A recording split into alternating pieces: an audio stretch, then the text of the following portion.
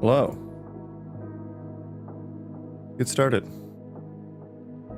I, today, am going to refactor my ECS system. Again. Here I go refactoring again.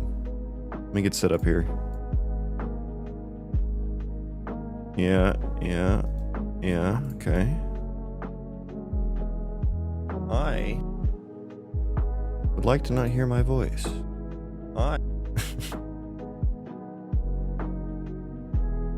Okay. All right.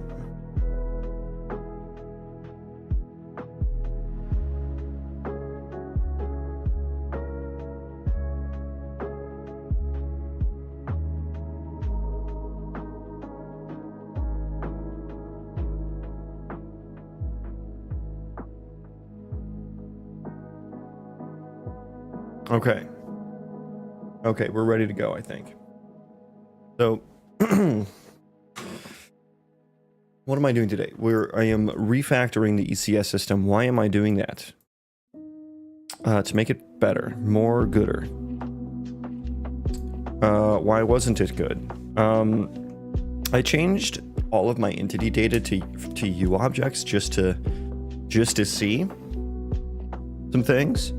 And it made it really easy to work with. Now, that completely got rid of basically completely got rid of the whole concept of cache locality that an ECS system should rely on. So while it was very nice for me to work on it and like not have to worry about certain things, it was not as efficient as it could be, but it did allow me to run everything on the background thread quite easily, which was nice. And that allowed me to just get everything set up, you know, all the base processors that I need and stuff like that. It gave me a better idea of what I needed from an ECS system. But now I've changed everything to structs. So that's where I'm at now. I've been working on this refactor a little bit offline. And what I've basically just been doing is I've changed all those U objects to structs so that the data is nice and compact and we can actually take advantage of some of the cache locality. I did get some preliminary stats from it, and like I have here like some tables for like how long my processors were taking before for like 10K entities and 2K entities. And yeah, you can see this is just like one, and everything was running on the game thread when I first ran this, because right now my background threading is kind of broken. That doesn't really work, but like the move to processor, max milliseconds it took was 23, average is 8.5, and if I look at like the old one, 30 was average, 30 to 34 average and median, so it's already 3 times faster at least, so it's a pretty significant improvement. Now I need to get everything running on the background thread. I need to get running on the background thread. So I've been working on this architecture, and I've been bouncing some ideas off of Gemini, which has been nice actually.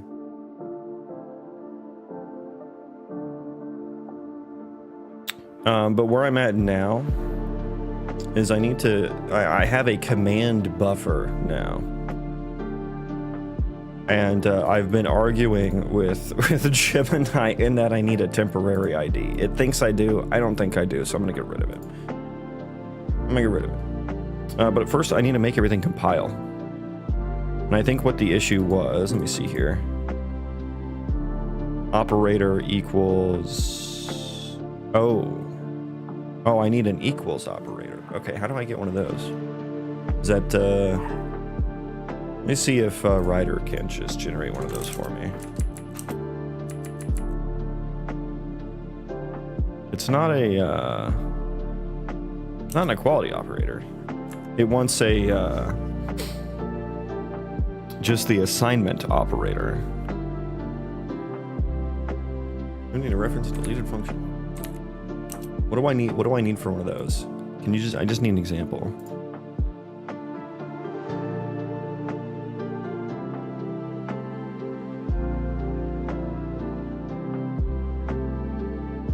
If the class is not explicitly declared copy constructor,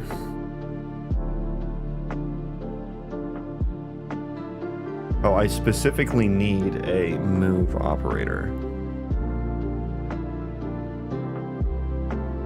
Every day I doom scroll till I reach your channel, then I stop. Well, I appreciate you stopping, but I'm sorry for you on the days that I don't stream. Just doomed to a life of never-ending doom scrolling.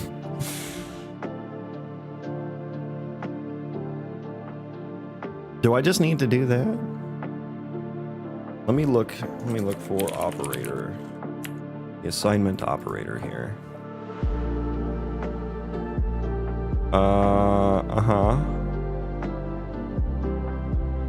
It's just for instance structs.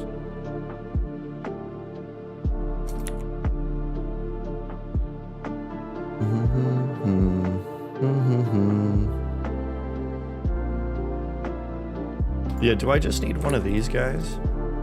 Let's see if I just need one of these. Does that build?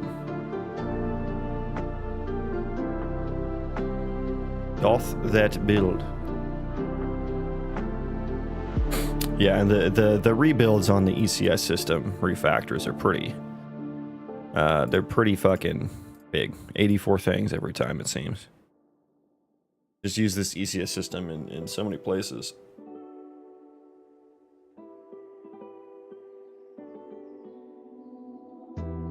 Yeah, I just want to get this to compile first, and then I want to.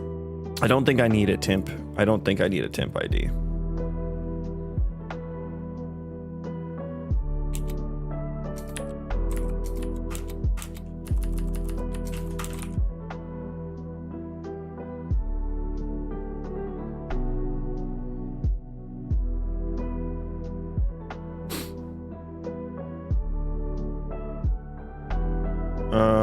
Yeah, so we create.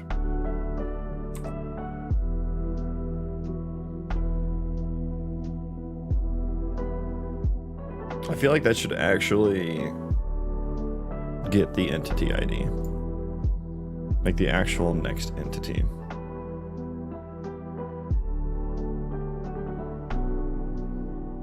And so I suppose that's tracked in the subsystem.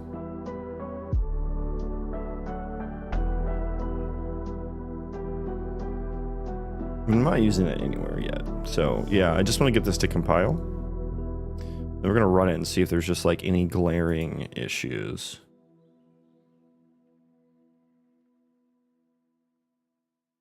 Okay, so that still didn't, yeah, that didn't do it.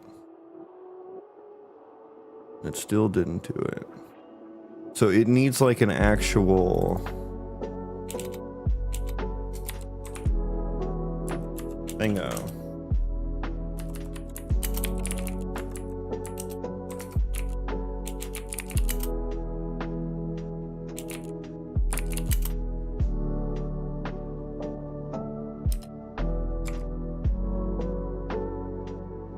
Yeah, I don't know what this constructor is supposed to look like.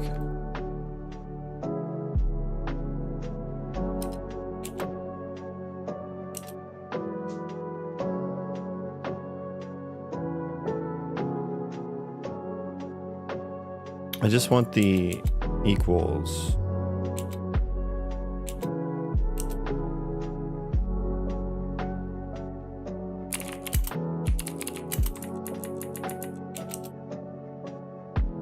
Is AI gonna give me the answer, or at least a...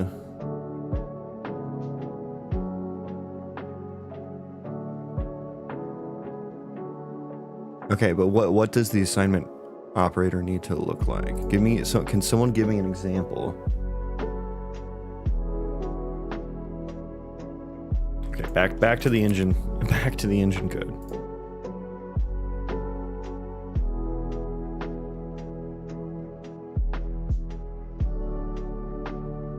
Okay, so it looks like I'm reading this. Those are all deleted. Yeah, it literally just copies over.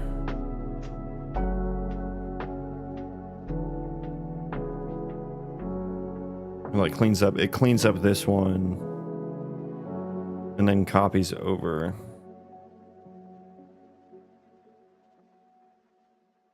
the data.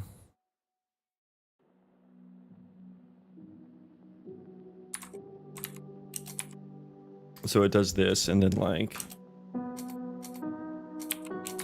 commands equals other commands. And what was the other next temp ID? I guess that's the only two things. Okay, are you happy now?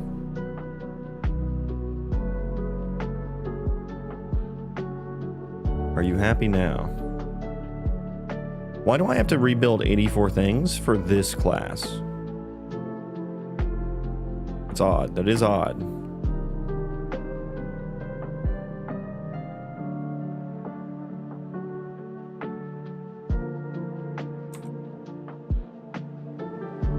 And so with this new command buffer approach, I'm gonna need to significantly change almost all of my processors, which is going to be a significant amount of work.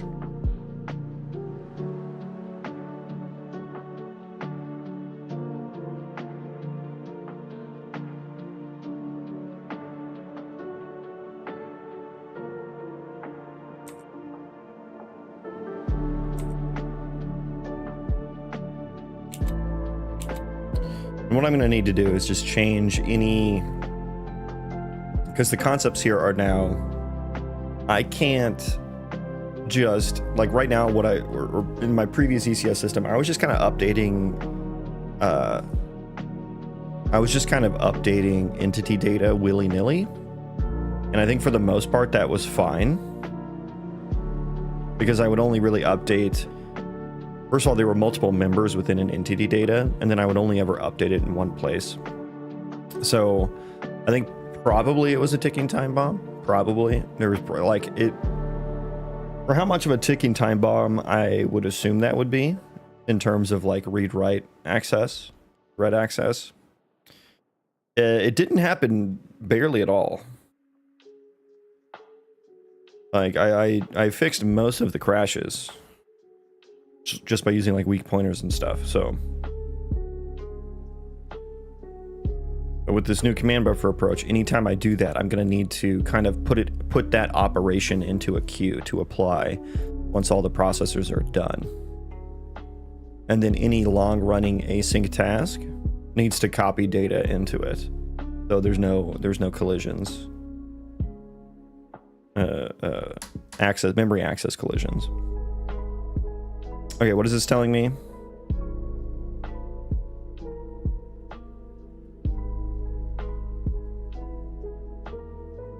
Yes, these data adders. Now, where is it actually coming from? Register data type.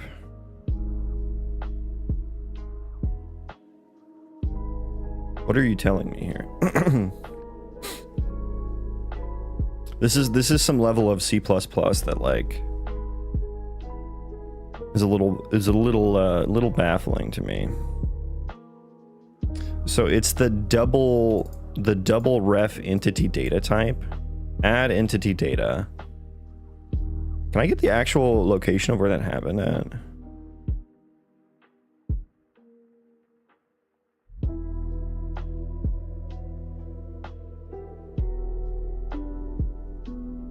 I mean, I guess it's just, okay, it's just from this, right? And then I changed how I was doing it. So we did add entity data.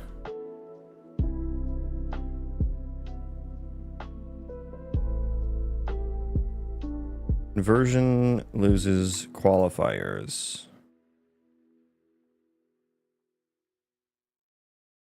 Yeah, do I need the static cast there? What was I doing with data pointer? So before I was specifically extracting it into a thingo. I guess to avoid type erasure or something like that. And then I was doing a move temp as well. Oh, and then I made a data copy of it too. Let's go back to doing that. Oh, that one. Oh, this is a data remover, so that one's, I guess, probably fine.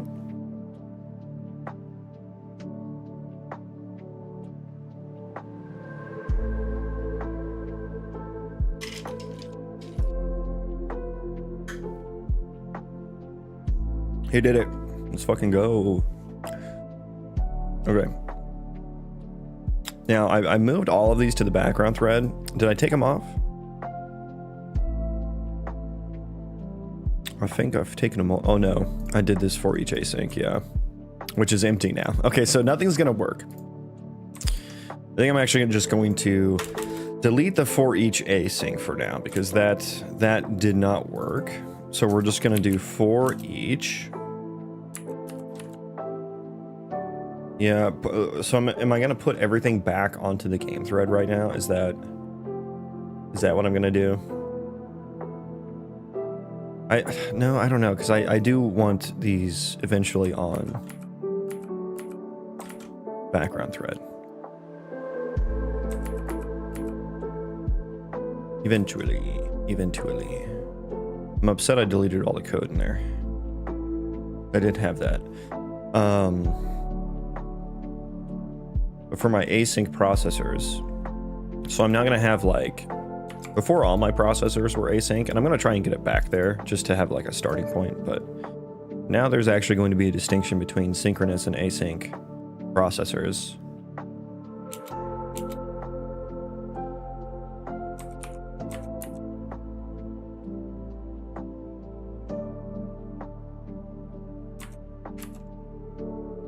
Let's see if we just we're probably gonna crash for some reason by clicking play here. Yeah. We just can't even spawn entities at the moment. So interesting, that doesn't work. My generic add entity doesn't work. Register data type. Oh, Jesus. It's not even giving me a good stack trace right now either. That's gonna be a pain. Why are you like this? Can I at least get like a line number, please?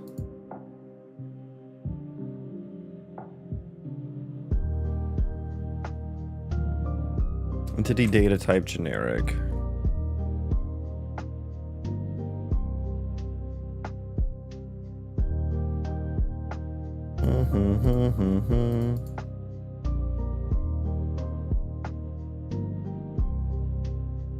So I'm copying here. Does that matter? I don't think it matters because it's an instance struct. So it's not like copying the actual data, I wouldn't think. Copying the pointer to the data. Yeah, this adder function does not... The new adder function does not work, it seems.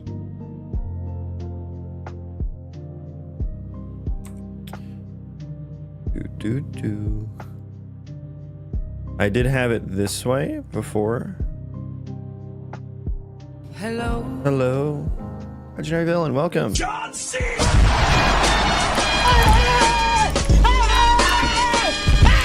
Welcome everyone. Why are you running? Thank you for the raid. Why are you running? How was the stream? Put it in reverse, Terry. What a reverse. Oh, Lord. How goes it? It's just getting started. We're just getting started. Ladies and gentlemen, we got him. What the dog doing? What the dog doing? We're just getting started. So it's going good so far. I'm refactoring the ECS system today again. And we're making some pretty drastic changes to the architecture. So I'm just working through those right now. I'll have an actual command buffer to like properly handle my background thread chaos degeneracy. Prismatica, welcome in. Arjot, hello. George, what's with all the loud noises? Yes,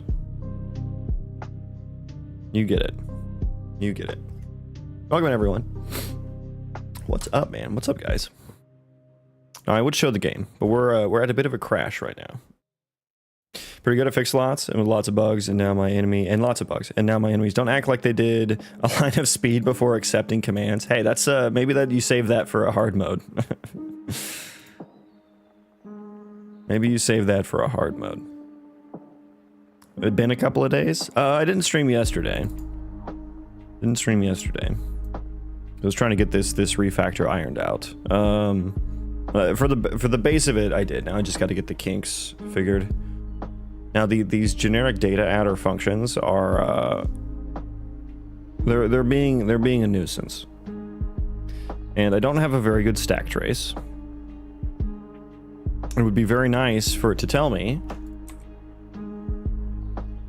I mean, I generally know I generally know.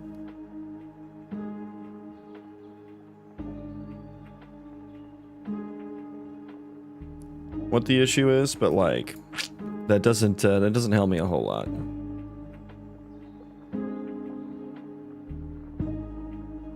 Where is my old funky wonk here? Yeah.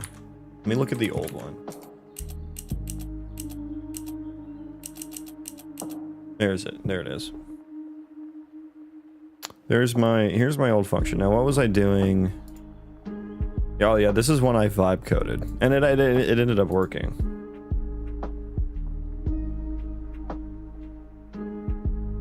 Adder find struct type data instance struct type. Okay. Versus the struct type is passed in.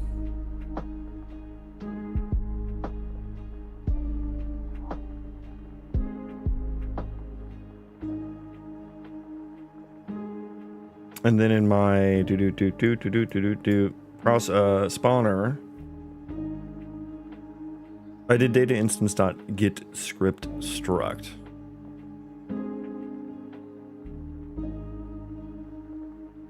And then a pointer to this copied data instance, which maybe that's the issue. Let's try that. Let's try a const ref there.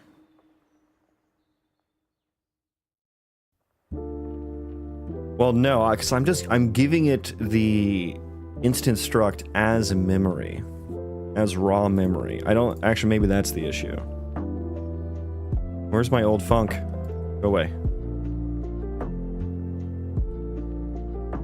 Yeah, yeah. Okay, I see the issue now. So I need to data instance.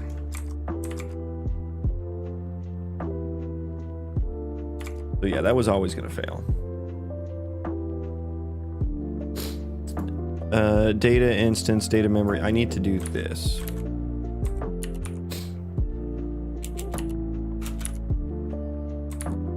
Make a pointer to that. Yeah, I think that's the juice right there. Okay, let's see if that gives us a crash as well. What the fuck is that?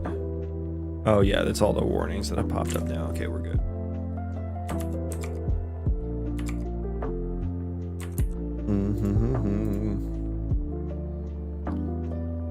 Okay, still crashed. Still crashed. Now we're crashing on what? Register data type? We're crashing on register data type here. I thought I had just fixed this. Well, I just fixed that one.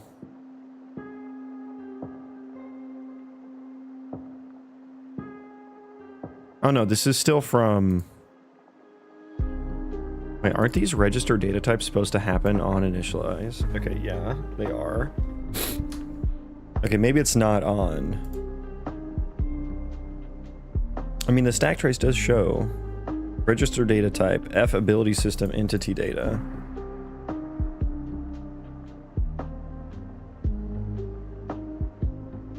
Of course, I can't see a damn thing.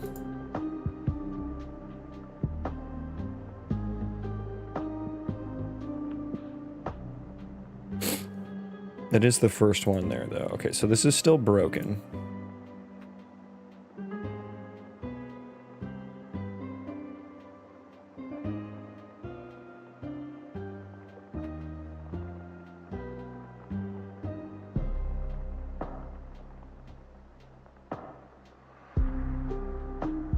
Okay, so I don't know what the issue is then.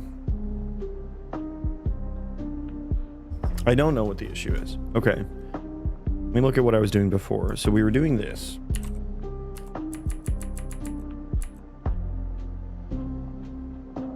F data adder. Did I delete that already? No, it's right there. Okay.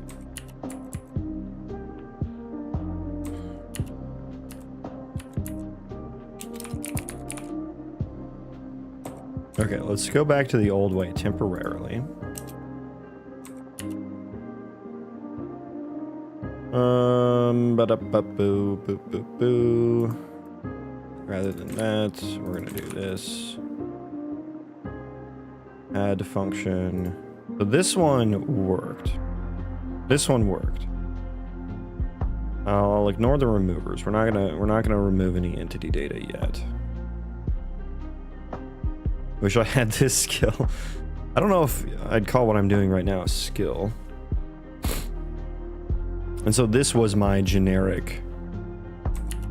This was my old generic add entity data function. Kind of just shooting from the hip right now. So we have this one, and I wanted to do. Let's go back to the spawn. It's all the spawner. Okay, so goodbye. Just comment that out. Yieldy source control. Entity system. Yeah, just give me that. Oh, it wanted the pointer. Right. Okay. So let's try that. Does that even compile? 83 actions. Oh boy. Okay. Beautiful. Beautiful.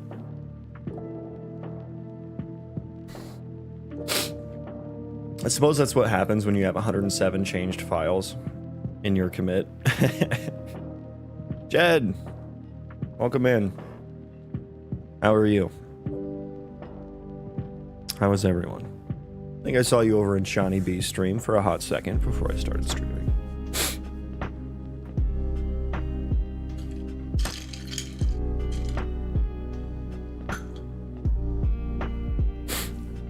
Today I'm working on refactoring the ECS system that I have here, and explained it briefly at the beginning of the stream, but before I was just using U objects for all of my entity data, which is kind of like that's not how you're traditionally supposed to write an ECS system, but I'm a bit of a maverick, you know. I did that because like that completely ignores the cache locality processor like efficiency. That's supposed to be the main thing that you do in an ECS system. So I was kind of ignoring that in favor of working faster with the U objects. It allowed me to do things in the background thread a lot easier, and it allowed me to get a better picture of what I needed my processors to actually do, like what the ECS system overall was going to look like. So it allowed me to work faster, I think, is kind of why I settled on that. And it still gave me pretty good performance because it made running on the background threads really easy. But now I have already done like a small refactor, or a small part of it, which is just changing all the U objects to instant structs. And so if you look at this move to processor for 2K entities for about 2 minutes, the max time was 135 milliseconds, average 30, median 34 milliseconds. And this was happening on the background thread before. And then I just did like a brief test when I had everything running. It wasn't running in like the same way, so it's not like, that's why I didn't do like a full test, but like it was already, the max milliseconds was down to 23, average 8.5, median 8.7 milliseconds for 2K entities for about 2 minutes. And all in this test, they were all running on the game thread in synchronously, so it can get even better than this. So it's already about 3 times more efficient, over 3 times more efficient already.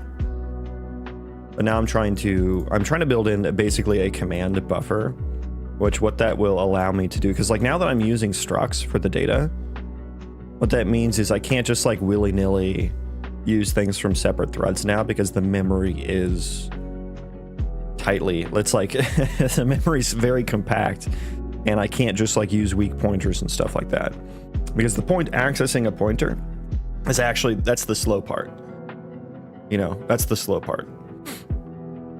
And so what I need to do is I need to make sure that my long running async tasks, first of all, copy data in. Like they cannot work on uncopied data, because that data could get modified at any time. So they need to copy it in, and then their outputs need to go through a command buffer that applies them, kind of reconciles all the different threads. And so I have a thread safe queue on my entity system now. That's like a fucking massive, it is now a massive file. There's my command queue, pending command buffers, and those will get applied at the beginning of every frame. on the tick method before it kicks off the new processors.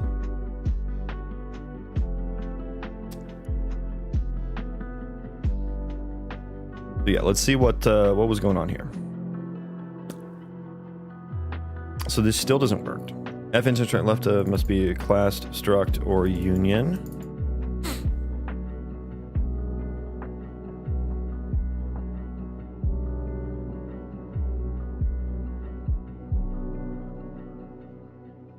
Why was this working before?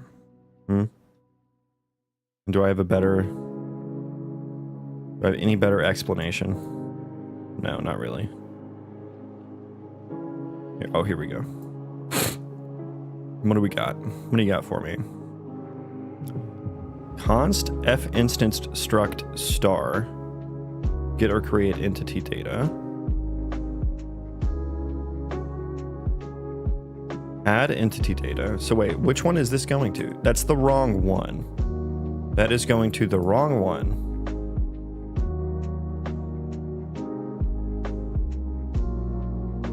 That should be going through this one. Oh, because it's is it because it's const ref? That might be why, actually. Okay, change that back to copy.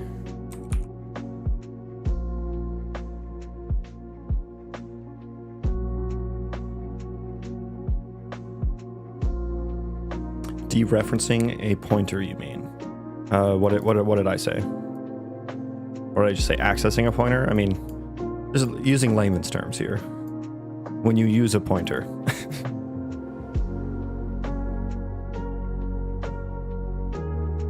What's your problem? Does not evaluate to a function taking 3 arguments. Right. Yeah, because I used the different one. Right? Adder function. That does take 3 arguments. What the heck? Oh, adder dot add. Wait. G data. Oh yeah, I'm doing this. G data adder structs. There we go.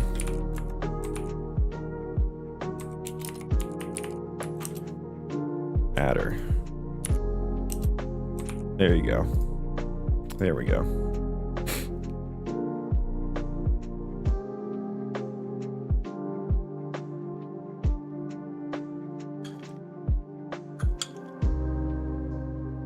Okay, it compiles. Yay. Can we actually spawn entities now?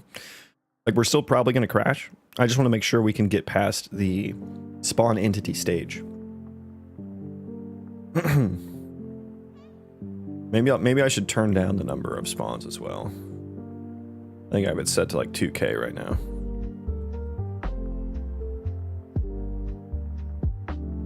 Yeah, we have 2K. Let's just give me one guy. Just spawn one guy.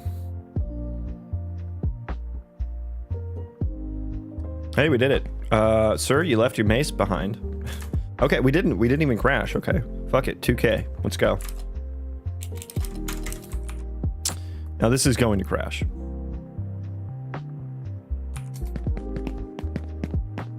It's not crashing. It's not crashing. Why? Wait, why isn't it crashing? There we go. There. Oh no, that's not even a crash. That's an assertion. Wow. 2K at 60 FPS, and I haven't even done all of my optimizations. Holy mother of yes, look at all the mines have never been so greedy. Yes, of course. Give me with the stat unit and stat FPS here. This, I feel like this should be crashing right now. I mean, it's very so the things aren't working properly. The attachment processor is not attaching. But it is running logic and shit. So yeah, this is actually... Okay, there we go. I knew something was... Yeah, this one keeps fucking happening, man. And I have no idea what the issue is actually here.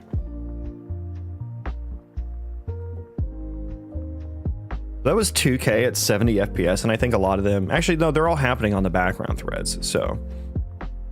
I'm actually surprised that got so far. But in the end, it doesn't even matter. Because I'm going to change everything. I don't know what the deal is here. I've seen this one actually crash in my old system as well.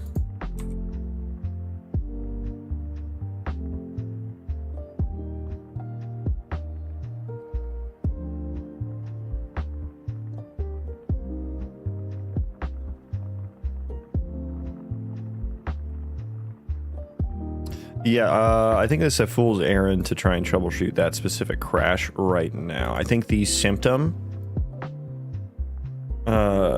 is that we are getting data probably while another thread has been accessing writing to it or something. That's doing state tree stuff. Yeah, see, here we go. That might be it. Yeah, that might be it. This thread, I think, was updating. Well, it was updating the custom data. It was still on the instance data, which is a struct. So I think there's a collision here. Yeah, someone understood that reference I was getting at, so thank you. Thank you, Voxnell. you picked up what I was putting down. Okay, so it's actually, it's doing swell, really. I mean, that was kind of nice. Okay, but we're not actually using the command buffer at all. At all. So, two things that we need to do. First of all, is that we need to just operate on copies. We need to operate on copies. We need to read from copies. How am I going to do that? Because I don't think I have that built out yet. Also, for each async was just not. Oh yeah. Because I changed it. There we go. Yeah. Okay. Yeah. I would like it to where the processors just kind of define their own logic, and then the subsystem itself is a little agnostic of it. So here's where that happens.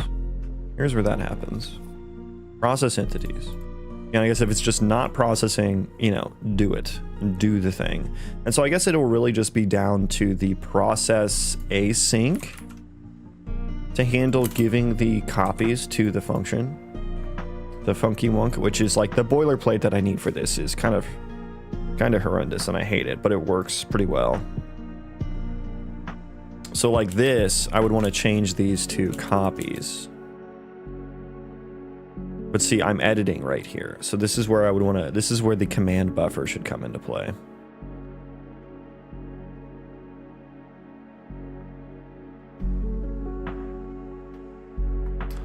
Long time. Can I see how you've come with the inventory?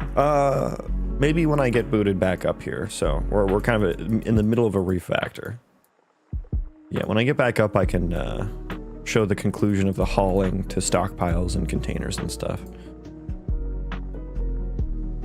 So entity data types, I actually think no ref there. Is that all I need? And what we're gonna do is basically copy that. And then I need a, what is it? CPU. It is trace CPU profiler, because I need some profiler things here. Event scope string. And then that would be scope name. I hope that works. I don't know if it does. And then we run this, we'll just do async task. Yeah. Hang on, come back to me. There we go.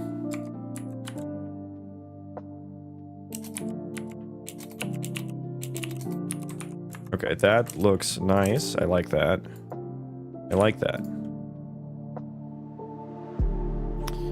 So get entity data. Is there one for...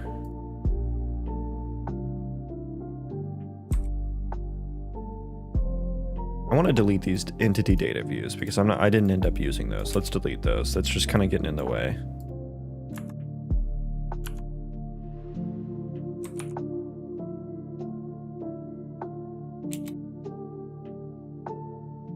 Get entity data. I think that is just going to get the non-ref version of it. We'll see. Nice touch with the cursor. It's a script. If you Google search OBS zoom follow mouse, The GitHub should pop up for what I'm using. I had to slightly modify mine though to work well with Unreal Engine. For better viewing experience for you all. Okay, yeah, back down here. So I think then we just call on complete here. And we should be good.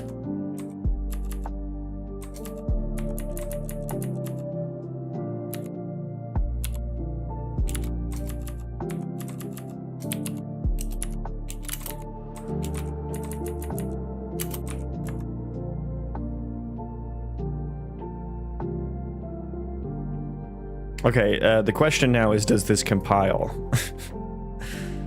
Does that compile?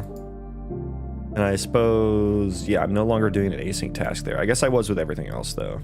Well, I wasn't there. Oh, yeah, wait. Okay, so the chunk processor was not doing anything. Okay, the other ones were still in their own async task. Okay.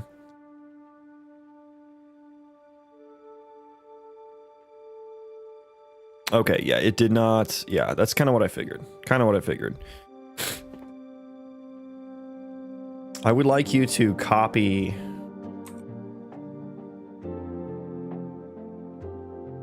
When working with these like type erased template class thingos, it makes it really hard because first of all you lose your code coloring, but second of all it's like, what the hell am I working with here? Like, is this a ref?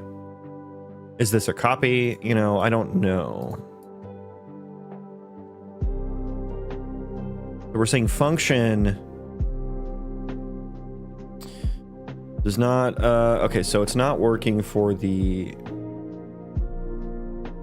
chunk processor.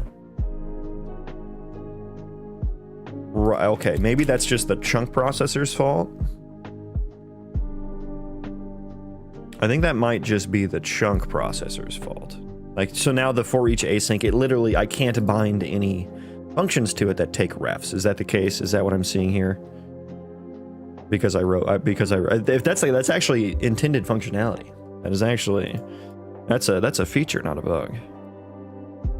I'm doing the Bethesda approach to refactoring here. Oh no, big refactor. Oh yes. Oh yeah. Kool-Aid Man busts through. If only I had like an emote to like...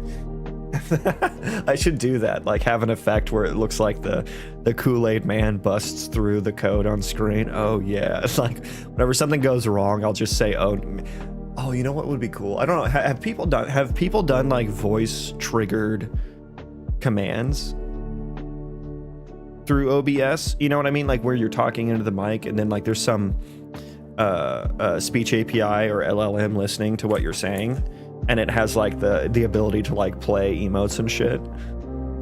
It'd be funny if whenever I said, oh no, the Kool-Aid Man busted through the screen and said, oh yeah. That would be pretty funny.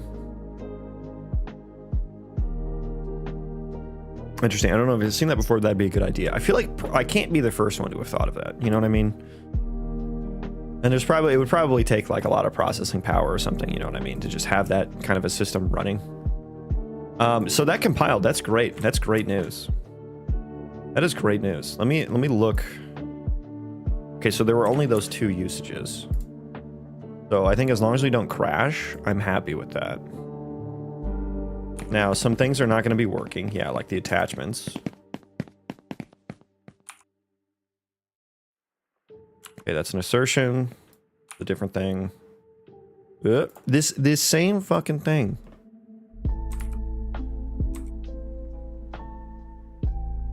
From within, it's from within the ISM processor now.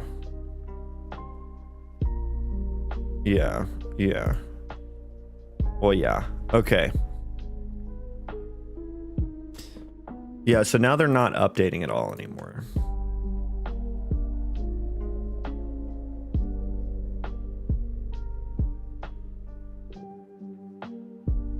So yeah, this is where I need to get down into the command buffer stuff, because now it's just going to straight up not work. I was fine with the attachment processor not working and the chunk processor not working, but this is the ISM processor. This is what actually applies movement data to the ISM instances. And yeah, if that doesn't work, then nothing happens really on screen. So let's get into it. So I think we're gonna change this now.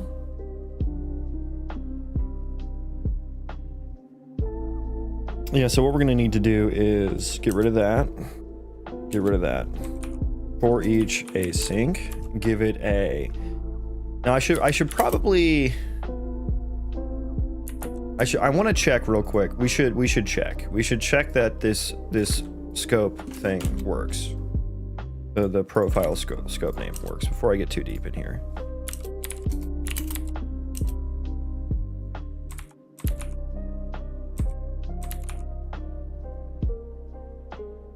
So I think that one needs to be a ref.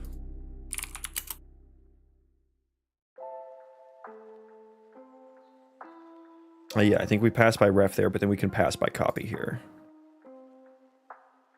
Is processing false? Are we all self-contained except for that we're adding to? Well, this is going to go out of memory though. That's going to go out of memory. Okay, how would I fucking do something like this then? Wait, how was this working before? Oh, because it was alive on the thread. It was alive on the thread. I almost need it to be a member now.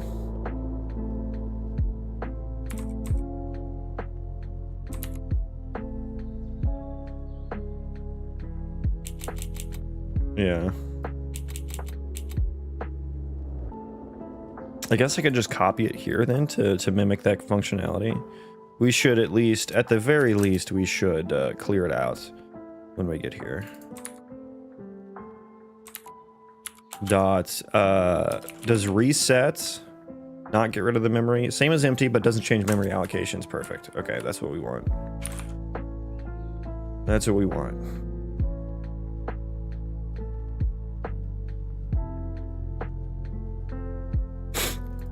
I mean, maybe that's fine.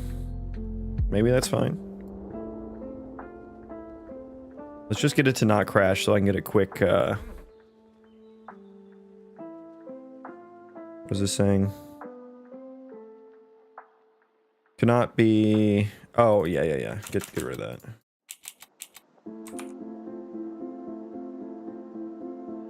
Yeah, I just want to get a quick trace in so that I can see if that, basically that line works. What's happening now? What's happening? Oh yeah, I have to go through and change all of these functions to not take refs anymore. Yeah.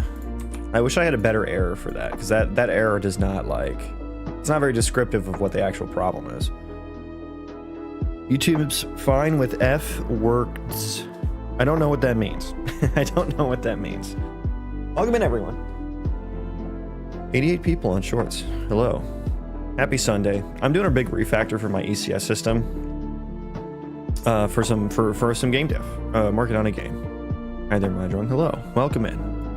I'm gonna turn off, let's turn off the ECS system. The no spawning. And then I'll show the world and talk about the game for a little bit since we got some people coming in.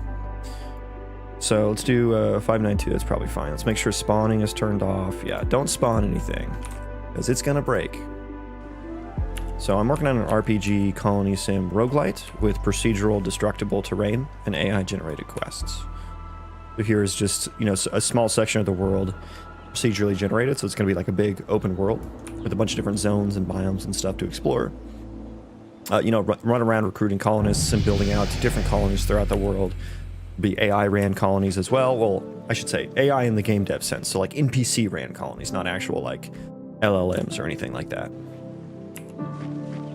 Excuse me for asking this. What system is it? I mean like C or C++ or Java. It's Unreal Engine C++. Yeah. I think Minecraft is the only game written in Java. I mean, there's probably more, but like that's basically it. Wesley, thank you for the follow. Welcome. So yeah, here's the world. Here's the world map. Lost Caravan, Stormcrest Expanse. So each of these zones have different names. Riftwood Fortress, the Inventor's Workshop of Innovation, Raven's Roost. And so you can see up here as I hover over each one, they have different names and stuff. Stormvale Hollow, Frostbloom Ridge. Eventually these names will be actually flavorful as to like what's spawned into the world. Right now they're just kind of purely random. RuneScape was written in Java? Okay, so there's two games. Yeah, Java is not a traditional game dev language. But each pixel on this map is a terrain chunk. So there's one terrain chunk. So I'm only showing right now about a 4 chunk radius right now, which is pretty small. But what I'm thinking for the game is something like vanilla WoW in terms of classes and combat. You know, like different classes to choose from, each with a bunch of unique abilities to choose from. Talent trees, deep talent trees. And then something like RimWorld for the Colony Sim side of things, which RimWorld is a very depthy colony sim. It's a smaller scale colony sim, but the individual colonists therein have like a lot of randomness to them, and the whole game just kind of, they call it a story generator, or the creator calls it a story generator. And so what that means is basically a bunch of random ass shit happens, and it's really fun.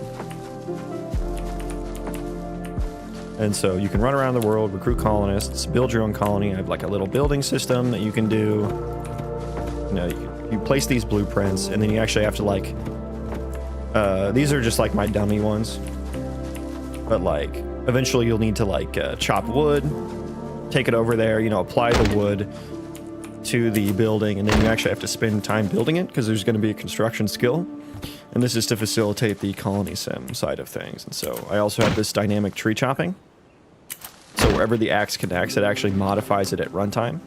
And I got 7 wood from that. And then I can like keep chopping the stump here. And yeah, it's not fully working, as you can see, but it's a proof of concept, basically. Eventually, you'll need to have your colonists like bring those back to the base and the lumber mill to actually process them and everything.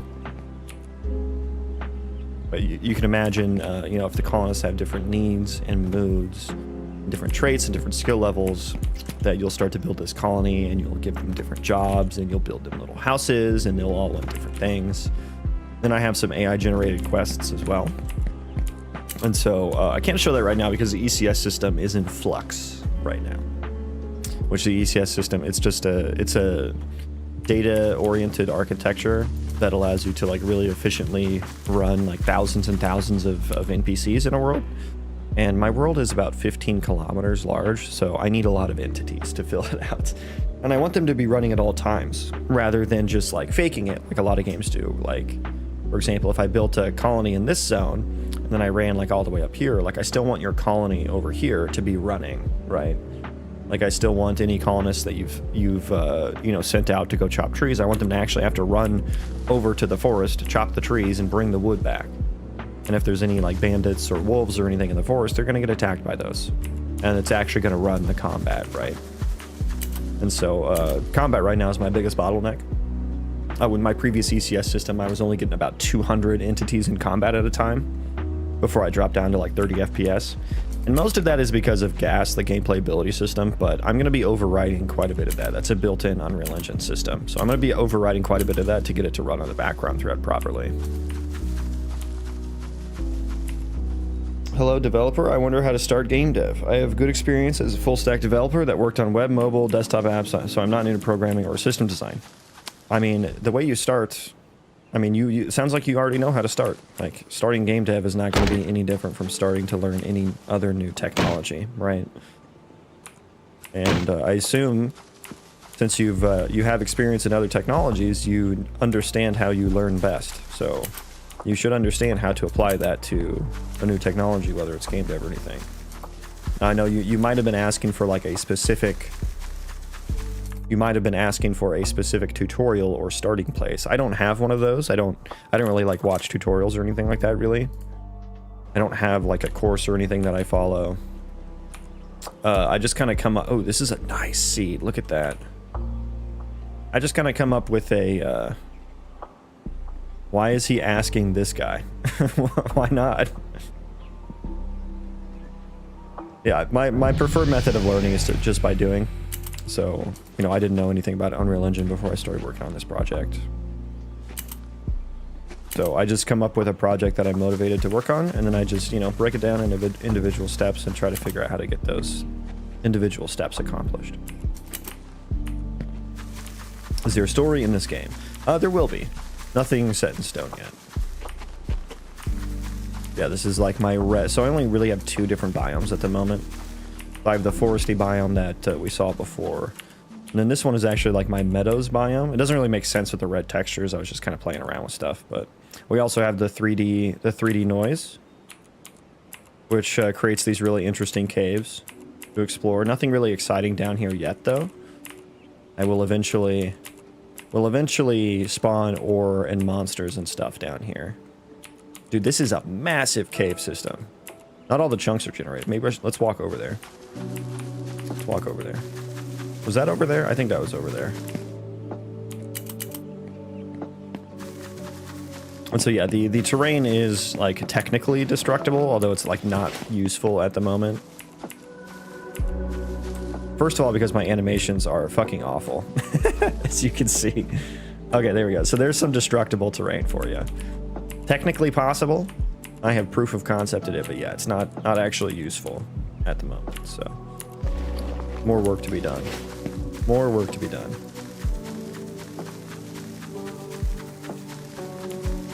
But yeah, this is I was gonna play around with like a little meadows or not a meadows, a red biome with like red grass and stuff like that.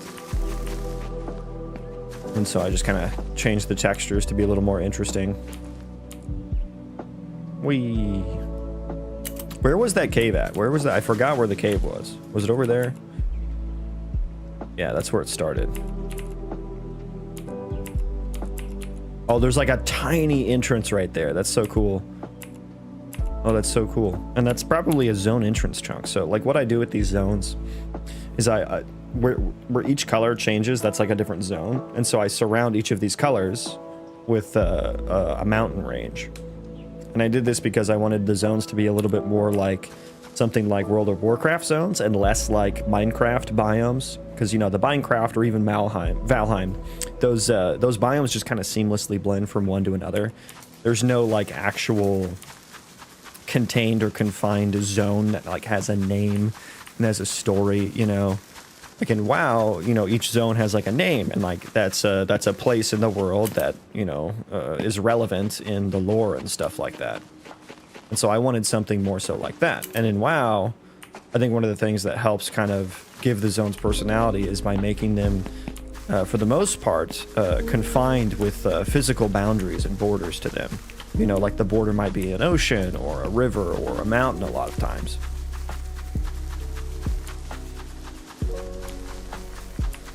Oh, Jesus, I almost fell. Okay. Yeah, I need to turn up the... God damn, that's huge. That's a massive cave. I need to turn up the chunk generation distance to see a little bit farther in here. But yeah, this is a massive cave system. And then it pops out like over there and up over here. Yeah, that's really cool. But anyways, what's cool about this little part here, this creates like a natural entrance from zone to zone.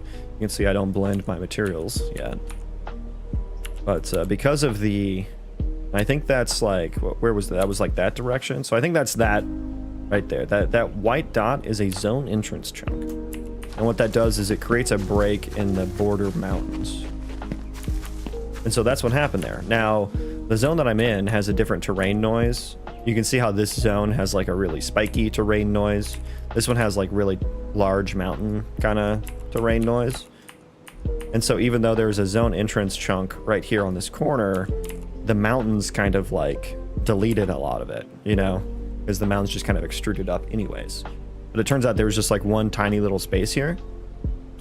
And so it created like this really, really small, probably pretty hidden, right? And I think these zone entrances really like create a cool sense of exploration. Because like if you were in this zone, well, here's another one. You can just walk through right here, which is kind of cool, right? So if there's not a zone entrance chunk, you can find a cave in the mountains to go through sometimes. Or you can dig through. or you can build, you know, stairs up and back down. But I think what's really cool is like if you were in a zone like this and you were, you know, you're exploring around and you just see, you know, maybe you come up from this angle and then you see like a little break right there. You're like, oh, what's over there? And then it's like as you turn the corner, it's like, whoa, look at that cave. And then it kind of just like opens up into this completely different zone than what you were in. I think that's like a really cool experience. And relating that back to World of Warcraft, you know, like going from the Barrens to Ashenvale for the first time is like the example I always use. You go from this like African Sahara savanna type zone into like an enchanted forest type zone. And it's like completely different. It's completely different. And the drastic change between the zones is really cool. And it creates this really nice sense of exploration that I hope to convey to the player. Then it'll be a roguelite as well. So I'm hoping each run, it's going to be like a long form roguelite. You know, most roguelites are going to be 30 minutes to an hour long. And I want to experiment with like a longer form roguelike where a run is hours and hours and hours long, right? And you have like a whole world to explore. But when you die, you start over at level 1. Now, I said my game was going to be like WoW in terms of class design. But I think as you level up every few levels, I'll give you like 3 different abilities to choose from. And then you'll have to kind of create like a build for your character. So hopefully each run you're experimenting with new builds. And then I'll have some class quests throughout the world where, you know, maybe if you're a mage, you hear from some, maybe you recruit a mage colonist and you hear from some like, you hear from him that there's some archmage in a tower somewhere that knows some powerful spell. And so you can go, you start a quest to like go find him. And then maybe once you get to him, you know, you do something for him and he gives you the knowledge of a new spell or ability. And then that's in your pool of abilities to pick from, you know.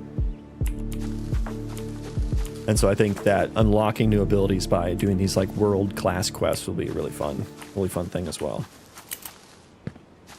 But when you die, you'll start over, you'll lose all your abilities, and you have to create a new build. Now, the world stays the same. Whatever you've done in the world stays there, right? Whatever colonies you've built, still going to be there, still going to be running, right? They might get attacked while you're gone, though, so you'll need to make sure that you build up defenses for them and stuff like that.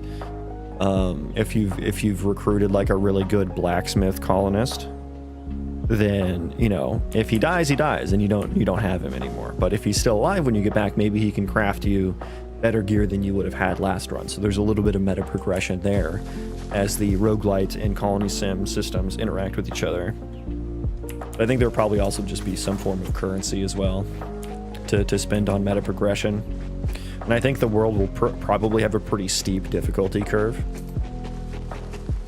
to kind of like facilitate that cycle of death and rebirth.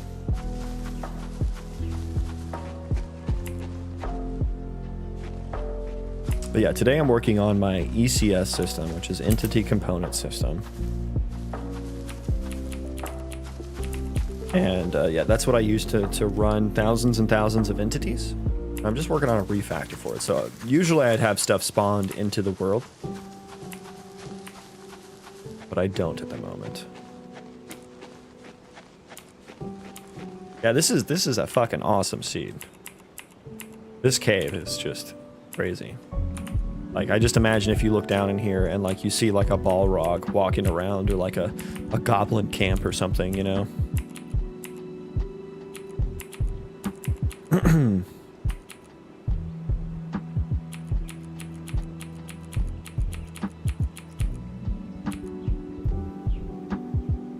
So yeah, there's the procedural terrain and a little bit about the world and everything.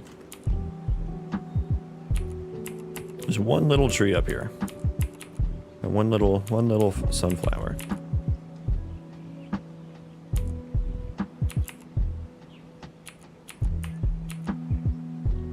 Is this WoW? No. No, it's not. I know there are a couple UI elements that look like WoW, but that does not make it WoW.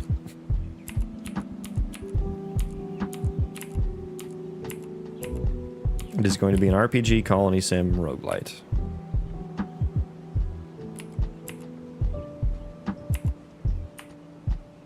It just makes you go, wow. Yeah, I suppose that's what does it.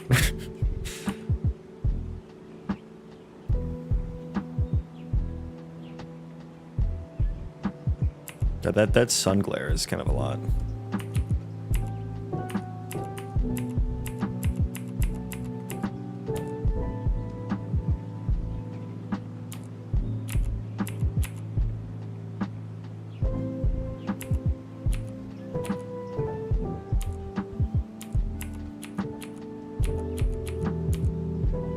Okay, so let's get back to work.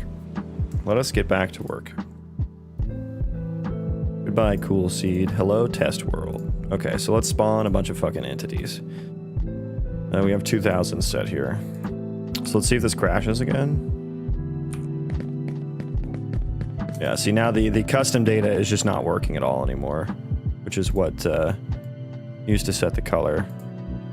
Shit, now this is crashing. Can I continue from this? Yeah, I can actually. Okay. Just give me.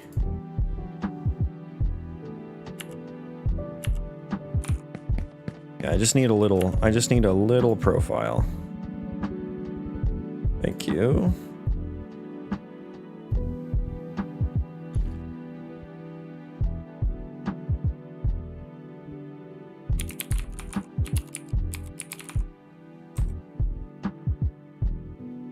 Okay, so I just need to make sure that that little scope trace worked. Uh-oh, I'm not sure that it did. Let me double check what they actually were. So I should see attachment processor there. And I don't. Fuck. Oh man, that's so annoying. Oh boy. Okay.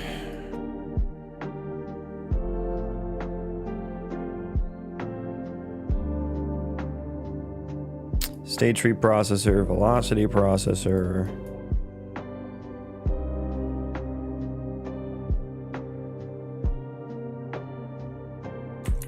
Let's make sure it's actually getting hit. Make sure we can get a breakpoint here.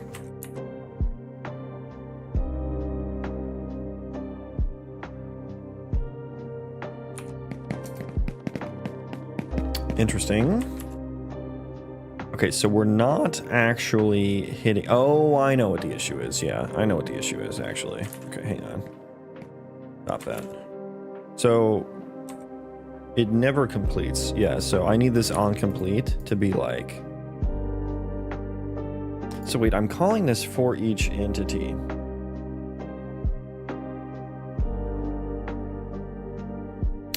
Well, I should probably do it there, actually. That's probably the issue. But it's an async time. Ah, shit.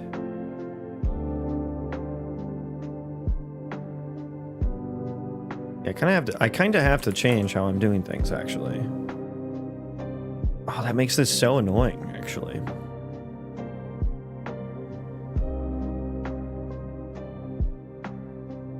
That makes this so annoying. I think maybe I don't want to use a function for async background tasks. I think this is probably just causing more issues than it's solving. But I think I should instead use a for each, a regular for each, and then the function, because I do have a for each that does a copy, right? I should. Yeah, one's const ref, and then one's ref. Okay, so I don't. I'm gonna change the const ref one to do a copy. I don't know that if I want a ref, I'm gonna update it, right? Otherwise, I should use the copy.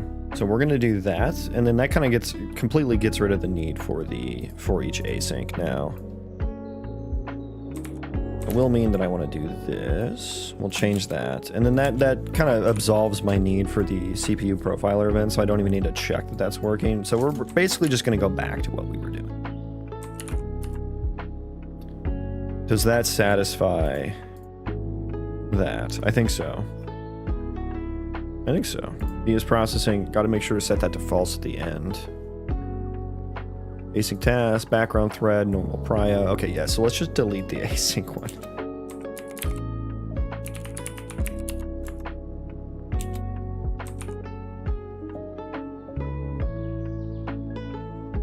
And I think there was one other, yeah, there was at least one other one. For each, we can do this now just at the end. Yeah, I think this is just more clear. Just let the processor define how it should run, you know? I am locking here. I think that's fine. What else was I doing? Yeah, all of them just run in async tab. Let me make sure I have the profile scope, okay.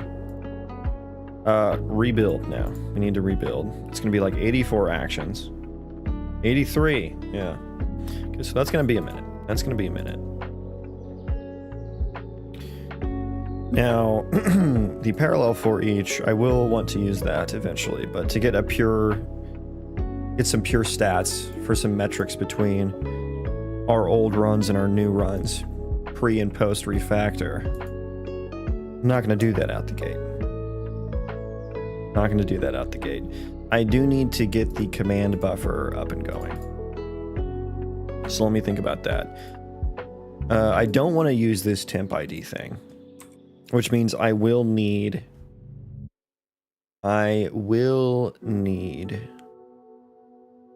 get the subsystem in here so that I can get the next ID. Now that part can happen from anywhere, right?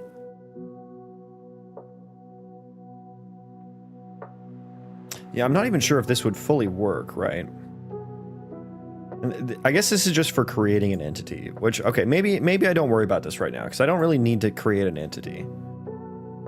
I just need to add entity data to an existing one, which I'm pretty sure would override. Commands add, so let me look at my command processor. Command buffer.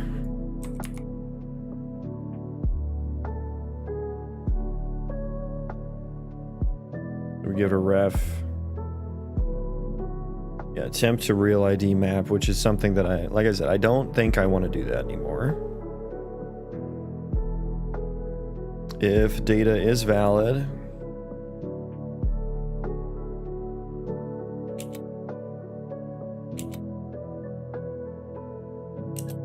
Okay.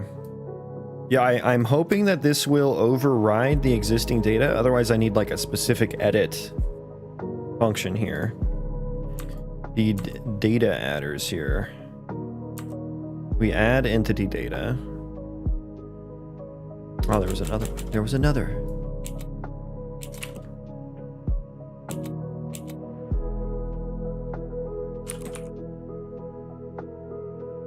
Now this, I'm not running on the background. Or was I? Was I ever running this on the background thread?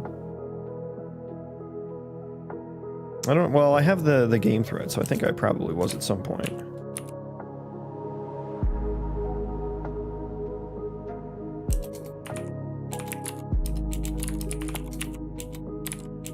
So yeah, that, yeah. So I think that's good. Is processing we set to true. It won't get called again while that's happening. We're doing the copies. Okay. YouTube knows me. I'm supposed to write my midterms in informatics. I don't know shit. Well, if you need to write it on game dev, you might be in the right place. Hello, how's everything, dude? What are you working on today? It's all well. It's all well and good. I am working on an ECS system refactor. I am changing from using UObjects and, you know, lots of background multi-threaded stuff to using instanced, or not instanced, just structs for memory in my ECS system. And that's with the intention of taking advantage of cache locality processor architecture. Because that's what an ECS system is supposed to do. That's like the main point. And I wasn't doing that because I wanted something easier to work with. So now I'm like, now that I got kind of like a base system, I'm going back and refactoring it to use structs now that I understand things a bit better. And I'm already seeing massive gains. What IDE is that? First of all, thank you for the follow. Second of all, it is Rider, JetBrains. Specific for Unity and Unreal Engine. Anyways, we're doing this add entity data function here. So we're going to get or create pool data array. We do in place, actually. We are in placing there. So I think I need a specific edit function. Oh, Wild. Yeah, it's free for non-commercial use too. Highly recommended if you're doing any game development. It is a million times better than Visual Studio or VS Code.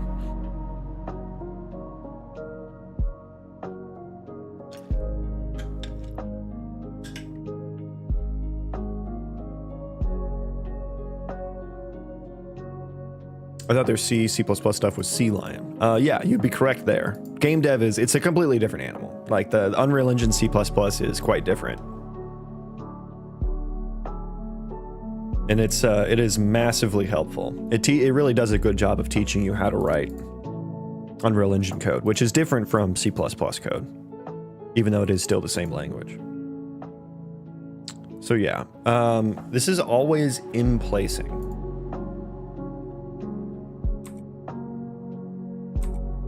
Let me go to the data pool, remove entity, get entity data, and then the data pool base has the add, or what? No, we're just adding outside of that. Okay, so what do I need to do here to edit this? I guess I need to index to entity map. That's not a map. Did I change that at some point?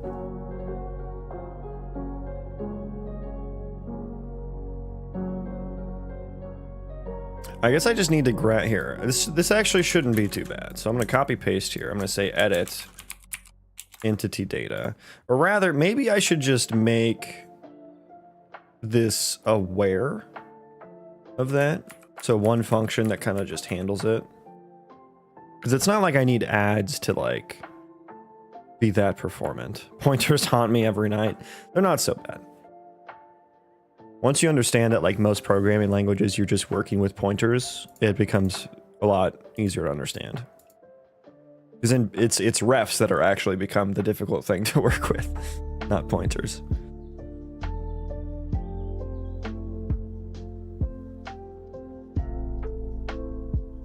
My entity systems are normally just a block allocator mempool for each entity. Then I just store pointers to those entities in various lists depending on properties, whether they're solid, etc. Not really sure how ECS works. Yeah, so the main point of an ECS system is to take advantage of processor cache locality. And for those who don't know, this is something I've newly learned over my game dev journey. So it's super useful information to have. But the expensive parts of a CPU operations are like reading pointers, like following a pointer. Because what that means is you have to go from the processor all the way over to the RAM and get the memory and load that memory into the processor's cache. Processors have local caches. There's like L1, L2. There's different ones. And because of the physical distance and because of how they're just architected and built, reading from the processor's cache is like so many times more efficient than having to go all the way over to RAM to grab the memory. And so processors try to compensate for that by whenever they go over to RAM to grab some memory, they don't just grab that one piece of memory, they grab everything next to it, physically next to it in memory. And I think it's 64 bytes. They grab whatever the nearest 64 bytes is, and then they bring all that over. It's called like a cache line. And they bring all that over into one of the L1, L2, whatever cache is on the processor. And so to take advantage of that architecture, what you need to do is whenever you're for looping over something, you need to make sure that your data is compacted. And Unreal Engine containers, some of them have functions for this. And so like if you were using like an array, you have like a T array of, F, some struct. I'll just say my entity. So now before I, iterate over this, what you should do is you should do something like reserve for like, whatever, num active entities or something or something. And this might be entities to update, to update entities, right? You want to reserve the memory because that will reserve a contiguous block of memory. And so when you're for looping over this, it'll run so fucking fast. Like it is crazy how much faster it runs. If this were an array of UObject pointers, every time it looped over an entity and followed one of those pointers, it's doing so much work because it has to go back to the RAM every single time to figure out what memory this pointer is pointing to, and bring that memory over to the CPU to actually do the operations on it. And so that trip is so expensive.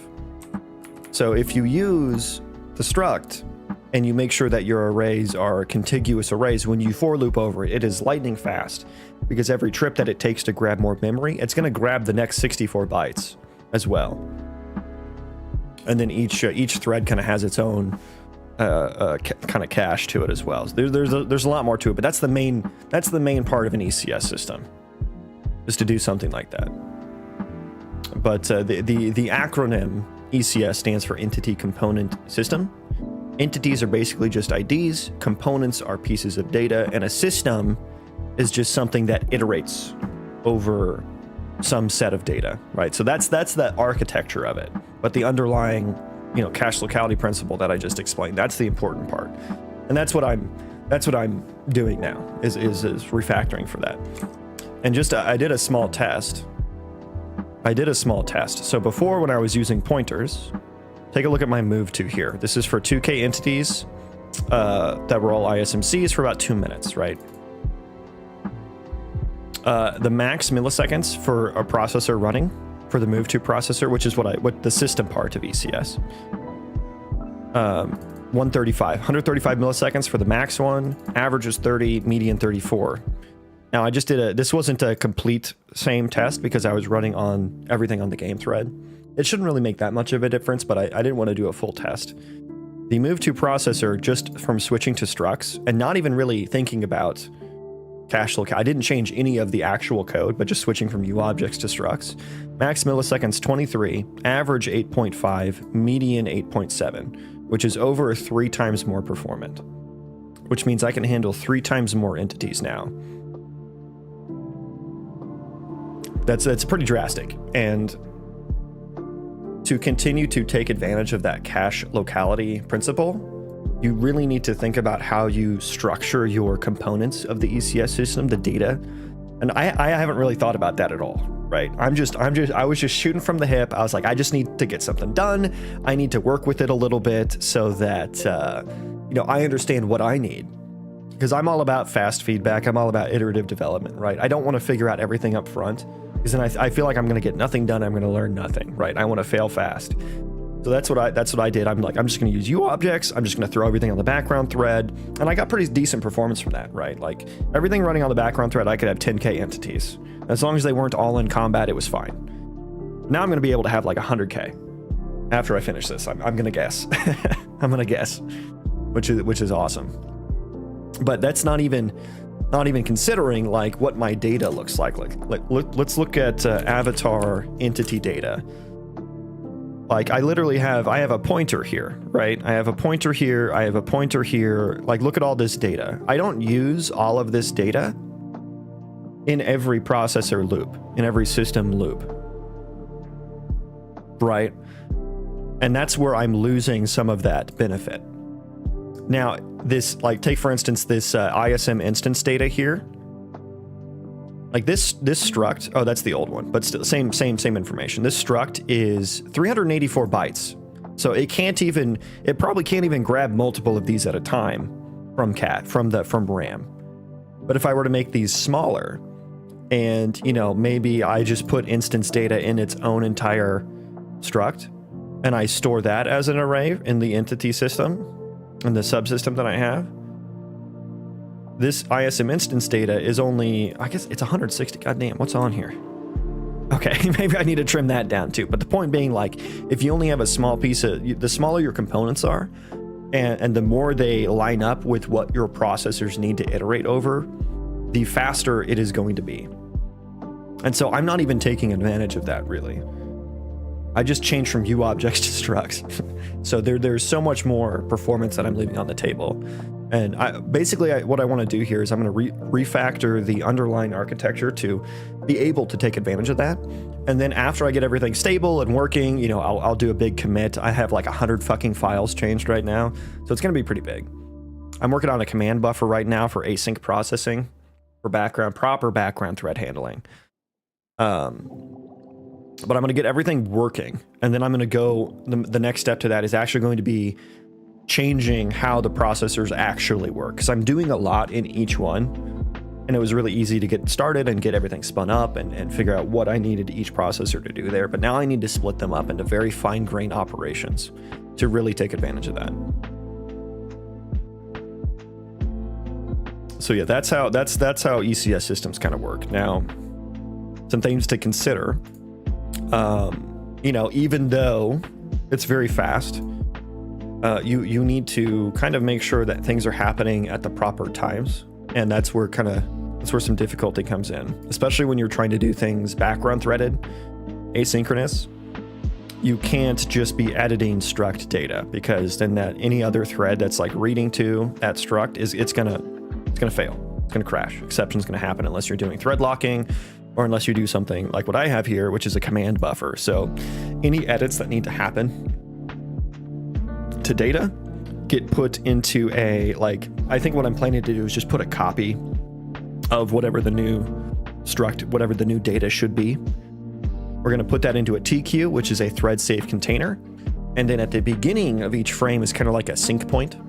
The beginning of each frame, as I tick through the processors, first thing I do is going to be process all the command buffers that have been added to it. And it's a thread safe container, so it could have been added to from some long running asynchronous task, right? And so now I've kind of decoupled the notion of the processors needing that data to be stable, because now they're all going to get, you know, if they're running on background threads, they're going to get copies of the data, so they're completely isolated. Now, if they're running on the game thread, they can work on the refs. We don't need to copy data. You know, copying data does take time as well. So we're not going to do that if they run on the game thread. All of mine run on the background thread right now, and I'm going to try and keep it that way and see how it goes. So I'm going to keep it as similar as possible for the comparison, the before and after comparison. And then maybe I'll do a video about it or something. We'll see. But yeah, that's what I'm working on right now. I love seeing huge optimization wins like this. Yeah, when I first ran it, I was like, holy shit. And I was running that, I think it was yesterday that I did that. I think that's why I had my mempool, but I guess that's relying on a fair amount of luck. Yeah, if you're using a pointer, like you're getting rid of that. And I think that's what you mentioned. You said, I just store a pointer to those entities. Yeah, like whenever you read from that, I guess you can't read from a pointer or I say you shouldn't read from a pointer in a processor, because that's where the degradations happen, the performance degradations happen. Whenever I try to make like a vector of objects, I always end up with massive issues in adding/removing. Now, when you say objects, what do you mean? Like classes or like structs? As in, you can't remove without shifting everything unless you keep track of like a free list, but that's the same as the block allocator. So yeah, I know that there are different ways to handle that, and it kind of depends on what your game is. Like, I'm probably not going to have that much. I mean, I guess I will. Like, I think what you need is a sync point for that stuff to happen, right? You need to queue up an action to add or delete. And then you can do things like a remove at swap and then propagate that to wherever it needs to go, to your different data storages, right? You can either do that, or you can just leave your arrays as having non-contiguous blocks of memory where you remove from it, and then that element is just empty. Now, you do lose out on a little bit of that, processor improvement, especially if you're adding and removing entities all the time. Your array is going to get really fragmented. And so maybe what you can do is you just compact it each frame, or every so many frames or something like that. That's another way you can handle it. But whenever you do that, you do need to update all of the indices to it if that's how you store it and stuff like that.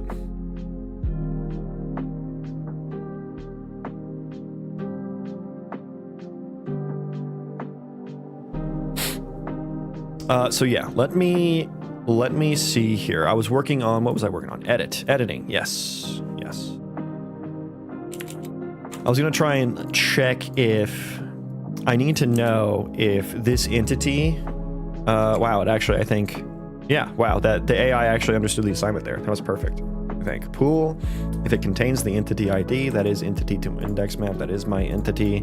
We're gonna get the index, data array, index equals move temp, new data. Should I do a move temp there? Pool, data array, yeah, and we just return that index. Let's see what happens. And so really God, that's so many actions to rebuild. And so the command buffer, the add entity data is really just add or remove. This says add or update. Okay, I already put the the comment there, I guess.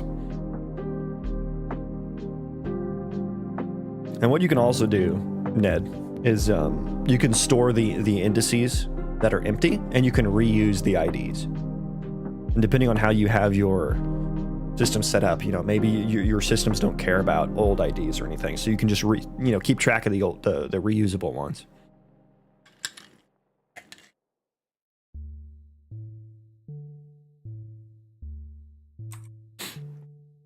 It looks like I'm doing a remove at swap, and we're not shrinking the arrays at all.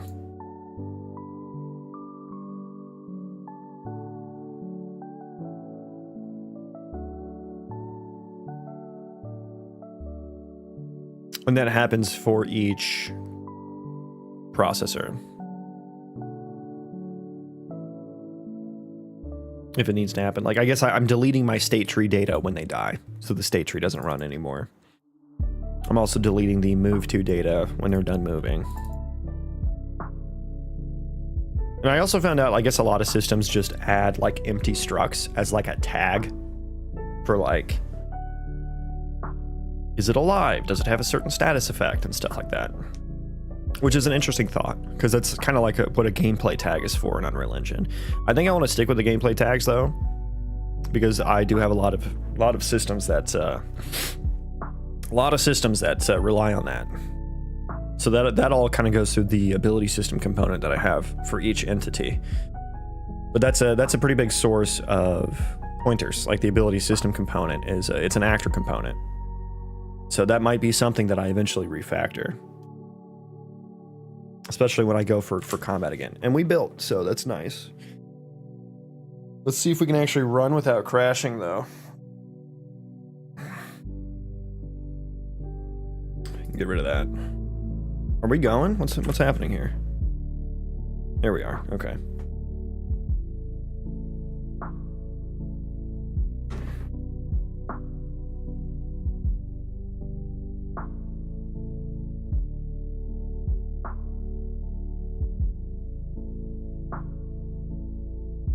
So I'm not actually editing anything, so I guess I'm just going to make sure it doesn't crash before I continue working. But I suppose what I'll need to do is I need to go through now. Probably the ISM processor is the first one I want to do. We're going to need to start creating these command buffers and posting to it, which will be a part of the entity subsystem here.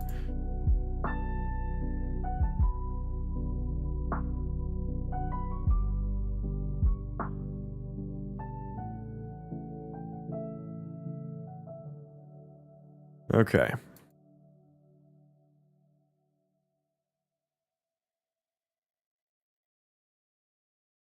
What do we got set here? 2K? Okay, we'll go 2K. Does it crash?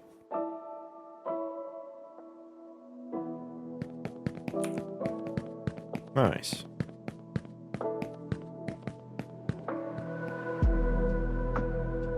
Oh, they're actually moving? Question mark? Wait, how's that working? Oh my god, it's so funny. The attachment processor is like doing things, but it's not actually updating the locations of the... okay. Yeah, so it's all in the background thread right now. So 2K, we're getting at least 60 FPS here.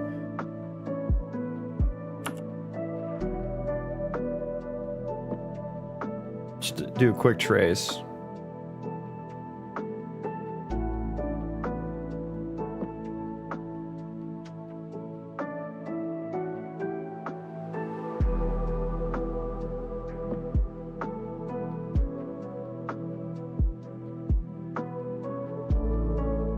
Okay, let's take a little peek here.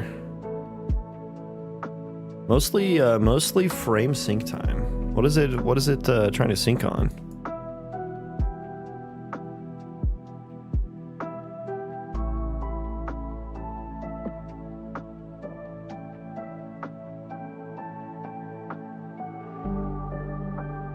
So velocity processor, 12 milliseconds. How does that compare? Just from a spot check? Just from a spot check standpoint. So velocity processor about half the time already. About half the time. I don't know what the... We can check the average or median real quick too. Which will be like that. I'm gonna go process entities. Average median, median is 13.5 for velocity processor, and that's, again, that's doing a lot. Like, the velocity processor is doing a lot. That handles gravity in applying velocity, and it does like 3 different line traces to handle collisions and stuff. So that's actually, like, that's not at all what you would call memory efficient, cache locality memory efficient. And yeah, what are we waiting on the game thread? Like, a lot of the game thread is sync time. Well, I'm looking at the, usually that's render thread stuff, but like the render thread, it has a lot of wait for tasks as well.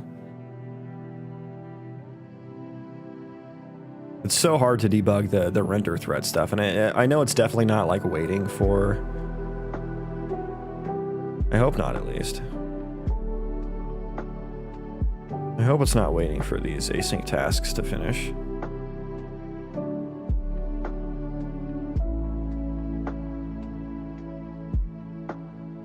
Attachment processor, 7.5 ms. Let's see here. Move to processor. Wait, what the fuck? Oh yeah, I've selected a very small section here. Gotta like select the whole thing to get the stats here. Here we go.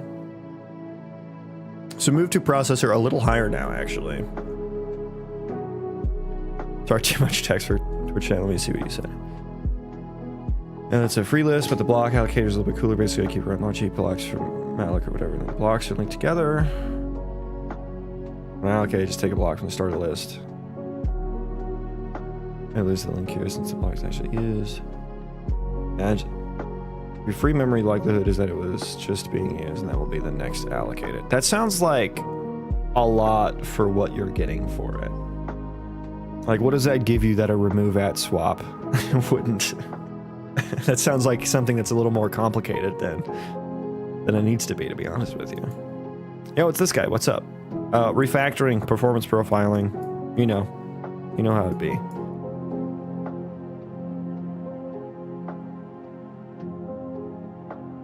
A lot of 20 plus milliseconds of slate UI tick time as well. So it's looking pretty good so far. It's looking pretty good.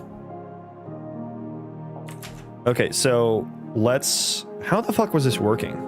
I don't understand how this was actually fucking working.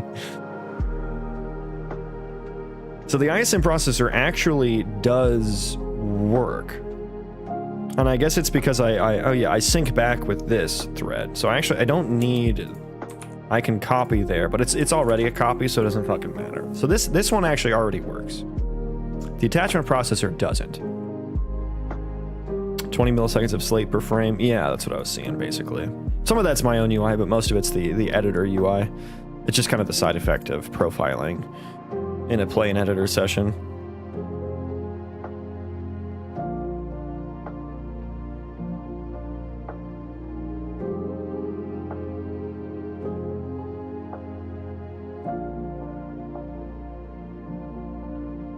I think the idea was I wanted to be able to add, remove objects very rapidly. Yeah, how much add and remove are you expecting per frame? Because I guess for me, like, an add or remove, I'm never going to write my code in such a way that I need an add or remove to happen frame perfect, you know? But I think what I have now, it would just be frame plus 1. Like, it would just wait till the next frame before everything is up to date, I suppose. Which is totally, like, I don't need anything, like I said, I don't need anything to be frame perfect.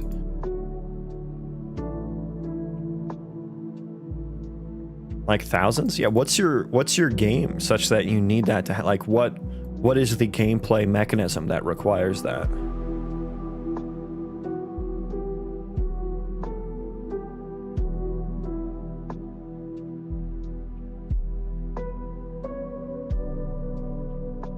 Because like in my mind, if I need to remove a piece of entity data, like I don't need the memory to be contiguous that frame, right? I can just mark it as removed and not considered, right? There's a load of guards that you place and they sort of walk around. Then zombies attack them. But like, why does that need to be frame perfect, right? Like if you spawn a zombie, why does it matter if it spawns on the exact, you know, 10 to 16 millisecond frame versus the next 10 to 16 millisecond frame? Same with removing a piece of entity data or an entity altogether. Like I said, like if I'm going to remove one of those, like I don't need the memory to be perfect that frame. It can wait for the next one because I'm just going to hide it from the game, you know, regardless. And that way I don't have to do anything that's like super duper performant and complicated for adding and removing. Because I like the thing I want to focus on is the actual running of the logic. I don't care about adding or removing, really.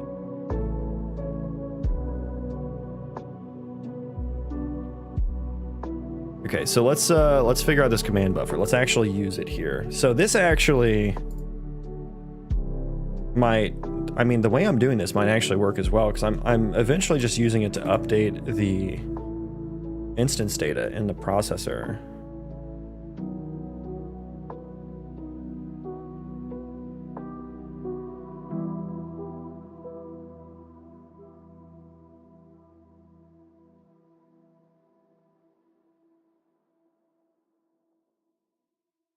But then I guess these transforms never get updated with the attach info never gets updated. I think in here, okay, let's do this. So entity, do I have an entity subsystem available here? I should. Entity subsystem. So I guess I need the post command buffer. F command buffer. Or it's F entity command buffer. Buffer. I should call it add or update, but we'll just, what is the double that symbol? Hang on.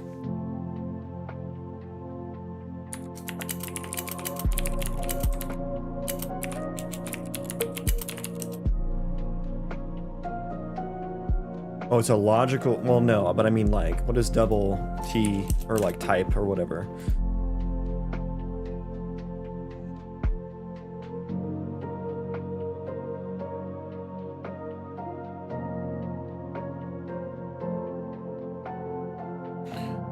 It's an R value reference. Okay, now this is where my C++ knowledge gets a little fuzzy. It's move semantics. Okay, so we're actually moving the memory by doing that. Okay, I think that's fine. Oh, okay, so here's where we have an R value, L value issue.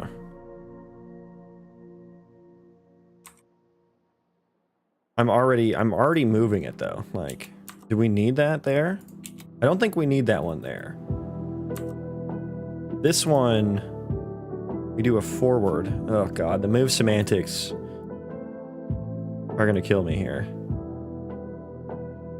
Okay, let's see. Let's just see that that compiles, right? Or well, we'll see. Does that compile? When we post the command buffer, I mean, I don't care about this. This data is not going to be like large, right? Like I don't care about memory that much.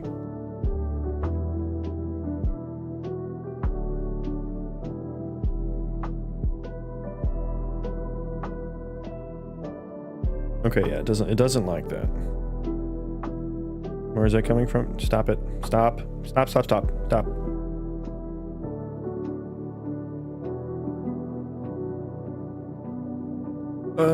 Is it where's this happening? Yeah, okay, so it was here.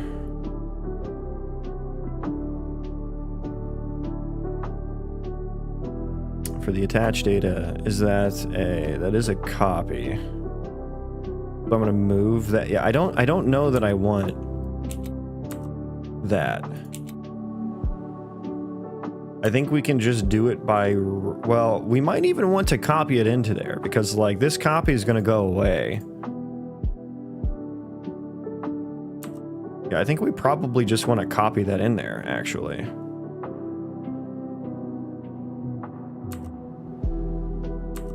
Because this is going to be a latent thing. Now, post command buffer would be fine.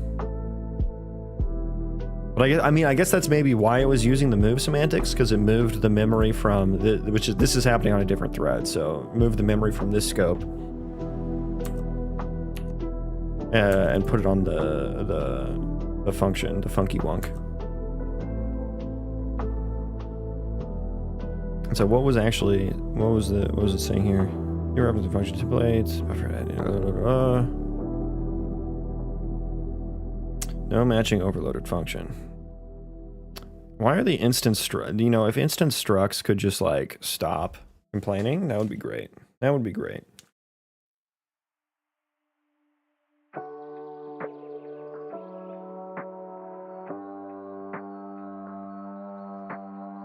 So I guess I get what it's complaining about, or like what caused the issue, but why is an instance struct? Like where does the instance struct come in?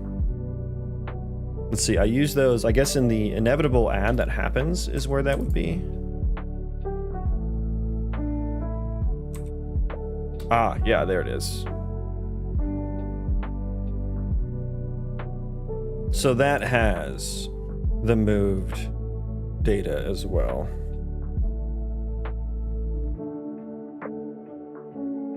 Which we do a forward.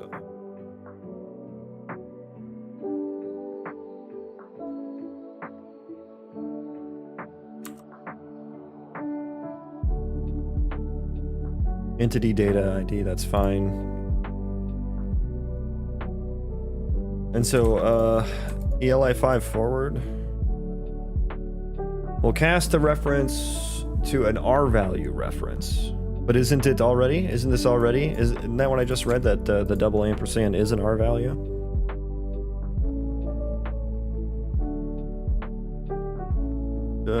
It declares, yeah, so I don't think I need the forward there. Is that the issue? And then I'll change the other one back to that, which is this guy.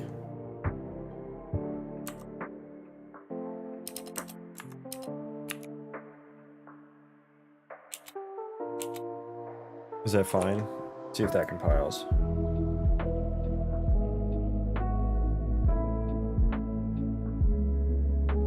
Okay, let me catch up on chat here.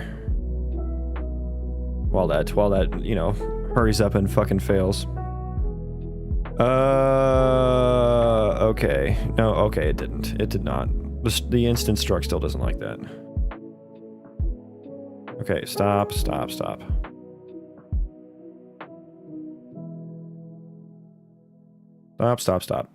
Okay, yeah, here, still same thing.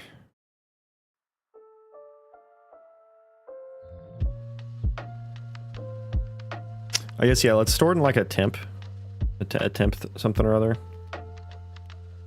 Let's do, I mean, if I store it as a temp thing here, then it's gonna like, kind of defeat the point of doing the R value. I mean, I guess the problem is the instance struct is kind of fucking failing me here. So maybe I just have to. Let's just do T data equals data. Does it need to be move temp there? I don't know. We'll see. It's still an R value because of move temp.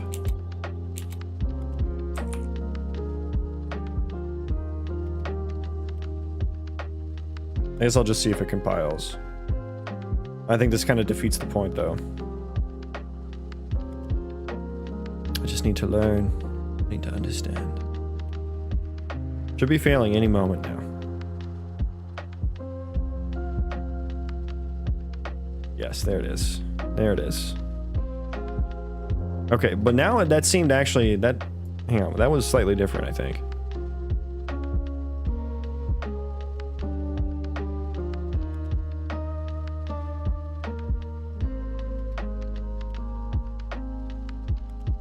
Dereference, get is not a member. God, I wish it gave me a better error here. Buffer, add entity data, attach data.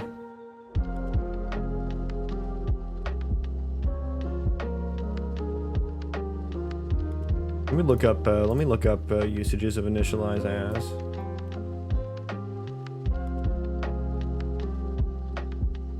With, can I get one that actually has data passed into it, please? There we go. I guess that's an L value.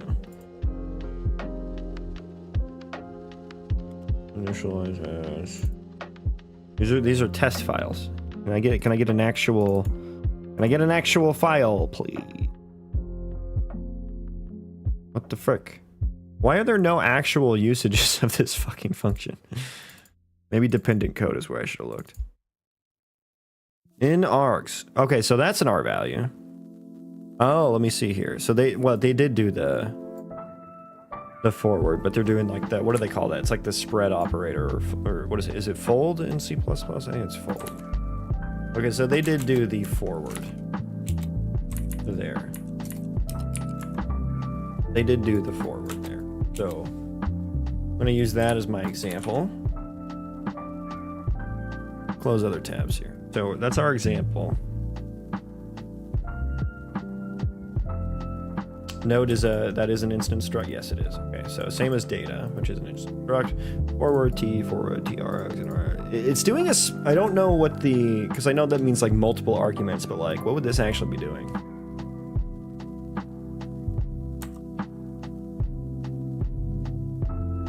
I don't know that I'm using. Am I using the same one? I guess I am.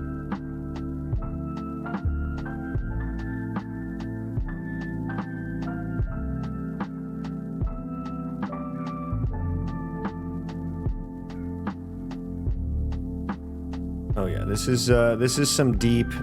What is that syntax, man? That is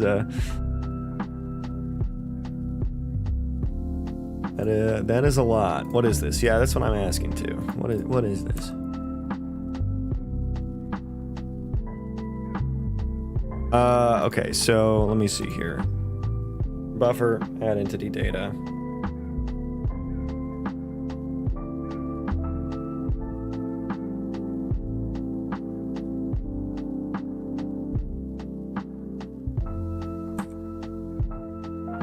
I changed that from, that was an R value. So I changed that from an R value. Now, should I move temp there? Or should that be forward? I don't know. Let's compile again and we'll see.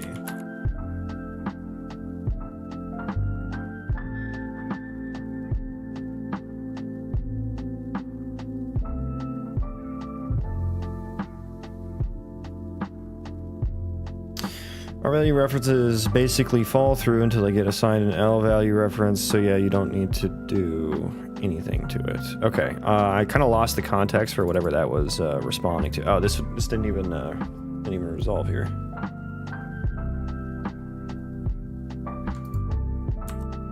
Was this one? Did I originally have this as an R value?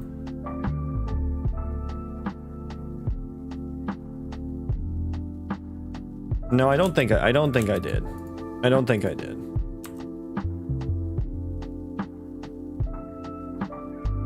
I think that's fine.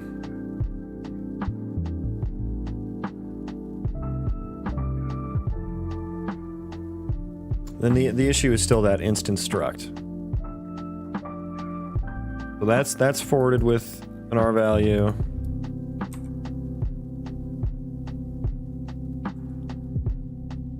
So why doesn't my instance struct like that? I had my example struct, which seems to do roughly the same thing.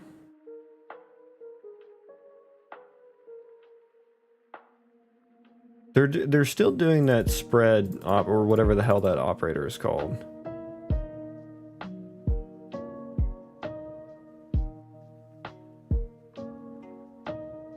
The fuck is that?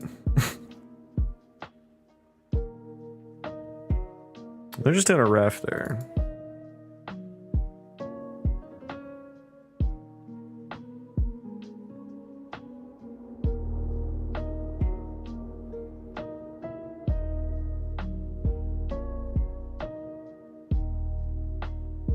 I think a move is dangerous there forward if you already have the R value move if you're saying the safe to move.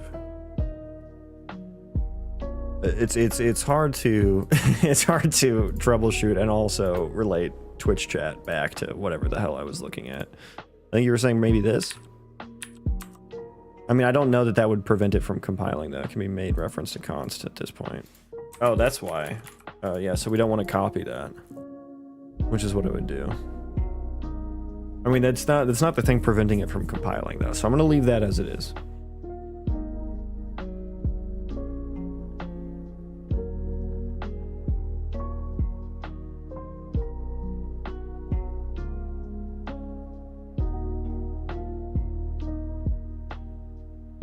What is the answer here? Where the hell was I? It was it representation processor I was doing? No, it was attachment processor where I'm doing it at.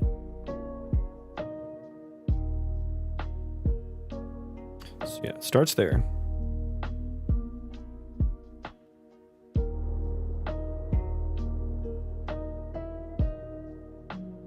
Now wait, do I need to actually... Oh, let me actually explicitly pass the type. Maybe that's the fucking issue. Oh, I'm gonna be so mad if that's it. Okay. Cannot bind to L value of type. So do I need to do blah blah? Or blah? There we go. Is that good? No. Still no.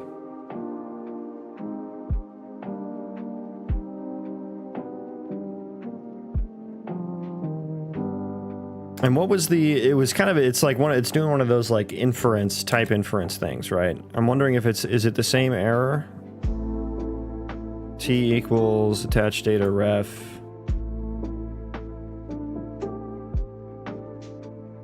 And I guess it's because I would, okay, so maybe I have to do that. Maybe I have to move temp here. I think maybe that's the issue. Is that the issue? Or I have to like forward there. That looked better, didn't it?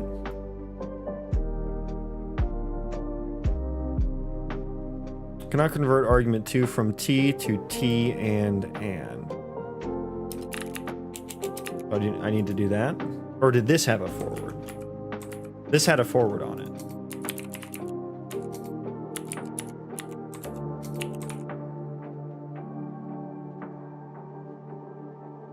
Okay, I think oh god, it's rebuilding everything now. Dude, that's so annoying. Why is the command, like, I don't know why, editing the command buffer class rebuilds everything. I need to break that apart somehow. Okay, it's looking good now though, actually. Okay, so I think I just missed that forward and then I needed to move temp there. Okay, I think it's starting to make sense.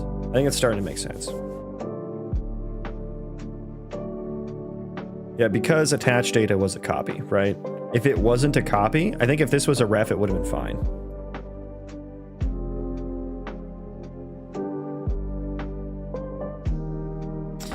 F Unreal, F Epic. Very, very constructive. Do you wanna talk about that? Or do you just wanna old man yells at clouds at it about it? Okay, so yeah, this is gone good now. Okay, yeah, I think I get it now.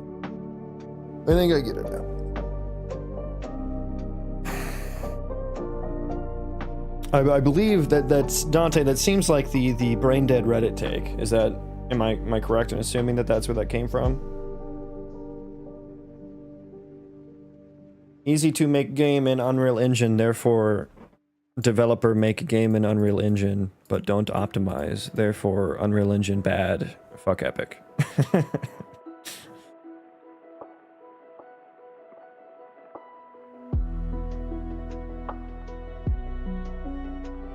I should do some UE? Yeah, if you want to. It's got a very nice rendering pipeline. But that's all stuff that I'm not super good at. What keyboard do you use? A Corsair K95. But the sounds are a virtual keyboard, so. Okay, let's see if this crashes or not.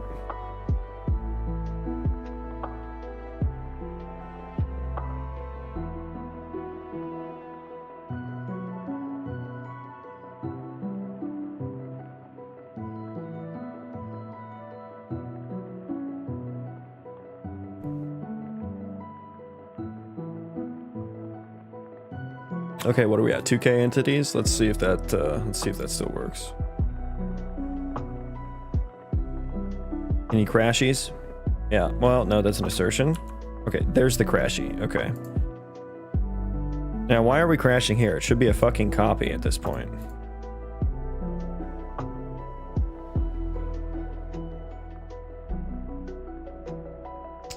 Okay, I guess attached components.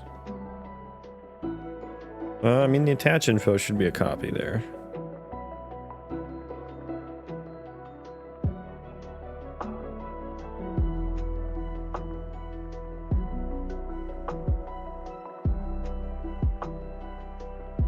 Yeah, why would that have crashed? Like, this is the same thing that happened before, and like, oh, I guess it's the ISM. Because that's a pointer. I mean, do I really care if it's a valid instance at this point? Like...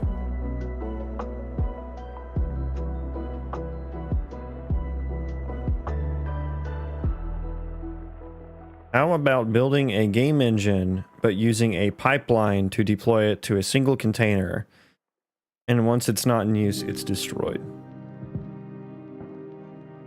I think you're just putting words in there that sound techie and trying to make some sort of conjecture that doesn't really make sense.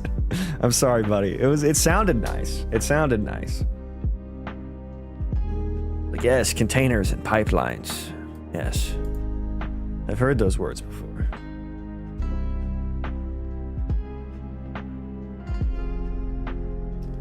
This Pirate Software's alt account, yeah. I have a brown badge from PoopCon. 3 of them.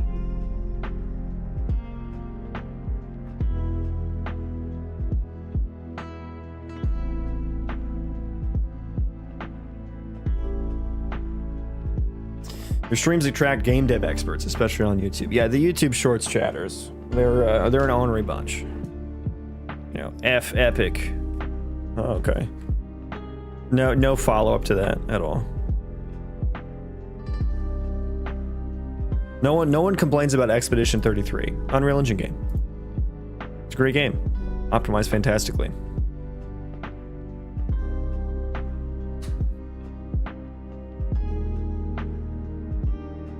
What am I doing about this? Do I give a shit if the attach info isn't valid? I mean, I suppose I do.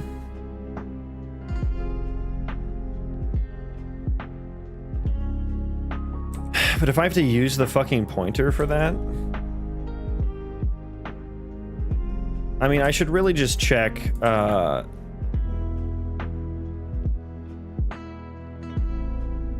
where else am I using that, like, ID, you know? I should just... Where do I initialize... What do I initialize the ID to?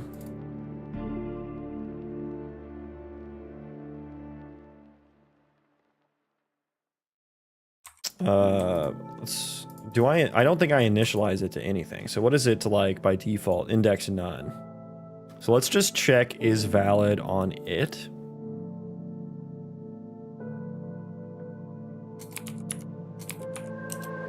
And then that way we'll just make sure it's set. Same here. Let's try that. GDPR switched to UE5 with UE4. It's kind of huge in my book. Yeah, that's great news for both companies. I think that is nothing but good for both companies. Hello, what am I looking at exactly? You're looking at some Unreal Engine C++ code. And momentarily you'll be looking at the editor.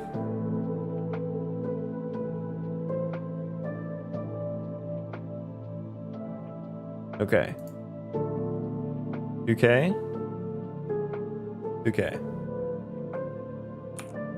Do you have a recommended tool? Wait, what are you talking about? Orange juice. Bruh. I can't even see the memory here. What is happening?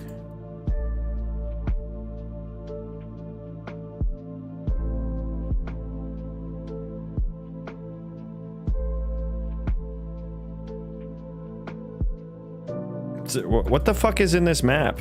What is in this fucking map?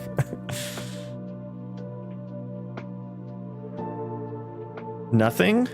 How did it even get in here?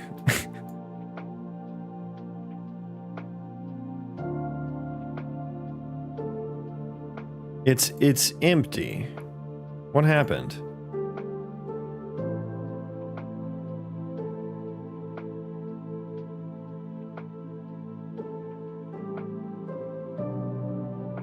UE game good equals dev good. UE game bad equals epic Unreal Engine bad. Yeah, that is the Reddit smooth brain. It's the way of life over there on Reddit. These haters also hate Witcher 4 already, huh? It's not even out the gate yet. Using TAA canceled. I mean, I do kind of get those complaints because, like, the anti-aliasing options we have are not, like, every one of them has some sort of problem from what I understand, but I don't understand much, so I get that more, but it's like all about what you do with the TAA, right? You gotta hide it and shit.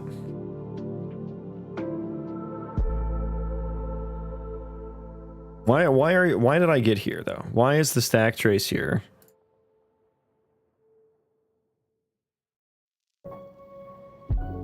If there was nothing in the map. And I was gonna look for how that got updated. Attach components, add. Are we adding on another thread right now? Is that what's happening?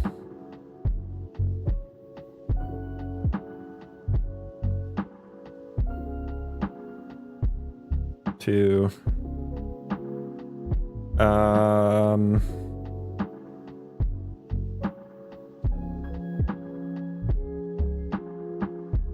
people who hate TAA just think it's a blurring algorithm. I mean, when that's what they see on screen, they see like the ghosting and shit. I can understand why they would think that. Because the ghosting in some games is pretty bad. So this is operating on instance data here.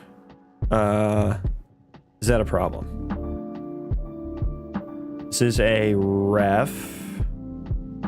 No, those are all copies. There's probably some other processor I need to update, I think, maybe. Always wanted to watch coding streams. Well, welcome in. Witcher 4, you play as a woman. Oh, yes. Yes, the internet cannot handle badass women. It is known. I, for one, love a badass chick, you know. I think that's awesome. Siri also looking kind of thick in those demos, too. Shit.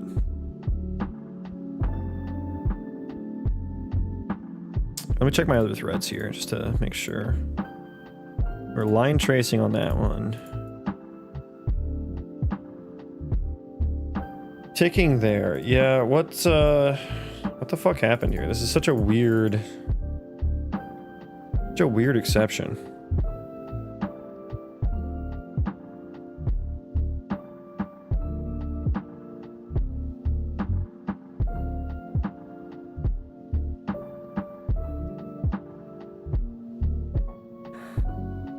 You mean YouTube hates it? No, it's designated as woke. Oh my god, dude. Fucking...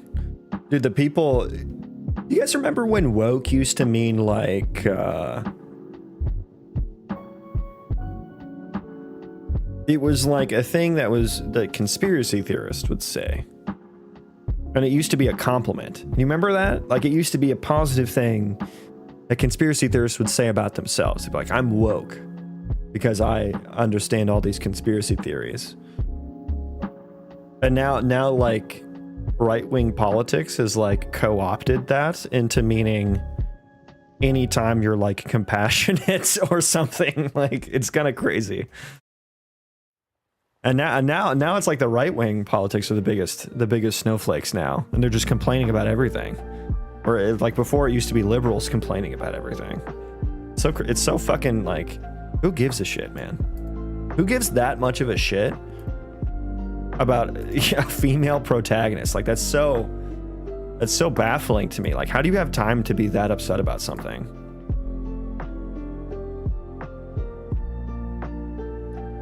How do you have the energy, dude? These people need hobbies. They need to get a fucking job. Anyone who's getting that upset about something like that needs to get a fucking job.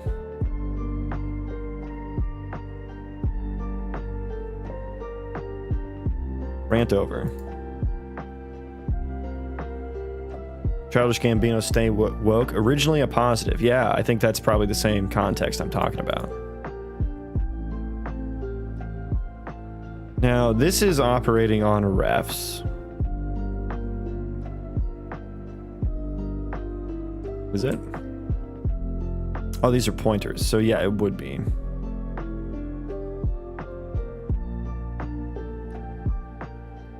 This is a copy.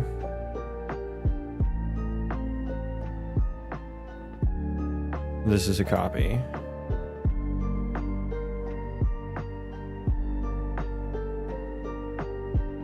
Which maybe that's actually an issue. Hello. Who is that? It's John Cena. It's John Cena.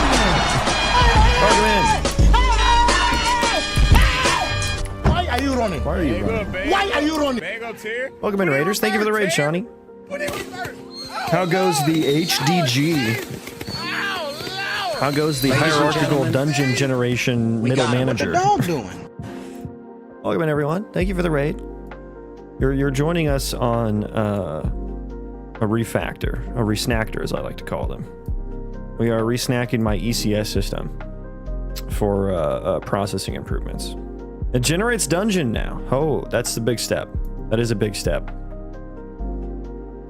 Everyone, if you're interested in another Unreal Engine streamer, please give Shawnee B a follow. He's a great guy, very entertaining to watch. And he's working on a Dark Souls but turn-based / super hot. It's a very interesting concept. A very interesting concept it is. And I guess you're working on dungeon generation right now, with a big inspiration from what was it? Was it Bloodborne that did the dungeon generation that you were looking at?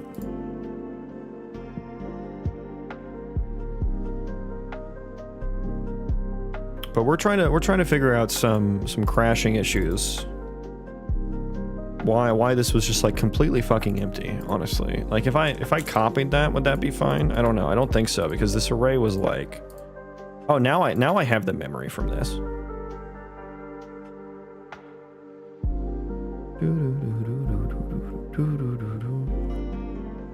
Now this, do I need this to be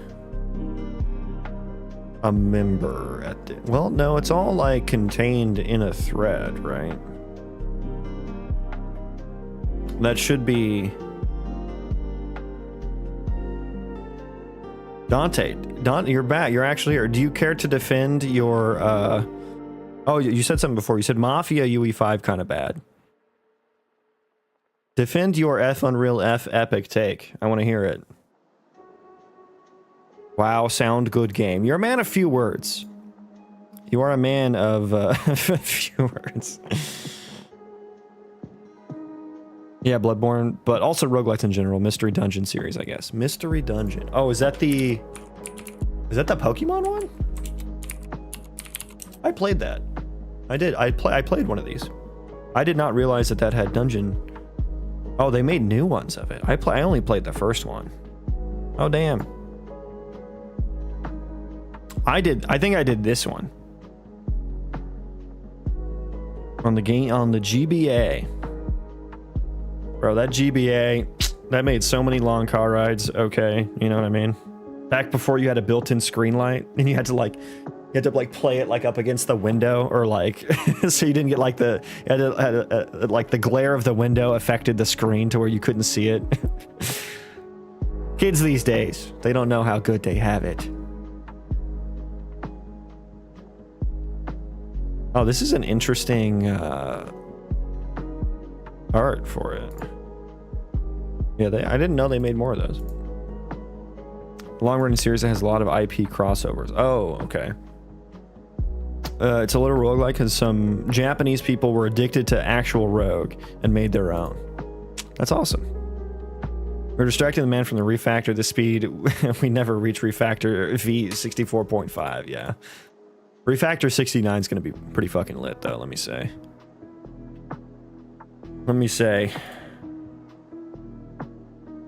So yeah, I don't know. A copy is probably not going to do much there, but we can try. Let's just try again and see what fucking happens. Unimodular, welcome in, my dude. The cool kids had the external light you plugged in. Dude, I got that for Christmas one year. And that thing fucking sucked, let me tell you. It didn't even make it that much better.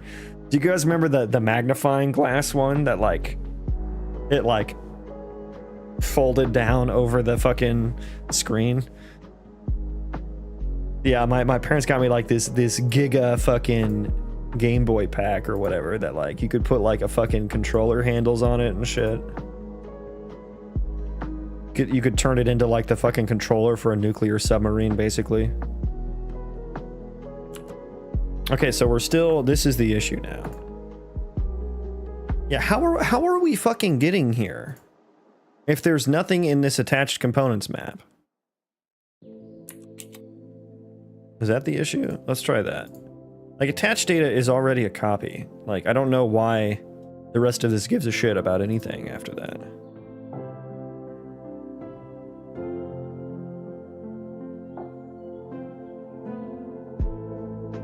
So I'm working on the multi-threaded part of the ECS system now, which it was multi-threaded before, but I was just using UObject pointers, which of course does not take advantage of the ECS architecture, the main cache locality principle of the ECS architecture.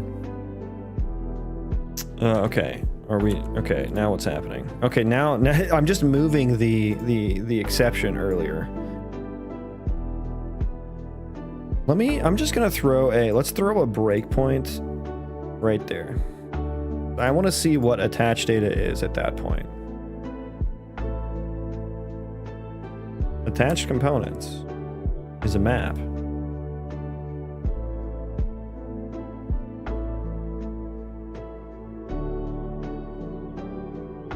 Dante, I'm anxiously awaiting your defense. What say you against the allegations?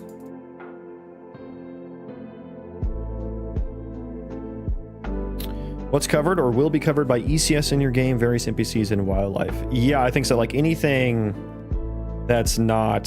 He's Googling furiously at the moment, yeah. He's trying. Basically anything that's not the player that moves, I think, is going to be ECS. So like projectiles, I think, will be as well. But yeah, NPCs and wildlife for sure. Maybe some like buildings that automatically attack. You know, I might have some like mage tower type defense structures that might be entities. Yeah, basically everything that's not the player. Okay, so I have attached data here. It does say attached components. There is one in there. So why is this having such an issue copying this data?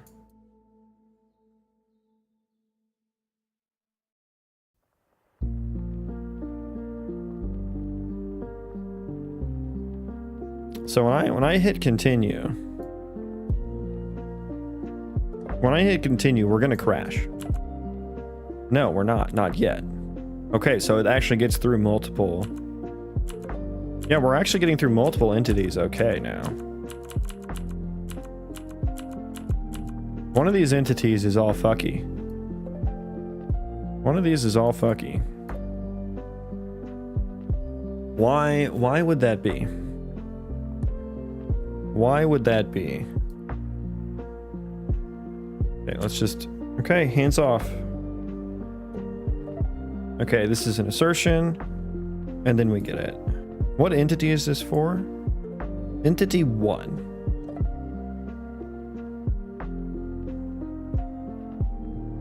Entity 1. Okay, so I think that is this because we're getting it on the background thread? We're getting all the data on the background thread? This should return a copy though. But it's like we're still grabbing that copy on a background thread. which this might be. We've async tasked, so this is on a background thread. So there's like anything could happen in between here and fucking here where we actually grab the data. So I'm wondering, we might be editing this pool of data. We're probably spawning something right now, if I had to guess, is the issue.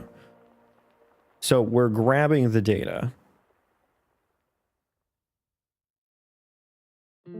while we're spawning something, which could be editing the data. Okay, so I really need a way, I guess my next thought is I need a way to grab all the data for this on the game thread and then hand it off to this background thread, which I guess that's why I fucking made the for each async earlier that I got rid of.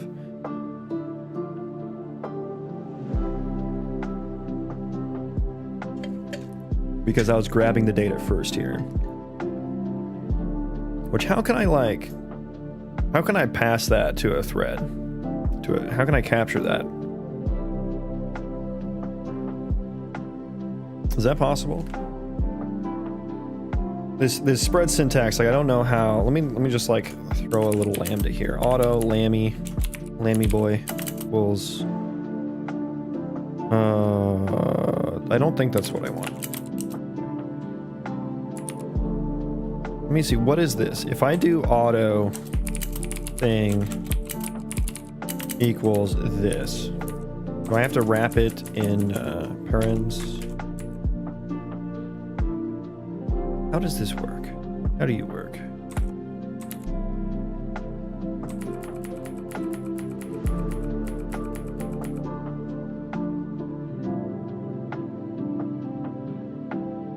Tell me about this. I need to learn more. Okay, give me the AI slop version first. It literally doesn't even say anything about that. What is it? First of all, what it's called? Is it overload? No, there's no way. No. What is that actual? What is the ... operator called?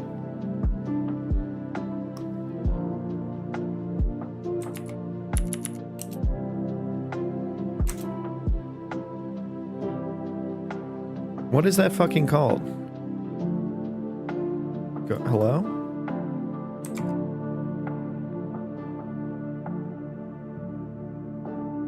Okay, I need that might mean something specific in Google search query.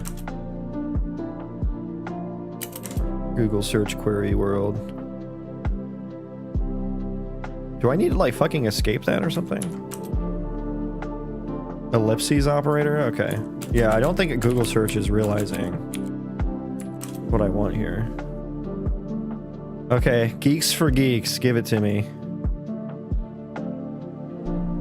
I do understand that it's how to accept an indeterminate amount of arguments, but how do I like work with it is I guess what I'm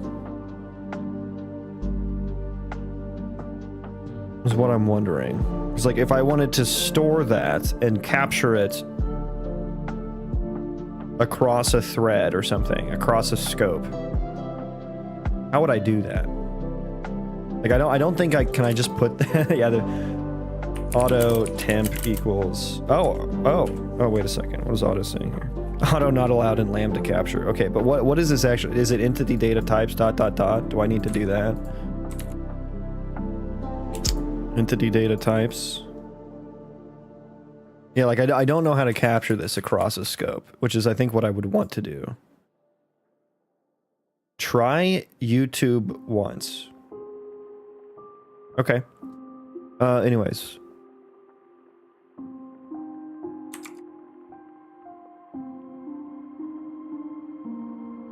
C++ ellipses operator lambda capture. This is so obscure, I feel like. Lambdas with ellipses in the parameter list. Okay, I guess it's not that obscure. Oh, that's the parameter list though, not the capture. Variadic templates. The pack parameter. Okay, that's what you were saying, Strophium.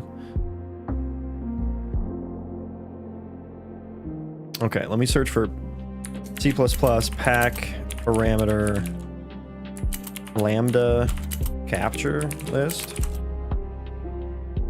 How to capture variadic parameter pack from the upper scope.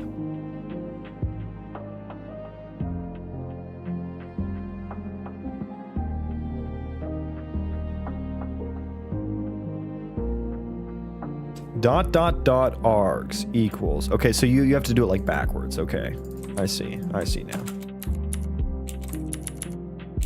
It's that, and then do you do the dots afterwards too? Wait, where was it?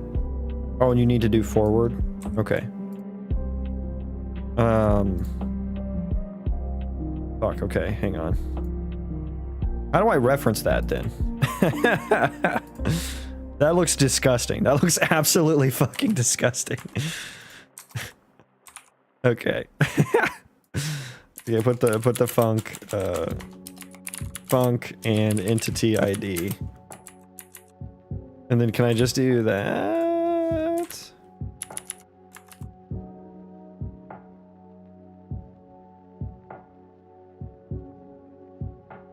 Okay, so I don't know. Ryder's probably freaking the fuck out right now. I highly doubt that compiles. I don't think I did that right. They're doing a forward. Do I need to do forward entity data types? I don't know. Maybe I don't need the trailing dots there. God, that's the most disgusting line of code I think I've ever written. Well, he's doing it here, actually.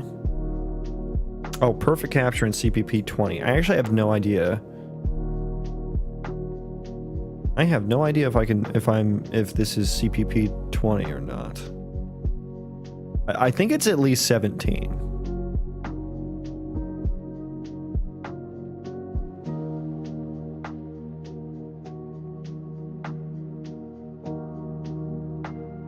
Yeah, that looks a lot easier than the other one.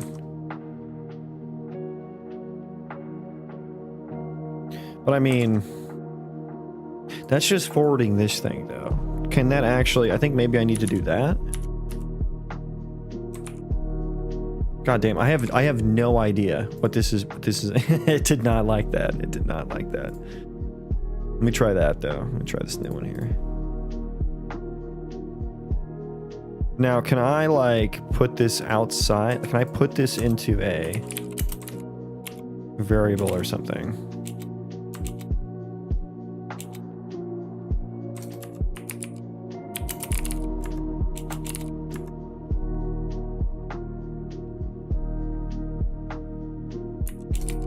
Can you actually tell me the type though?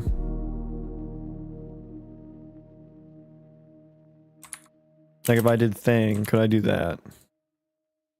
Because technically I could. in terms of Ryder doesn't complain about it. UE5 compiles as CPP 20, so it should be okay. Okay. That's good to know.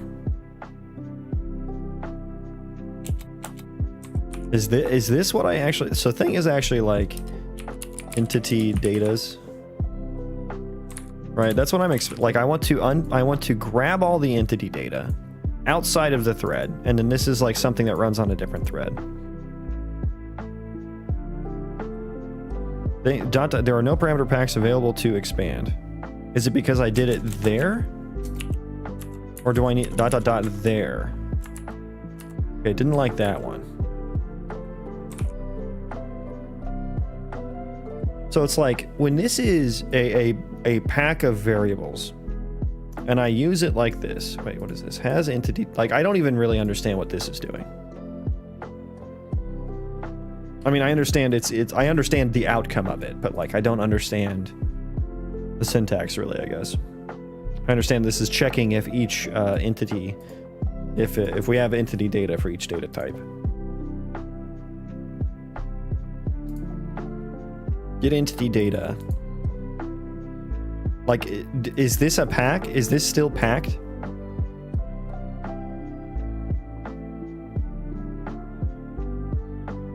And then would I need to like do that?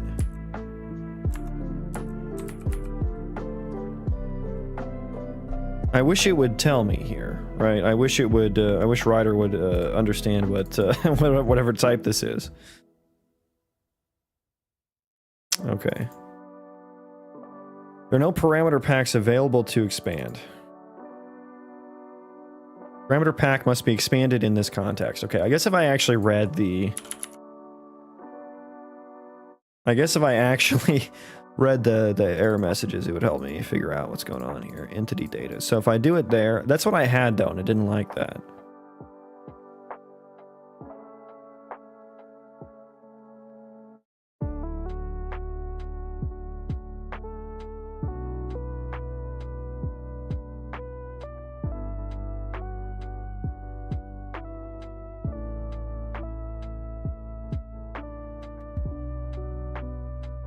Parameter pack must be expanded in this context. Should I even have the forward? Do I wrap in parentheses? Or do I do ... beforehand? Is it beforehand?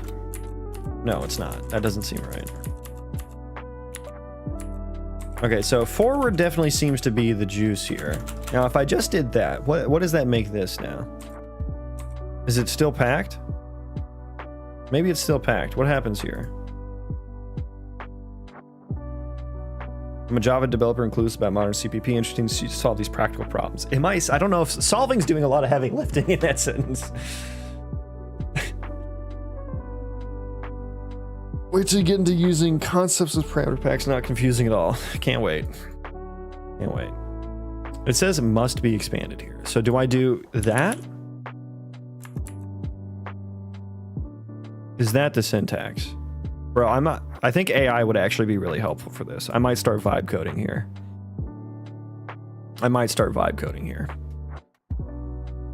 All right. Give me a new fucking thing. Yes.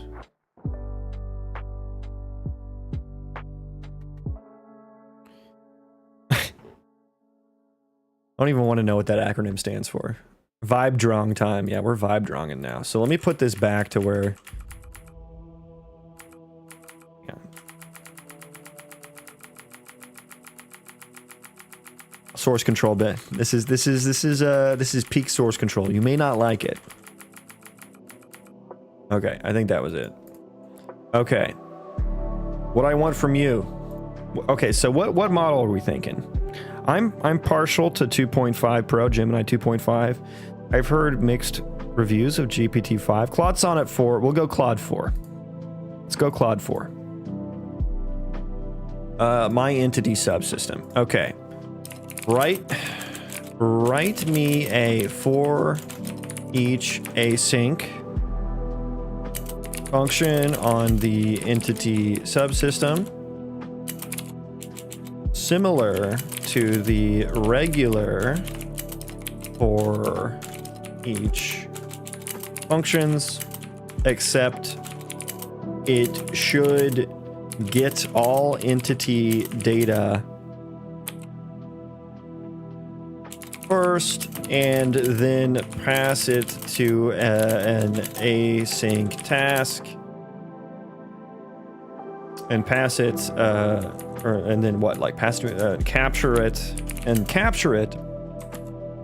into an async task.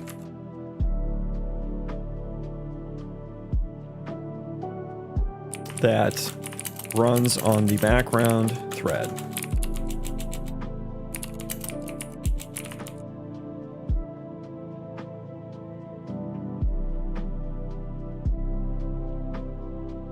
Is that all I want to say? I'll say it should. I'll add in the other parameters myself. Let's not give it too much at one time. All right, Claude. Show 'em how it's done.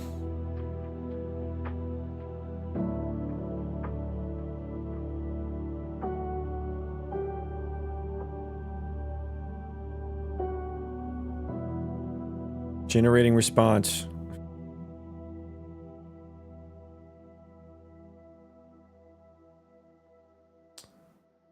No URI found in code block.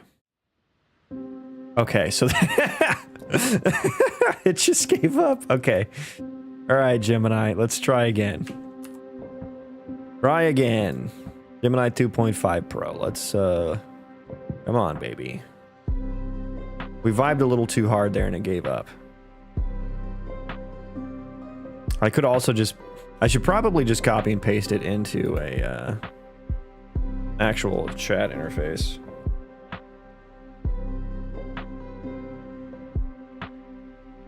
Okay. I don't know why Claude just failed to do anything. Where is my function? Okay, let's take a peek at this.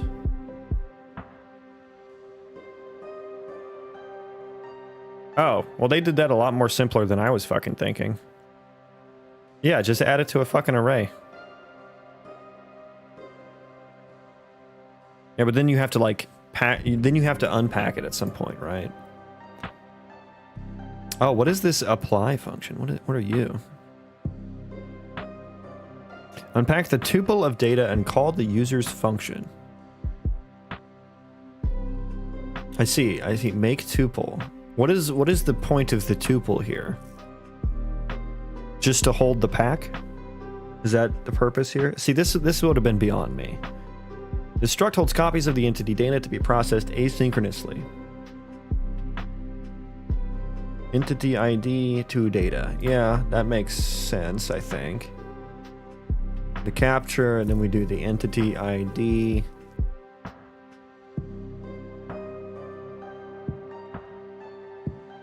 And so this is interesting that you chose to do async like that. Let's go with what I'm familiar with, where we're actually running it on the background thread here.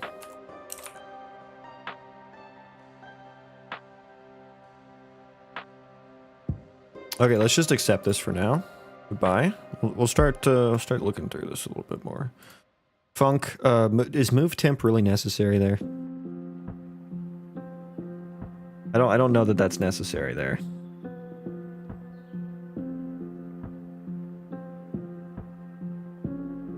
I guess we can see if this just fucking works, can't we? But now we're gonna hit the same issue of like I don't have the nice CPU profiler scope. So I'll need a scope name. And then I want a callback function, right?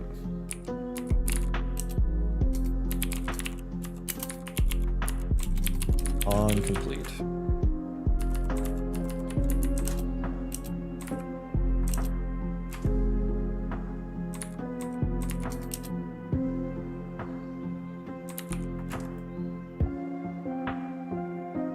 Scope name, give me, so all of that, I want that on, I want the background, the meat and potatoes of it. So what was it? CPU, no, race, CPU, profiler, event, scope string, yeah, that, and then scope name, which needs to be captured. And then the callback, we can capture that too, on complete.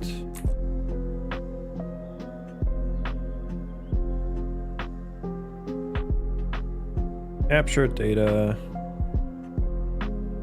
And then I need to know when this is done. So it's always going to spawn a background thread task. I think that's fine, even if there is no entities to do. Okay. I think this works, so we're gonna go over. So this is each entity. I'm gonna call this entity capture.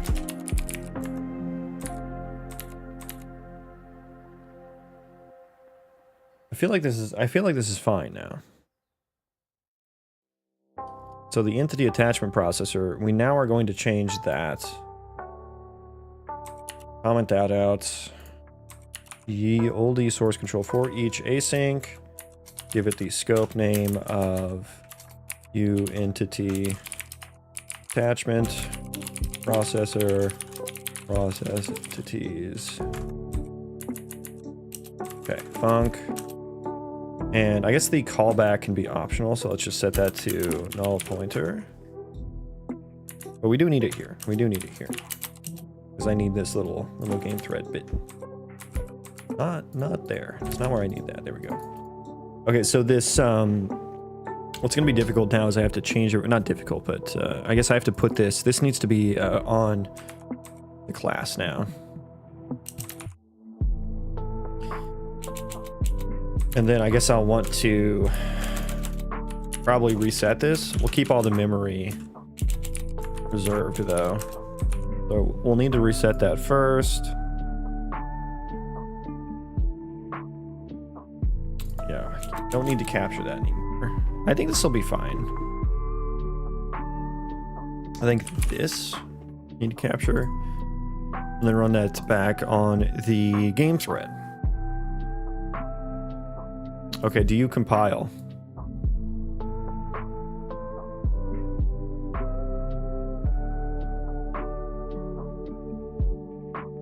Yeah, y'all doing game dev in Java are interesting people. Interesting people. Ah, shits and giggles, welcome in. More than happy to have some shits and giggles in the chat. Okay, so this is now an issue. Can you show me where my code is the issue, please?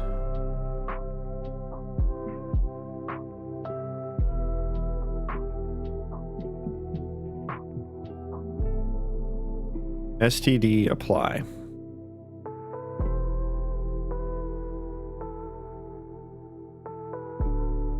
For each async, it's the Minecraft generation. And so Minecraft and RuneScape are now the only two games that I've heard of that are in Java.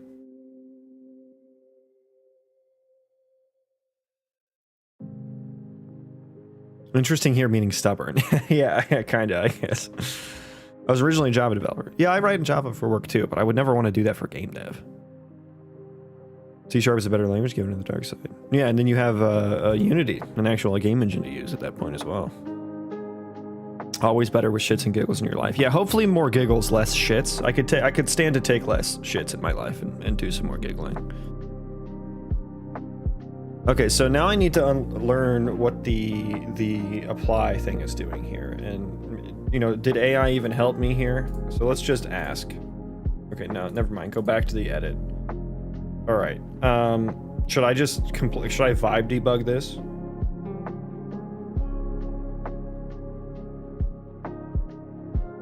Should I vibe? Well, let me read a little bit closer. Identity subsystem for each async. La, la, la. Let's first actually understand what this is doing.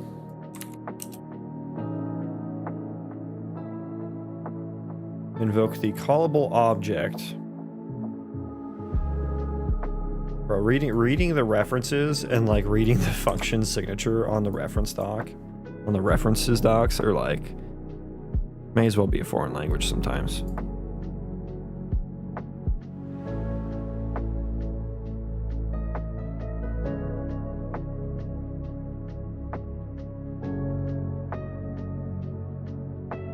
Tuple need not be std tuple. Is there a... Let me look, search in the engine here.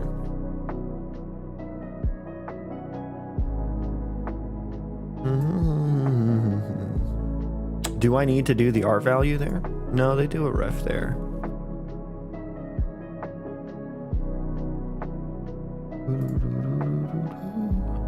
A lot of them are using the R values. Did I try that? I do want these to be copies though. Are they? I think so. Yeah, they seem to be copies. So if they're copies, I mean, I guess it doesn't matter. Is that better? Is that better for you, compiler? Do you like that?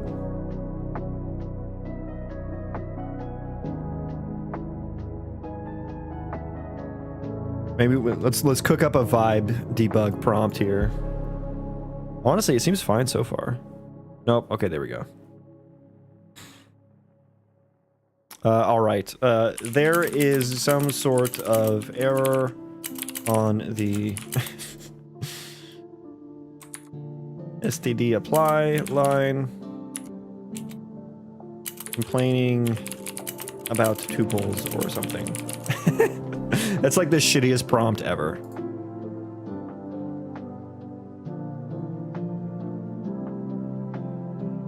Cannot convert from void to T future result type. Oh, yeah, I don't care about that. I don't need a return.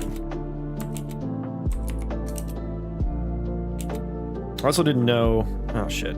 I was editing it while it was doing it. What did you adjust?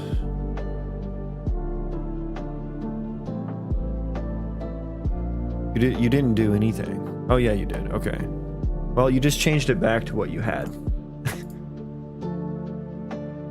Okay, hang on. Let me change it. What you should. Okay. Still same issue.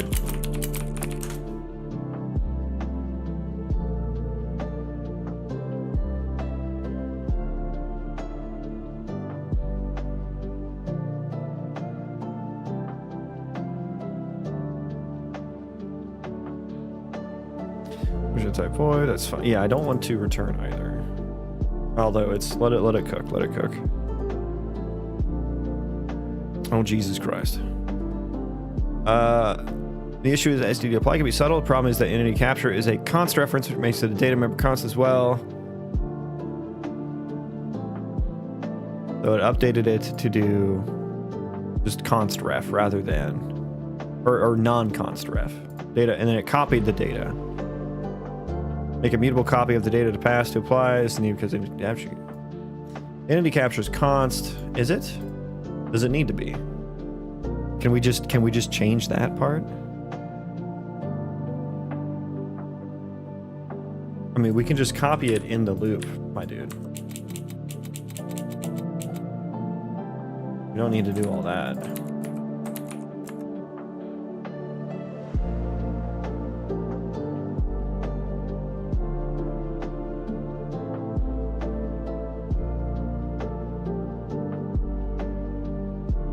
Did it really just need to be not const? I mean, I changed it to an R value and it's still the same issue.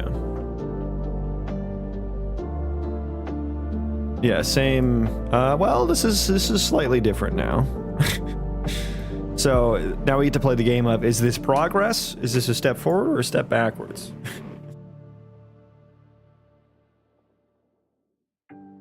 Okay, what? So I have the docs for apply here, and I still don't fucking understand what it actually does.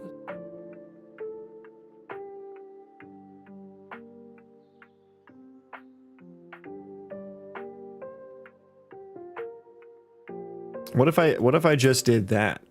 Not ref at all.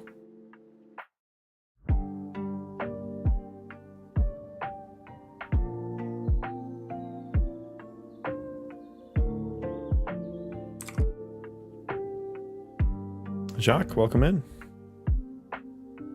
Okay, yeah, still an issue. Use of undefined typed tuple for chasing entity data capture. Okay, let's just throw that in there.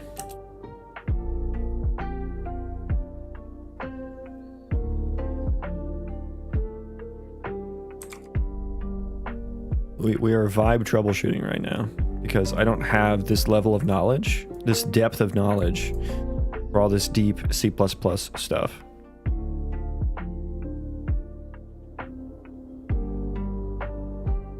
Okay, what was your, what's your...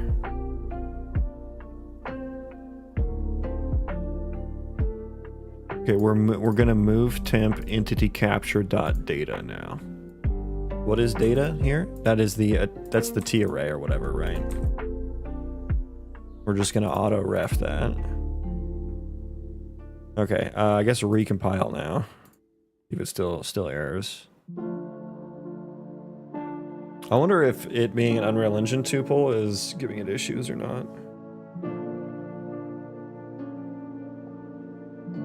I need Dr. Elliot in here. He'd be so upset with me for using AI to figure this out, I think. Okay, so I think this is just back to the original issue. I think that's just back to the original issue.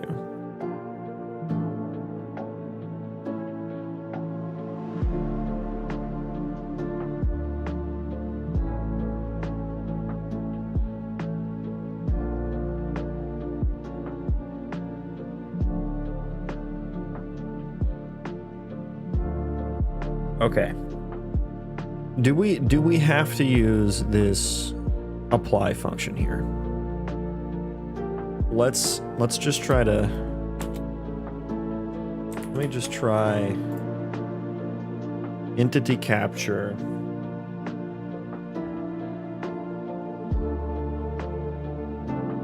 I guess so. We're just calling this apply is just calling this lambda with these arguments,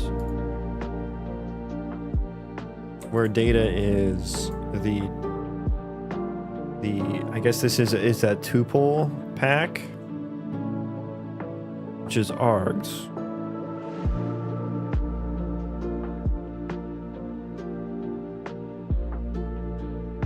Is there an Unreal Engine apply?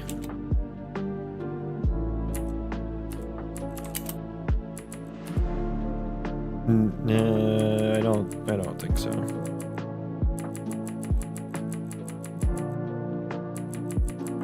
I'm just gonna assume no.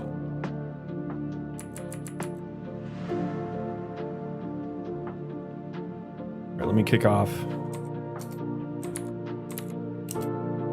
another vibe debug there while I look deeper at this. So we're taking entity captured data, which is move temp on the captured data. Why do we need to move temp here? Just to prevent a copy, I suppose, right? But why can't we just pass by ref here? Why do I need to move temp?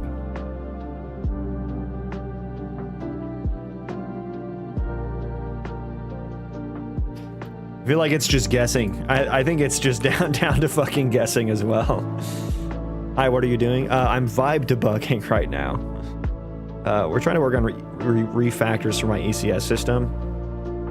I've gotten to a point where my C++ knowledge has broken down with these variadic template parameters, like the pack and unpack. Okay, this seems more promising, actually. This seems like a better error. Like these ... operators are apply is not a member of. Should we just do T like the? I assume this. Should we just do that? Does that make it better? Use some non-Unreal Engine types.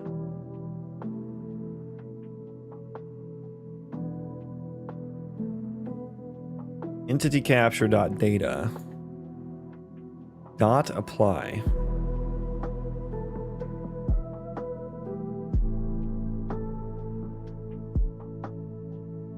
Oh yeah, which isn't even a function now. Yeah, okay. So hang on. Let me look at T-tuple. Apply. Okay, it's not. Is there even an apply function?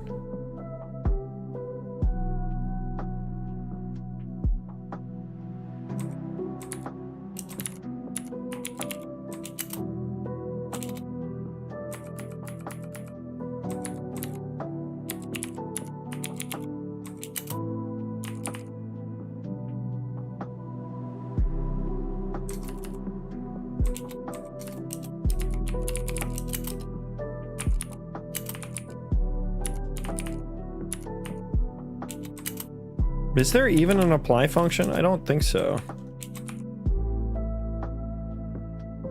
I don't think there is.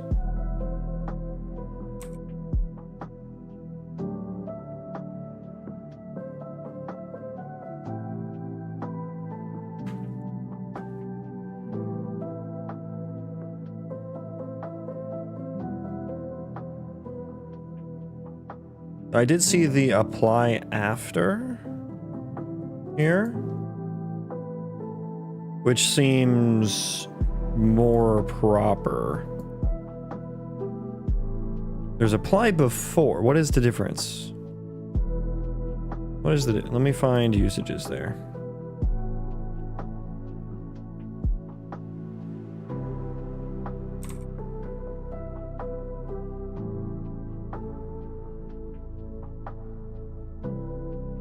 Input types ... inputs.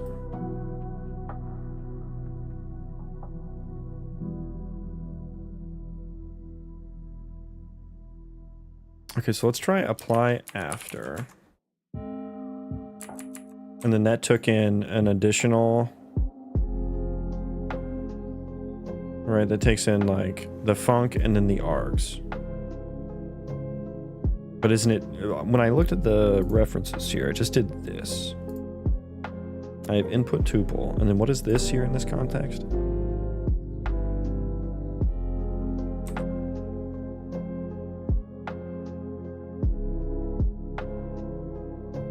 There's no equivalent of std apply in UE. So what am I looking at then?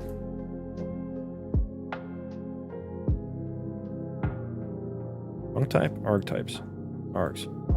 But I'm calling it on the tuple of args already. Do I need to redo that?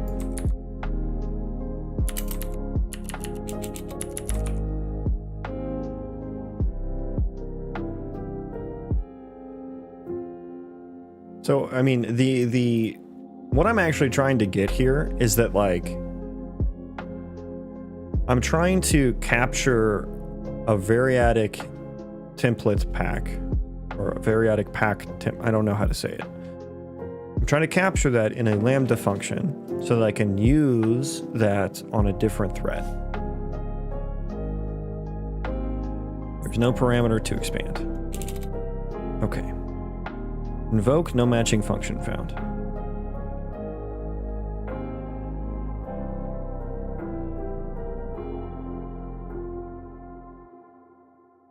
Like, this seems okay so far, where we're just using for each captured data, which is for each entity. The data, can I just spread that into the function? Like, do I need to be doing all this, apply and whatnot?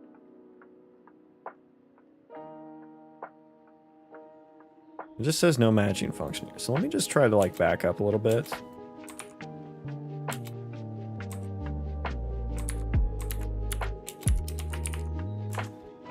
Maybe just keep it simple, stupid.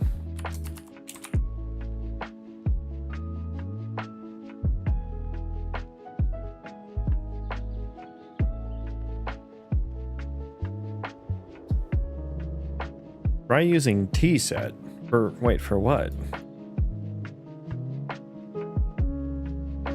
Okay, so yeah, it didn't, what does it say? There were no parameters, there are no parameter packs available to expand. Do I not need to use move temp then? Data should be a pack. Well, it's a tuple. What if I just did non-tuple? No, I can't. What can I do with a tuple, huh? What can I do with this?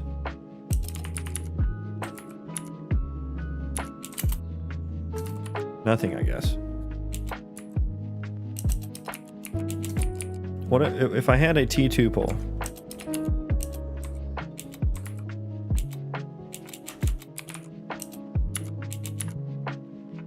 I have like zero, I have zero functions to be able to use here.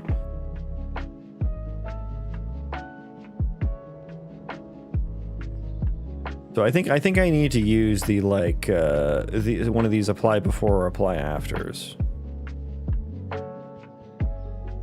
Okay, so I just thought a tuple, so like a tuple in other languages is just like, okay, I mean, I guess I get how you can have a variadic tuple. I guess I get that. Invoke func, tuple types, tuples. Do.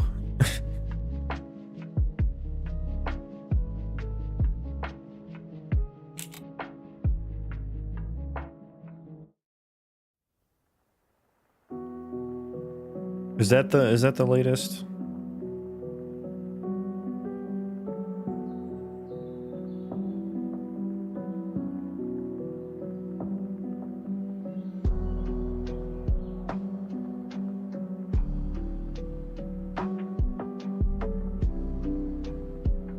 Okay, that is the latest error here.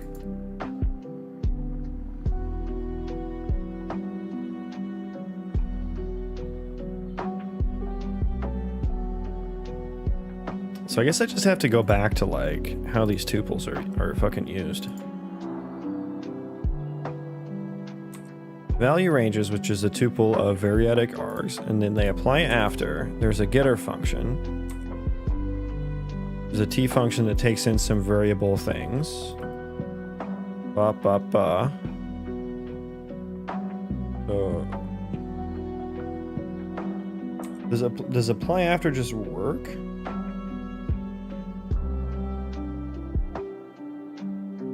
If I just did entity capture dot data dot apply after func entity, is that it? Because that kind of seems how the other one's used. Unable to build another is running. Yeah, stop that.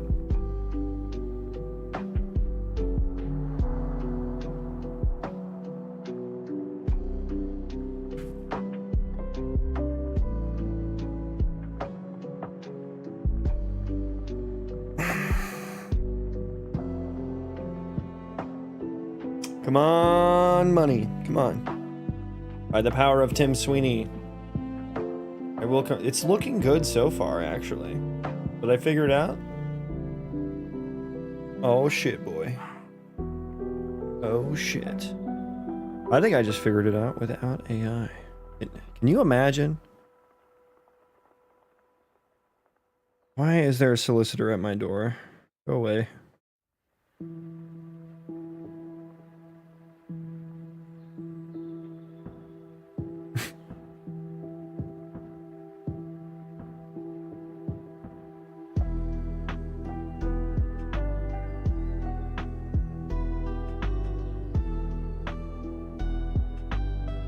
So this is compiling. This is working.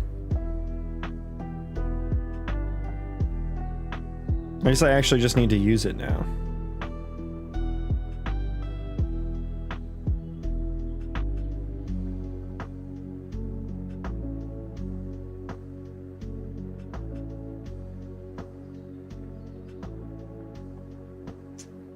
And I guess I am using it there.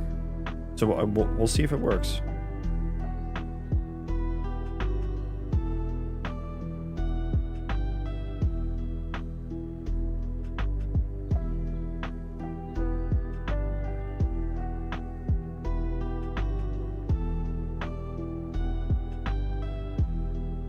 You did such a good job scaring off the solicit.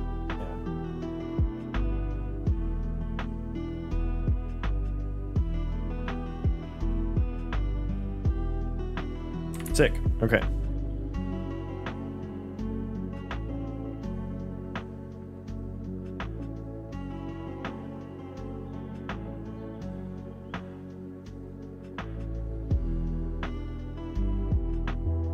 Okay, now, what are the odds that this crashes immediately or not, you know?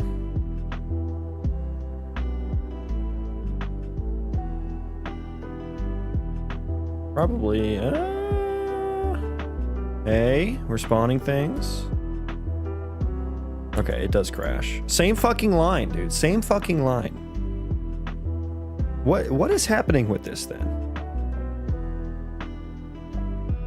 What is happening with this? This is a fucking copy. We literally got the copy from that should be a copy in there. Do.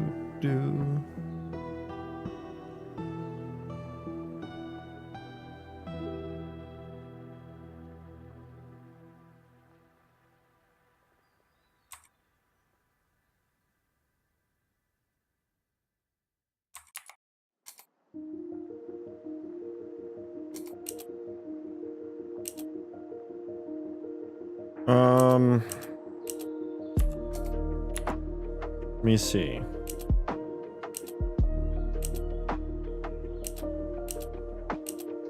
Okay, so get entity data gets a pointer. So maybe, wait, did I not? I don't know if I don't think I made a copy. I don't think I made a copy.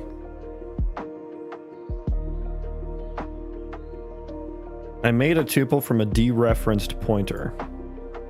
Okay, so I think the data in there is the reference.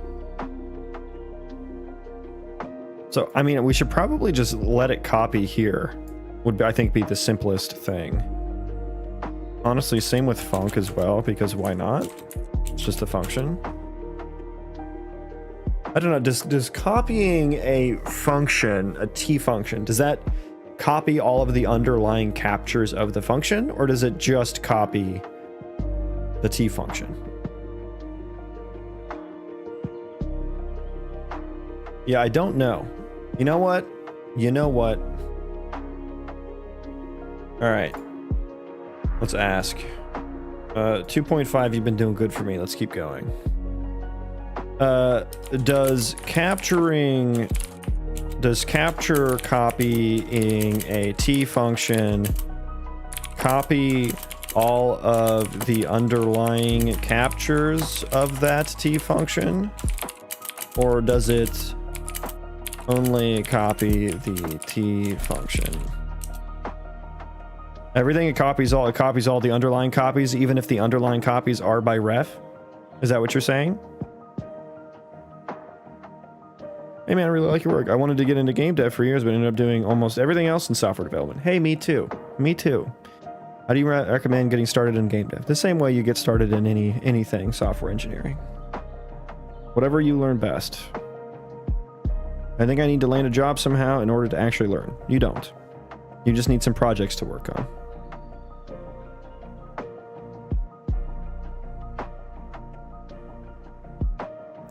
Captured by value or my var, a copy of the variable stored in lambda. Blah, blah, blah, blah. Captured by reference. And so, I mean, what happens when an underlying lambda has a capture by reference, but an outer lambda does not capture that? Okay, let me when lambda, I'll say lambda foo, also, or just a, has a capture by reference, but an outer lambda I'll say lambda b captures lambda a by copy.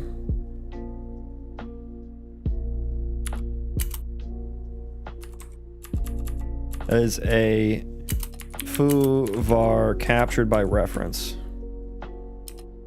Is the foo var still going to be a reference to the original? Most Unity entities are object. So this is not Unity.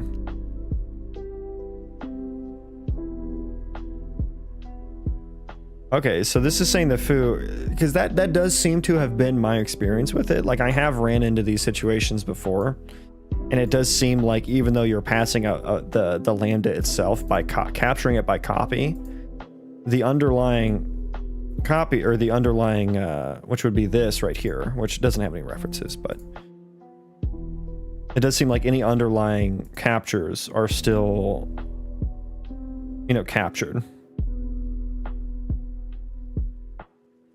When the outer lambda b captures lambda a by copy, creates a copy of a's closure object, since a is captured by foo. So it doesn't copy everything, which is good. Which has been, like I said, that seemed to have been my experience. I just wanted to validate that. And I guess AI is maybe just validating me baselessly, but given that it lines up with my own experience, I think that's okay. I don't really need to know super well. But yeah, it doesn't sound like it copies everything. Which is what I want here, or what I would want. I would want any underlying captures to still be references.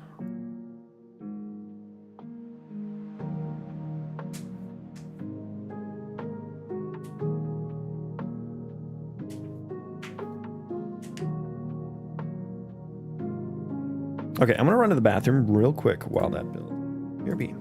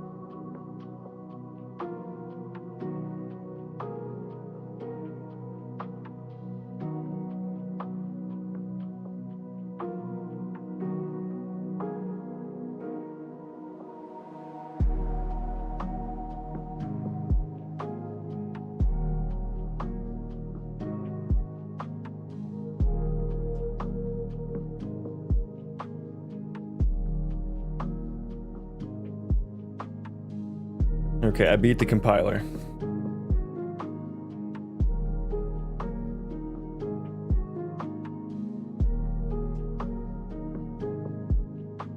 Okay. Yeah, I would really like any changes to the entity system to not rebuild, like, basically the entire project, but here we are.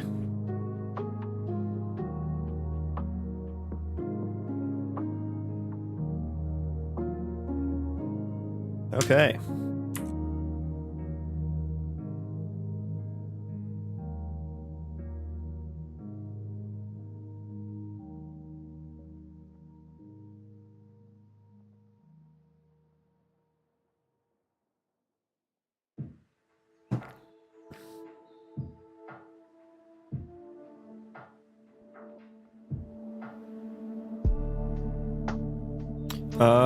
Let's fucking run it, I guess. Okay, yeah, we know about that. Oh, I'm gonna fucking why is this happening? Why is this not an actual copy? What is happening here? What is happening here? What is you doing?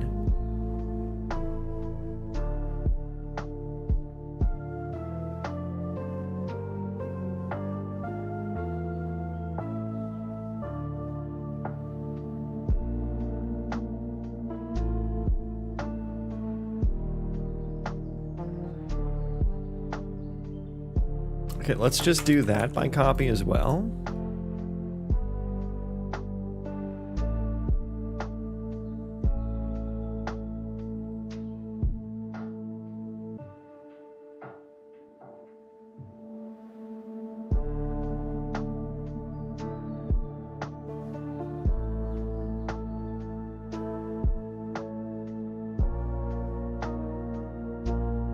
The function.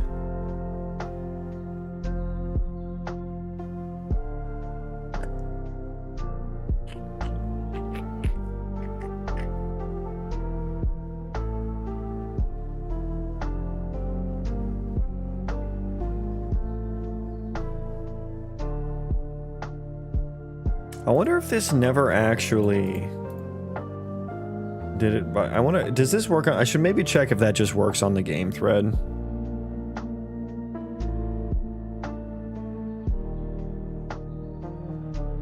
Dude, these builds are ridiculous, man. I should really spend some time going through the imports and making sure that I actually need to import everywhere.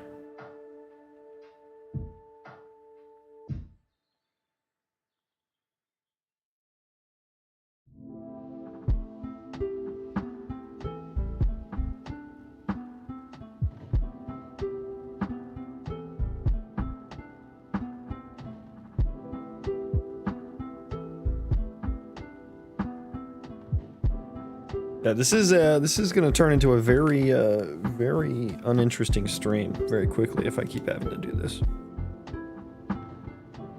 So I might have to do more of that offline. It's really just an issue with this one processor. I think the rest of them are probably okay. I really just need to update them all to using the command buffer. But I can't seem to actually get to that part of it because of whatever fucking issue is happening with this data not being an actual copy.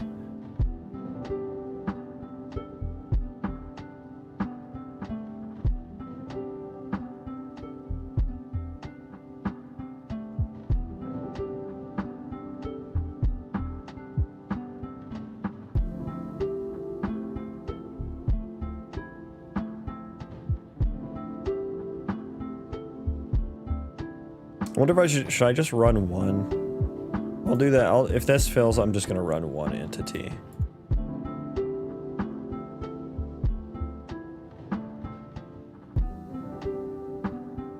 Yeah, still fails.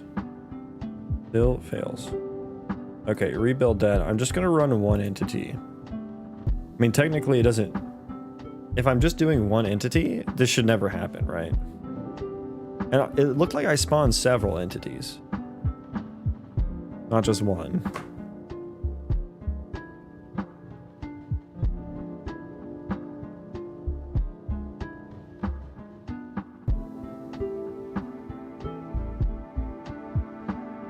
Okay, so let's just do one entity.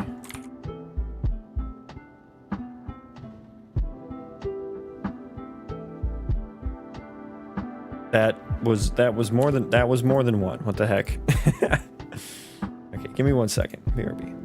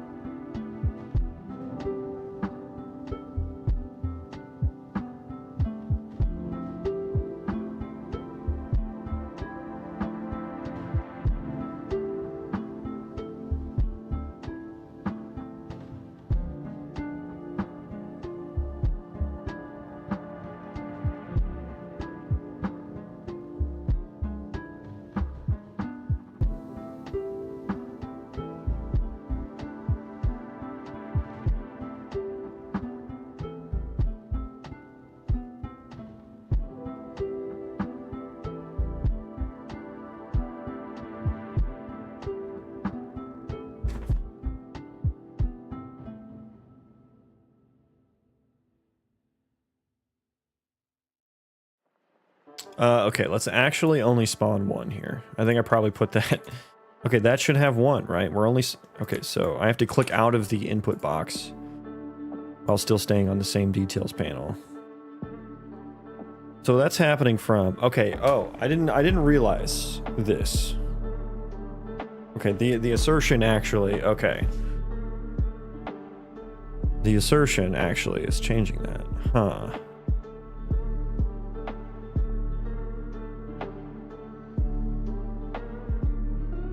So wait a second. I'm so used to just skipping any of these assertions that I immediately wrote this off, not realizing this was happening from like the same thing. Okay, so that the attached components array changed. It fucking shouldn't.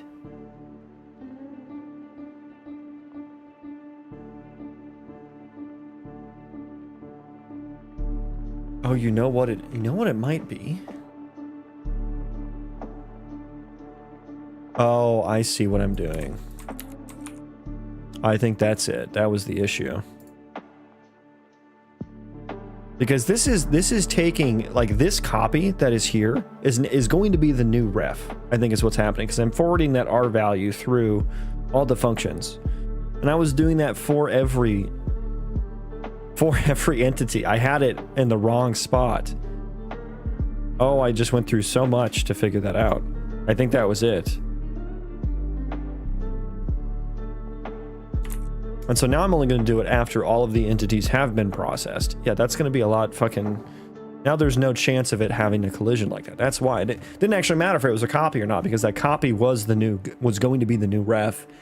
It got edited because every single time I looped over it, it got put into the command buffer. Command buffer is eventually going to... The subsystem is eventually going to pick up the command buffer and execute those commands to update the data. So yeah. Does that make sense? That makes sense? I hope that makes sense. We're just going to do it with one guy. Look at him. Look at him. Okay, let's see if his ISM works here. Okay. Sir, you left your weapon behind. Thank you. Let's try 2000 real quick just to see what happens. 2000 entities.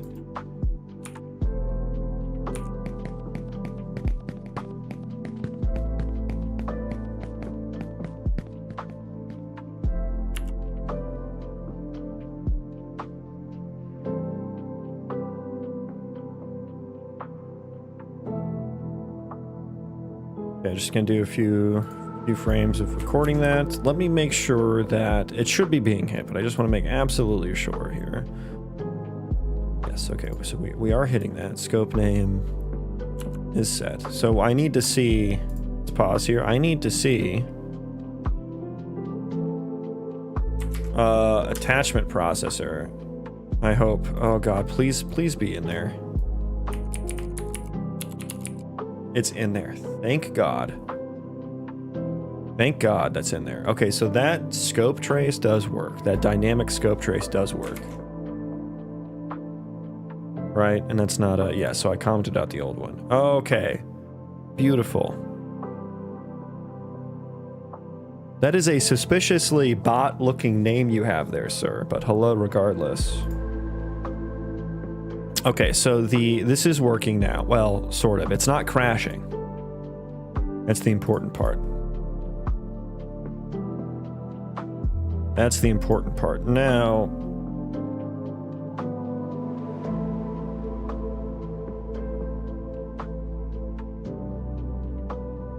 Is it too late to start programming at 15? Yeah, I mean, I think so. You basically got one foot in the grave and another one on the banana peel, so you're kind of on your way out at 15. Sorry.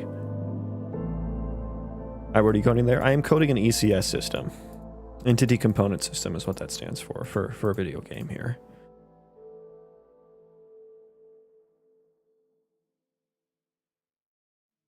So why isn't the...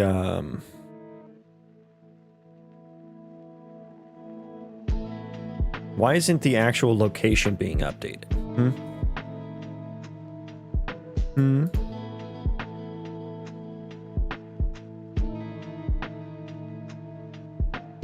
Flex 2, Electric Boogaloo, yeah. Trying. I did look into Flex and stuff. I was like, I feel like I should just do my own. It's not gonna be too hard. Are you a clever programmer? What's your level? How the fuck do I answer that, dude? That's a hilarious question. Yeah, I leveled up a few weeks ago, so I'm level 30 now. That's my level. When did you start? I started trying at 16, but I don't think I actually wrote any code that wasn't copy pasted till like 18. Are you a clever programmer? Who would ever say that about themselves? What a fucking hilarious question.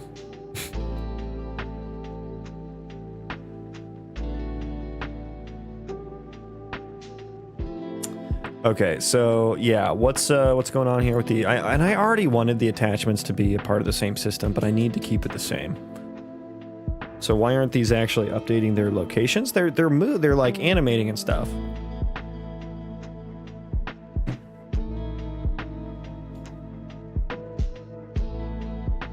If actor representation. So this is the Skelly mesh one. So it works when they're actors in skeletal meshes. That works. But I wonder the avatar data transform maybe doesn't look too hot. So let me, am I paused still? Okay, good. Let me see what some of these transforms look like. Oh, you know what? I bet the avatar instance data never gets updated. Yeah, that's why. Yeah, that I think makes sense. So that's in, where is that in ISM processor? Yeah, so now we need to do this.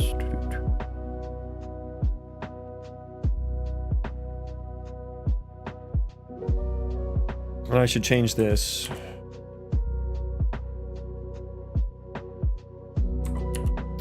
To the for each async.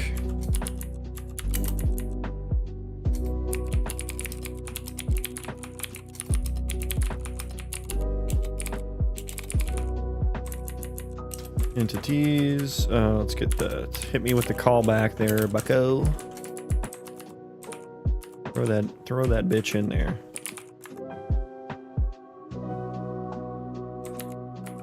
Yeah, we need to buffer D's not. Wait, how do I do that now? So I guess I am doing it per entity here. I was doing it in a loop. Okay. And now this entity instance data, so we pick that up and apply it, but we're not actually applying it to... Yeah. Okay, avatar data now. This is a very nice function to use here.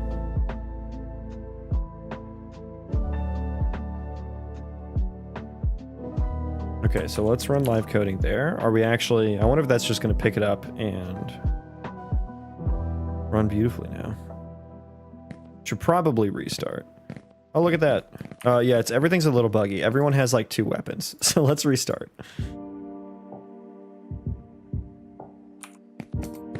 LinkedIn post about AI must be a comedy goldmine. 7 years AI experience, MBA.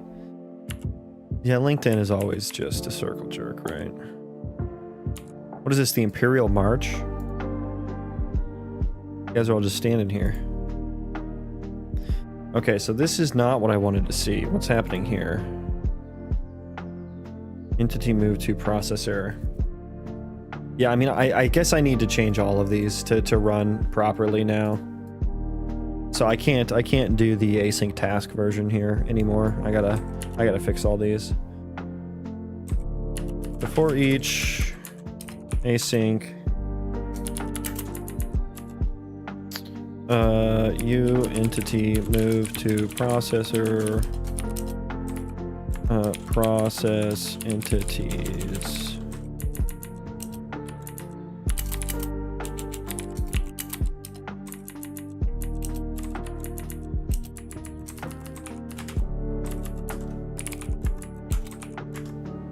Okay. So I guess let's just go through each one then. So attachment processor should be good. Chunk processor, you're next. Boyo, you're next. Okay, new chunks. We're capturing that, huh? Okay, that's fine.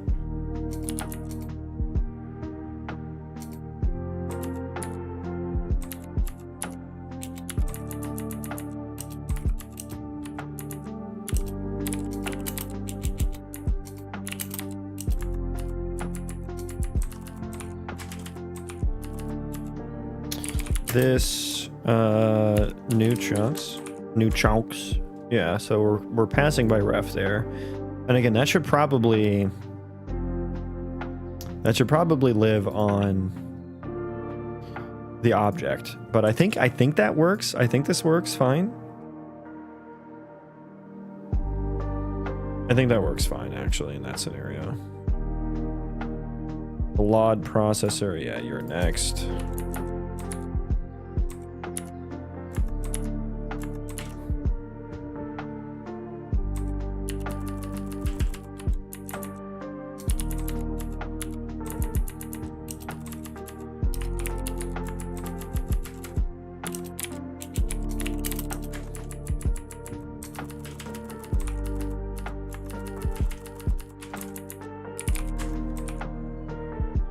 Move to processor. Didn't I just do that? Yeah, we just did that one. Yeah. Moving tag, that's not even a processor anymore. I need to change that name. Entity representation processor is an absolute fucking mess. Yeah, that'll need to be fixed for sure. Later.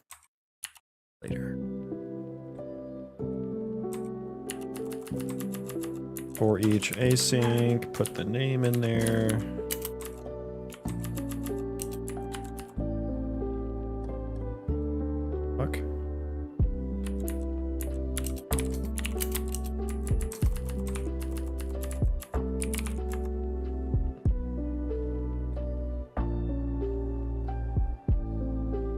I hate this bug. Look at this. It's just continuously scrolling and you have to like catch it.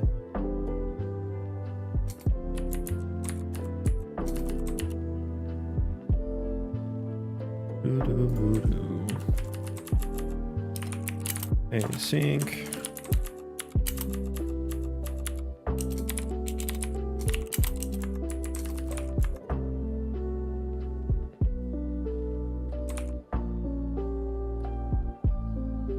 Moving tag subsystem, that's fine. That's the base target processor, yeah.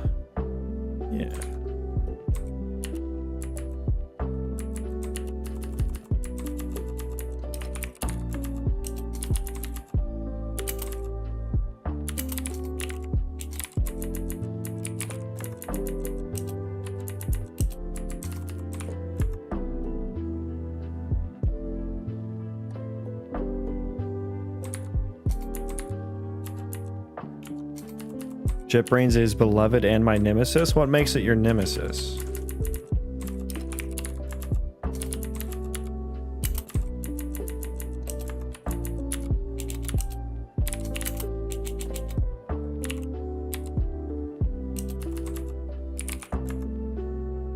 Oh, this just runs every frame. I forgot that. So that's kind of an issue. But we'll leave that like it is for now. Okay, so all those got updated to the new function sig. And apparently I didn't do it properly. Yeah, I forgot to capture.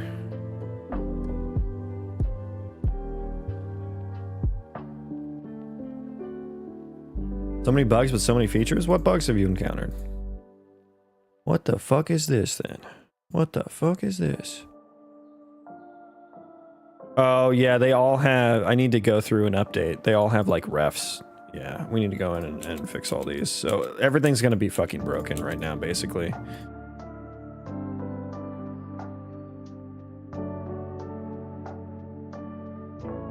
Yeah, gotta go through and get rid of all these. It's a subsystem, target processor.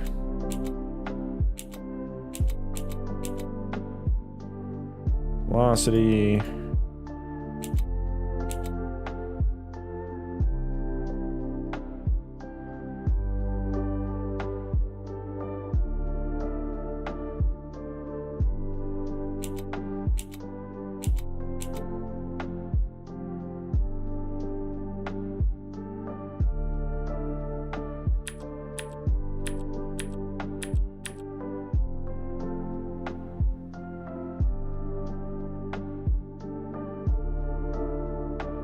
Okay, let's try again.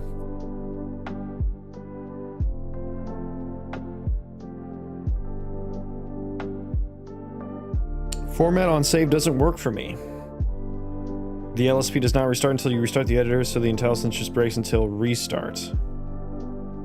Incorrect keybinds in the docs. Okay, yeah, the IntelliSense thing is absolutely infuriating. And have you done like a clean install and everything? Have you done this like there's one where you can like clear the fucking, you can like clear the cache and stuff. I forget where the setting is. Invalidate caches, that might be it. Which means like, I think all of that means your like settings and stuff are gonna get deleted. So make sure those are like synced or something. But I wonder what's doing that for you. Because yeah, that's a big one. UE, break, and debug. Why? Why?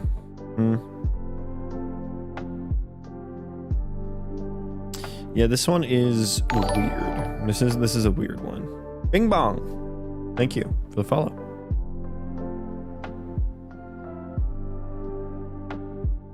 Yeah, I bound format to the same key as save. So it's like save and format is Control S. And yeah, that has always worked for me. So I have not had those. Those do sound like fucking huge ass issues. Okay, so what's the dealio here? Trying to resize to an invalid size because I'm compacting an empty. Is it from the compactor or from the reassignment? Both are empty.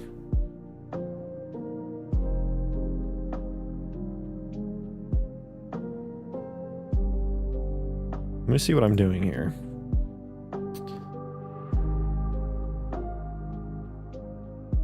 Yeah, I think this is bad. That should be a member. New chunks, yeah. So we just need to new chunks dot empty.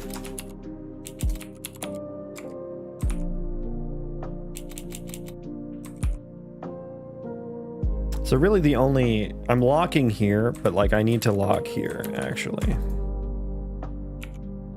I think is the issue as well. I've reinstalled the whole editor, but I'm using Rust Rover, which is pretty new, so they may just need time to fix everything. I see. Doing some Rust, huh? Did Rust Rover come with cat ears?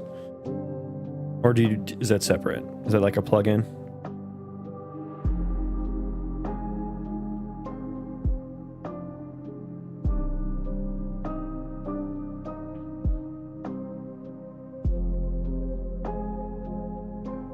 They got so many things.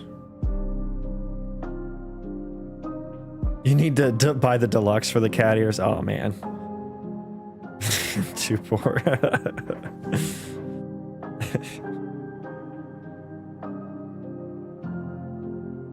How did that even fucking become a meme? It's so funny. Like, that's such a silly, obviously, like, not true thing.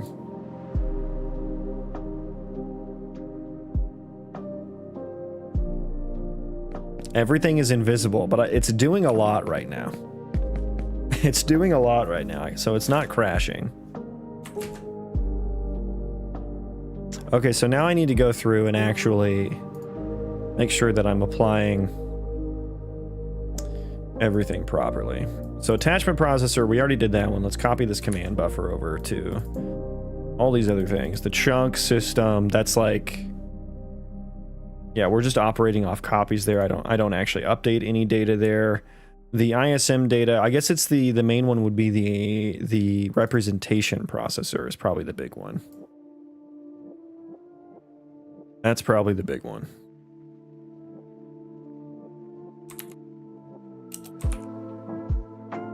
So I do a bunch of game thread updates here.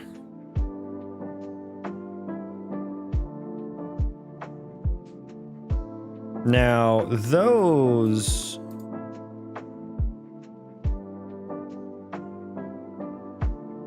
that is doing updates, right?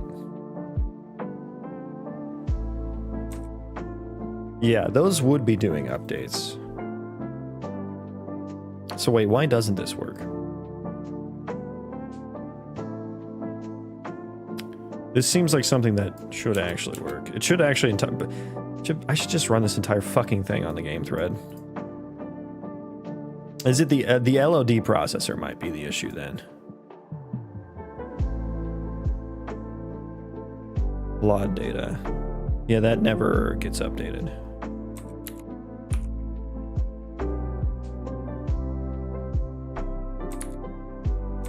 Bro, I can probably make this even more reusable, you know? Like, I can probably nail this down to a one-line function. The post command buffer, I could, yeah. I think I could.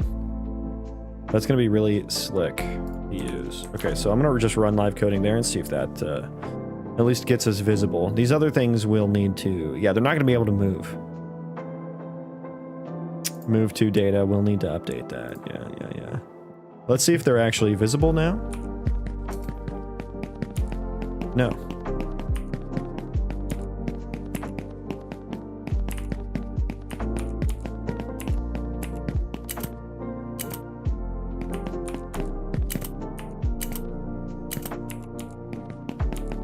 Okay, so they're all invisible.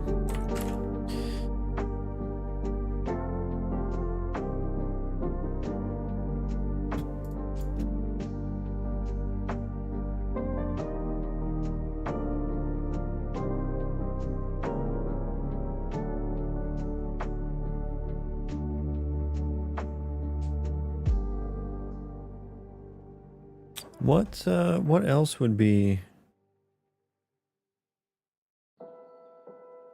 what else would be the issue with them being invisible?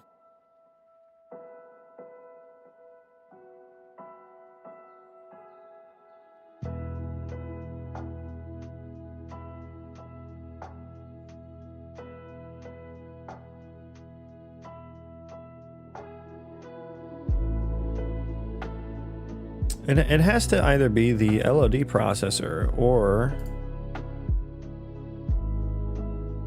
the representation processor. And the representation processor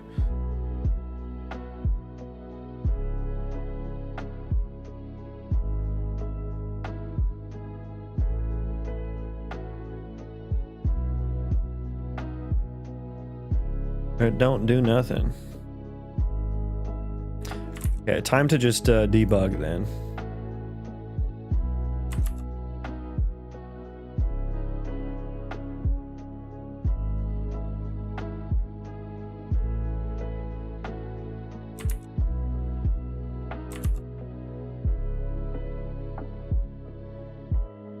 Okay, so I'm seeing no tick from the entity representation processor.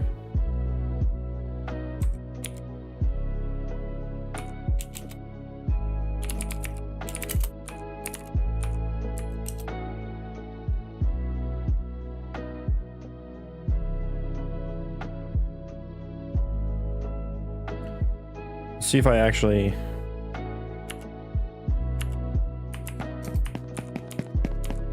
There are entities. I can feel them. I can smell them. Oh yeah, there's entities, all right. My entity subsystem tick is taking 12 fucking milliseconds.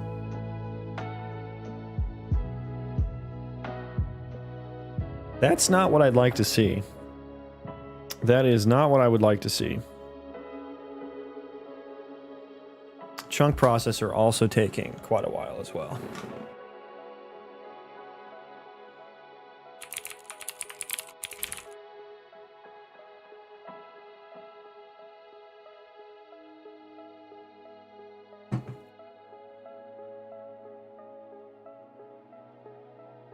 Entity representation processor only ticked, well, once in that frame, I suppose.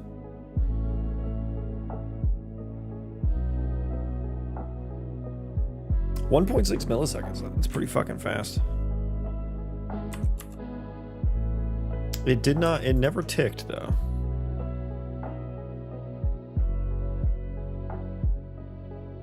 Is tickable? Ooh. So it never, I guess it never, we're still running, right? No, we're not. Okay, so run it. Did we ever get here? Yeah, we're getting here. LOD actor. They're all set. Oh, wait, they're all set to false.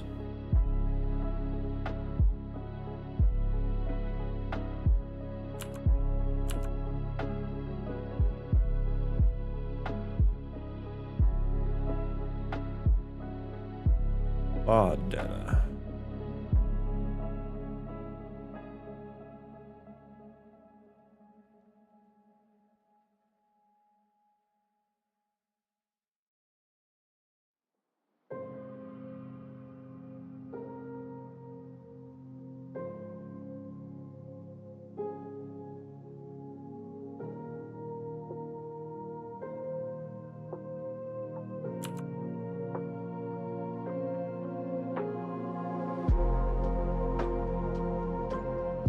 Okay, so we have updated data here.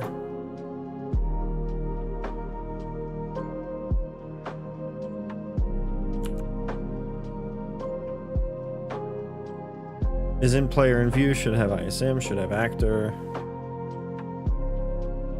We do have updated data. Let's see if any of these game thread updates ever get hit.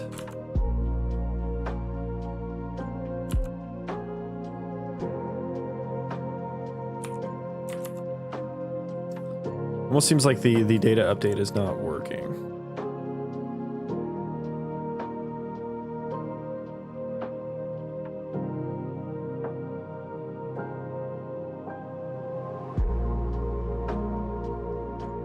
Avatar data. Also, let me go here. LOD data.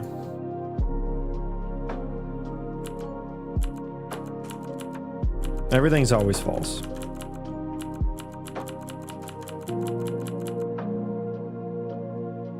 Avatar data.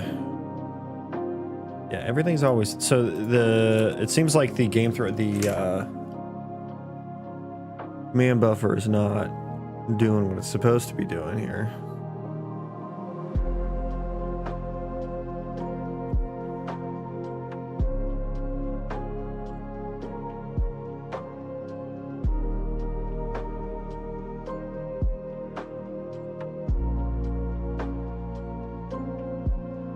Data type is null. Data, LOD data.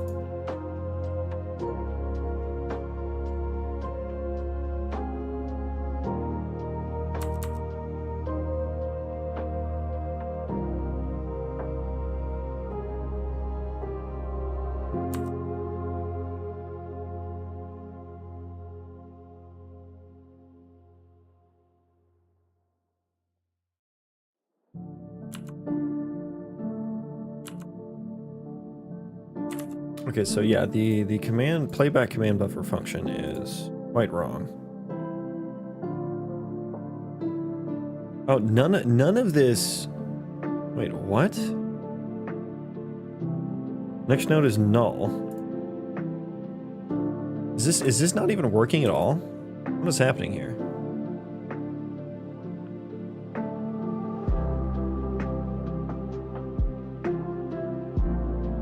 Is this happening?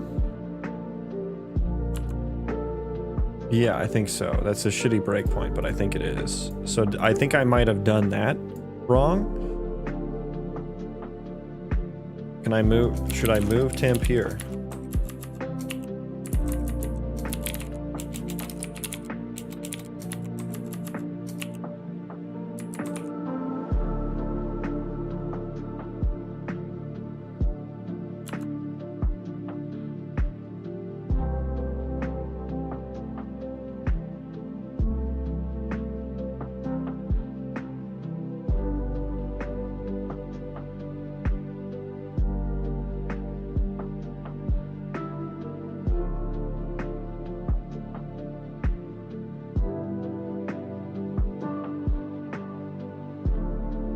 Oh, that's like...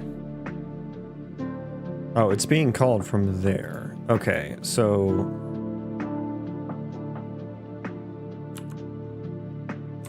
Still not 100% sure. We'll need to rebuild there. I don't know if that fixes it or anything.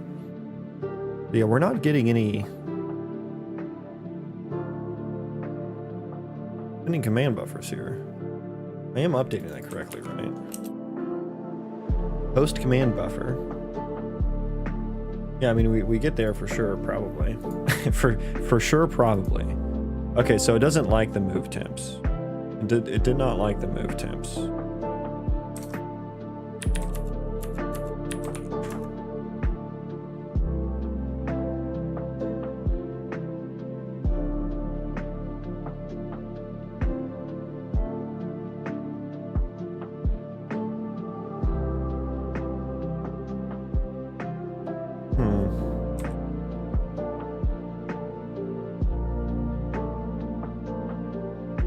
It'd be one thing if we were iterating over the commands and nothing were happening, but we're not even iterating over them.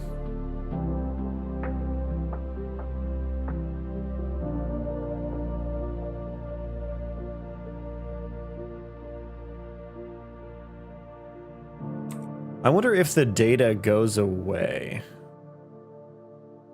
Like, I wonder if I actually need to put a copy in there. You know what I mean? Because it's latent, right?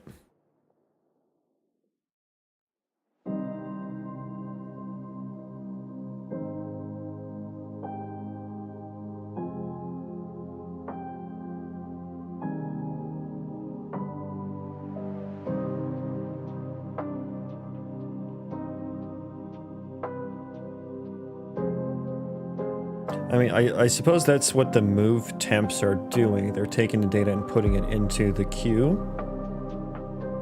If I'm understanding move semantics correctly.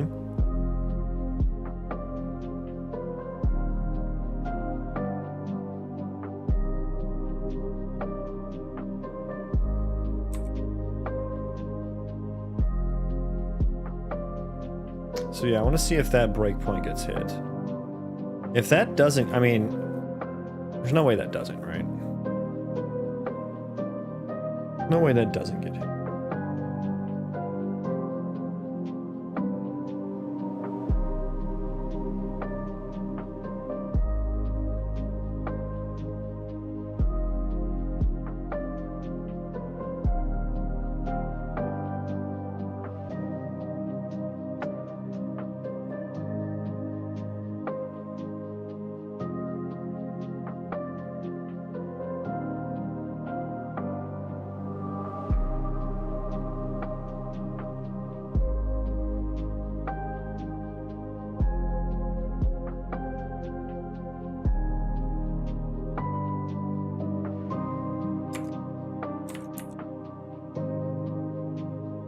And should we run just one?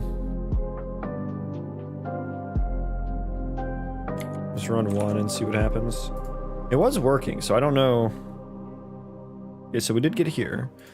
Ending command buffers, I suppose, should be empty at this point.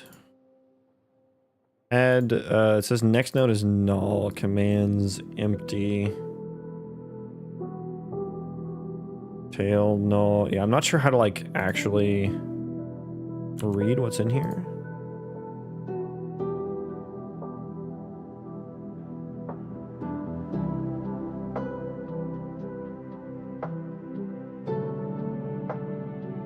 Where is it? What is this data type on? F entity command?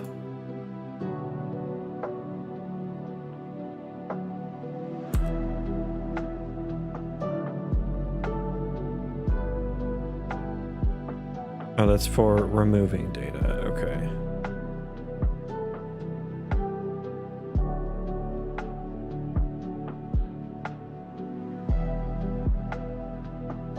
Okay, we got here. Okay, what's our buffer look like? We have a command to update attachment data.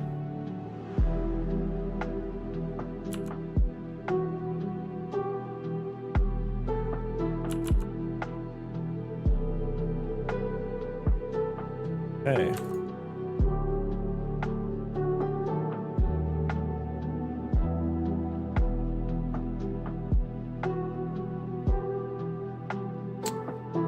Does this function work?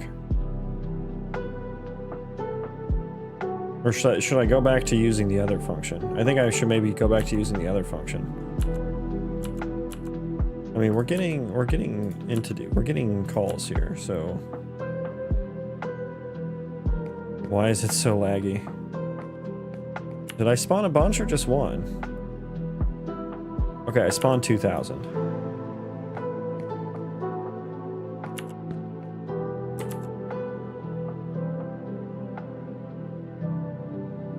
Okay, and so now we're back to a point where nothing is in the queue.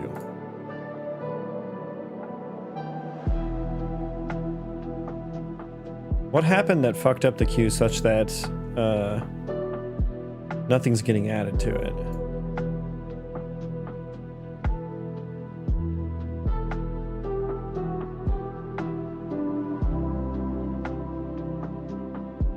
Something fucked up the queue.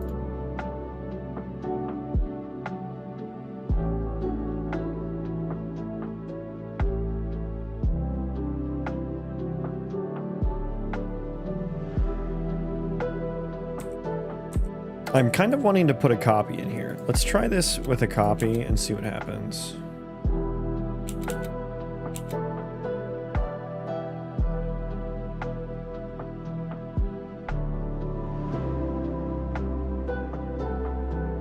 I just need to get it working and then we can start to do the more efficient things.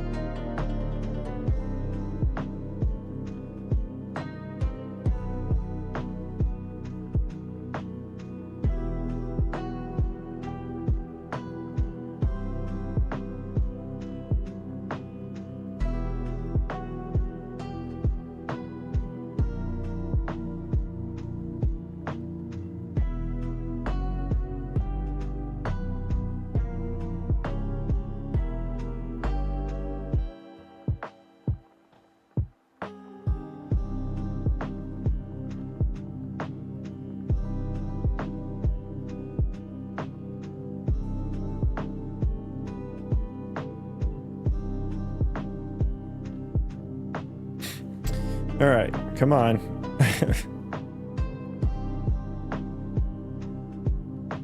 The queue may be getting overridden somewhere. I mean, you can only NQ or DQ. You can't set it equal to anything.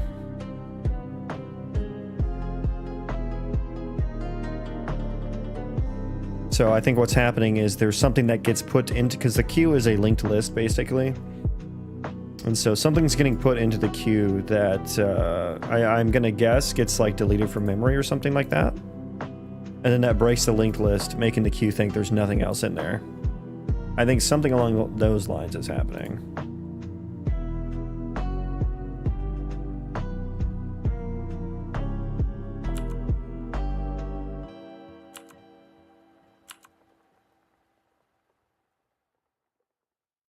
So still nothing.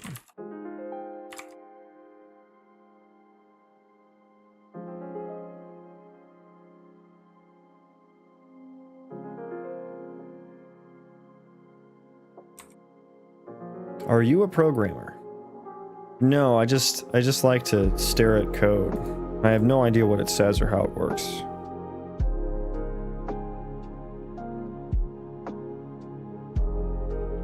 Sorry, sarcasm aside, yes, I am a programmer. I assume you mean like for my job, and yes, I am.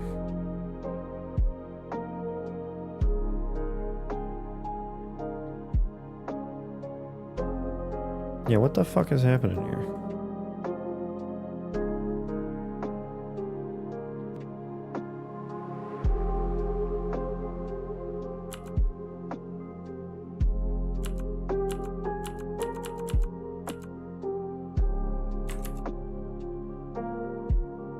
Okay, so why is it only the entity attachment processor that I'm seeing here? Is that a fucking issue? Give me one entity.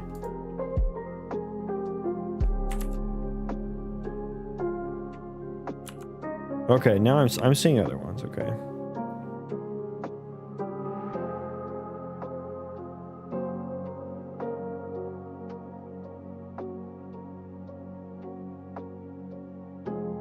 Where was yesterday's spawned NPCs? All gone today. Yep, they're all gone.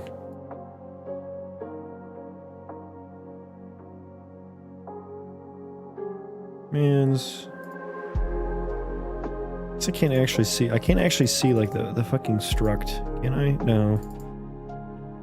I have to like look through the fields, I guess. Let me see here. I feel like I should use this add entity data. No, because the instant struct is going to be like really bad. Okay, so we're still getting here. For attachment data, what else are we getting here for LOD data? Attachment, LOD. Okay, so it doesn't seem like we're getting there for the ISM processor.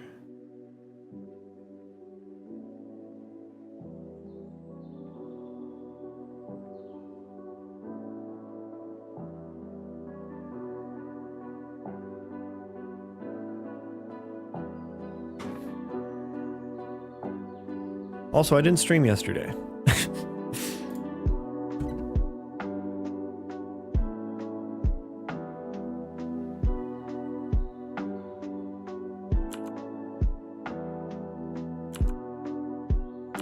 So is it my processor not getting fucking processed here?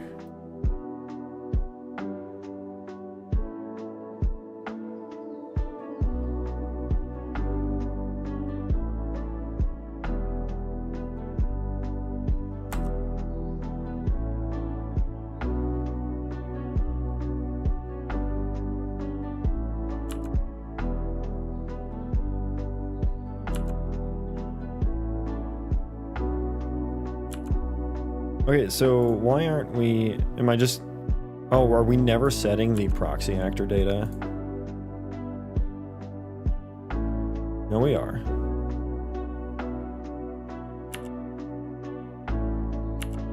The instance data never has a valid instance. instance data is never valid because that, let me figure out where I update that at. It should be ISM subsystem, right? Yeah, so add entity ISM instance. We do that from tick.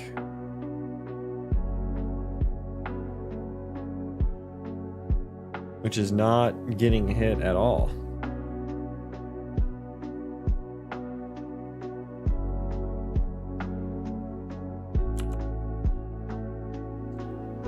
Because LOD data is not getting, it does not seem to be getting ever updated.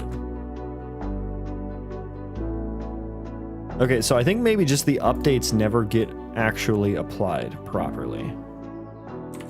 Is that the issue?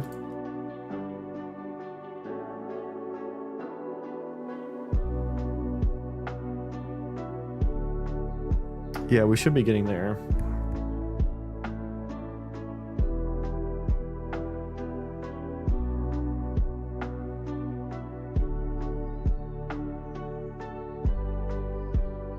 Oh, we're just like not even getting here at all? Are we paused?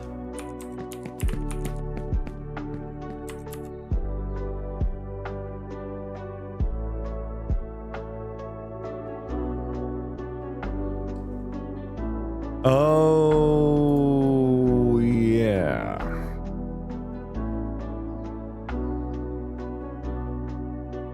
Okay, yeah, so yeah, we were never updating the data.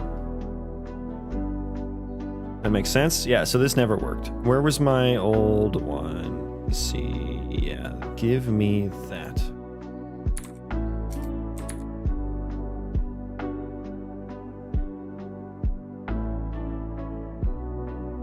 God, I need to reorganize this. I'm getting fucking lost in the sauce here.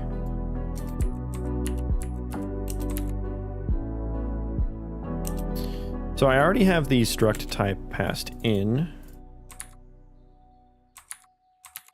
Struct type, find data struct. Wait, why doesn't that? Why don't you like that?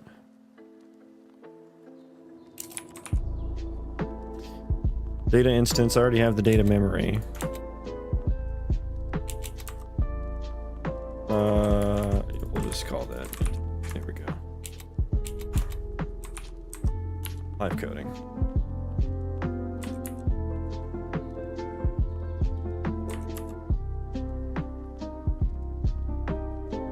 Roxy, just sit. It's okay. You're okay. Just sit.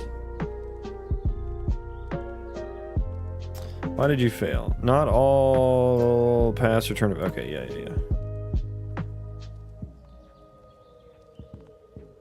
That should return probably true. Is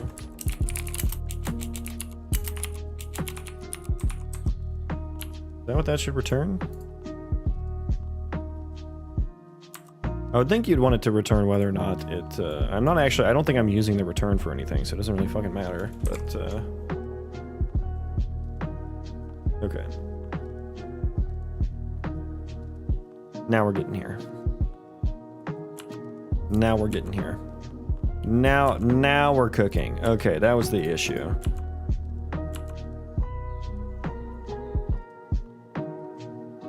Where's he at? Okay, so now we're hitting the real fucking issues here. Okay, for each async is now not working.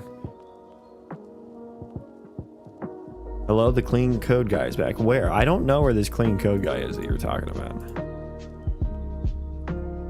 Okay, so captured data. What's happening here? That's like, oh, fucksy wucksy here. Maybe the live coding messed that up. So let's go ahead and rebuild just in case.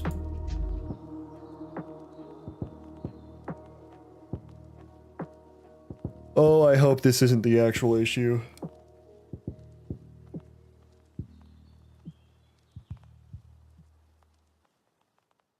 This function is a pain.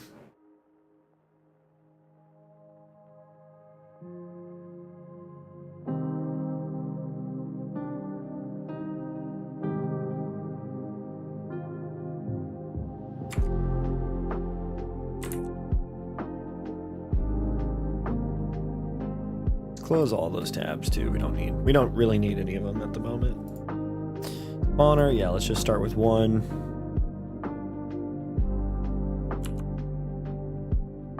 Okay, we have a guy.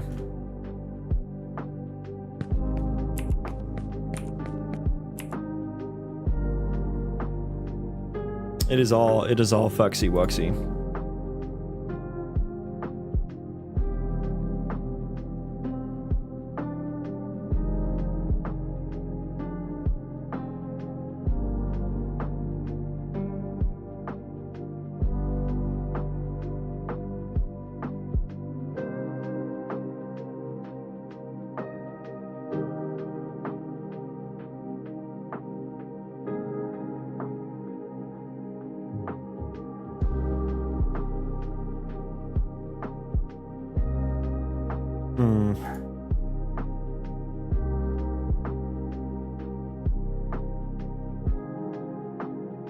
So the make tuple is failing.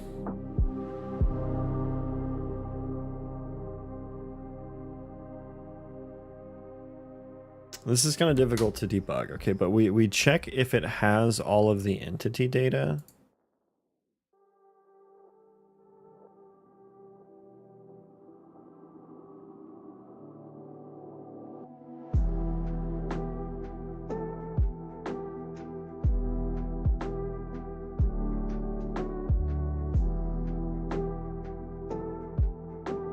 No, I can't see anything here.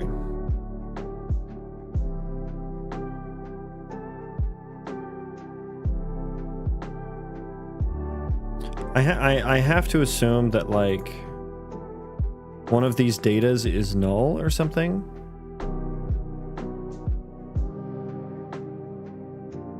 But I have like no way to see.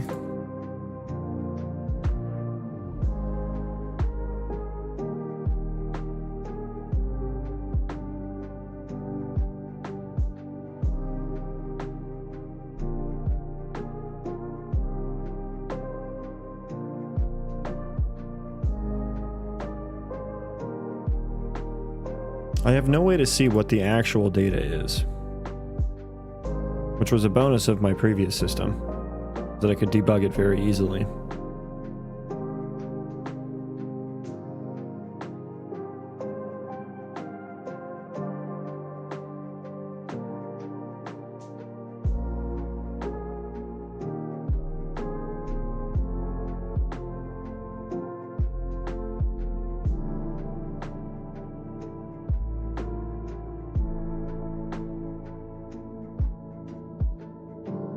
They all have a reference count, though. Like, they are all... I don't think any of them are empty. And I don't know that I don't think I'm deleting... I don't know. Maybe the move to data or something. Is there movement? There's movement data, but that's just... There is no move to data. How often do you run into coroutine or threading issues like this during game dev? Or these new game engines have lots of safety nets? I mean, that's just what I'm working on right now. That like I'm rewriting my entire ECS system, and I'm working on the threading part of it. So when I'm not working on it, I don't run into those issues that much. But that's kind of, this is outside the scope of the engine.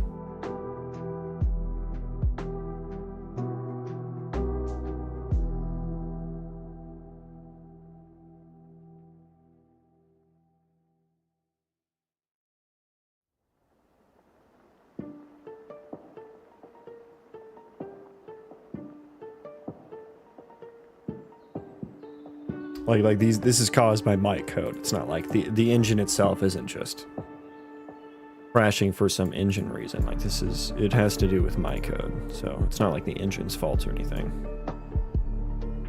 No threading issues happen at the fault of the engine. I think maybe is what you're looking for.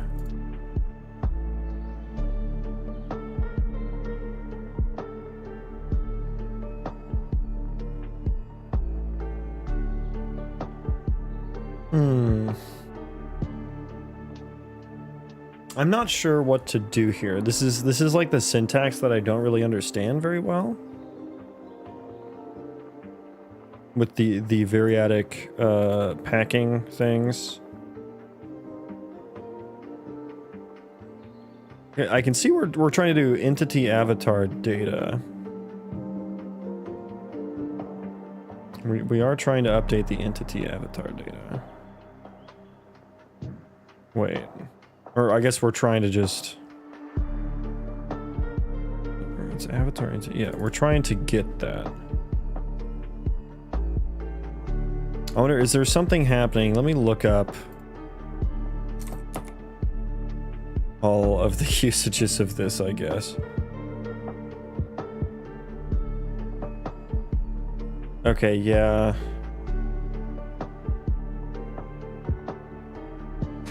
Yeah, okay, so there's a lot of places that this can go wrong.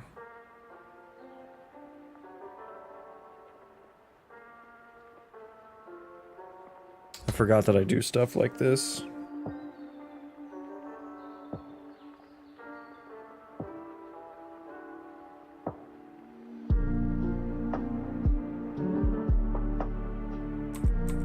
Get entity data.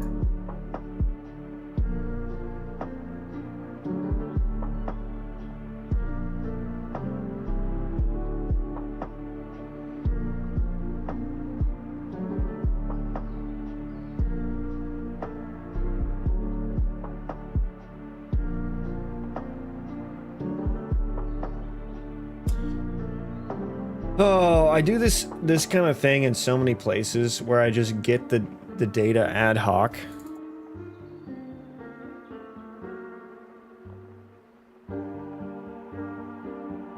And I need to not do that.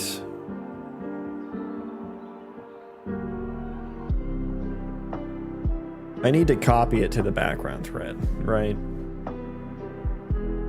Rather than using a pointer to it. Because none of these should be like rights, you know? Never mind. Right to it right there when I spawn it.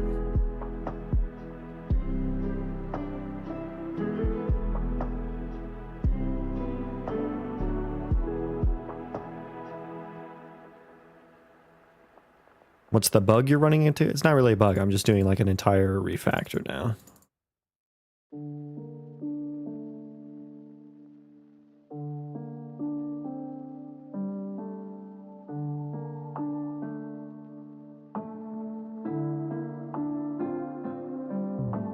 I guess I fucking do a lot of shit, don't I? Fuck. Yeah.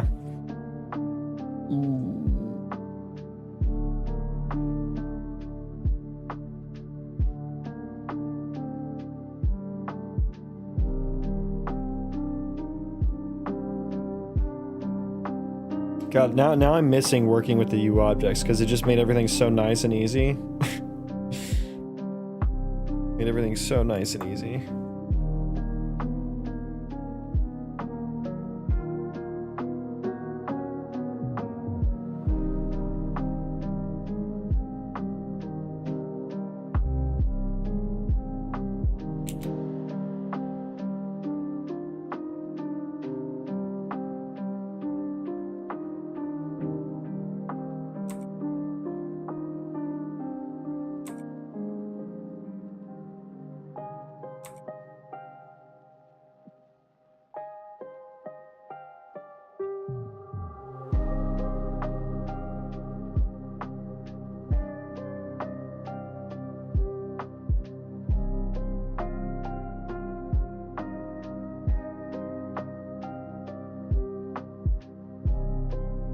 Yeah, there's gonna need to be...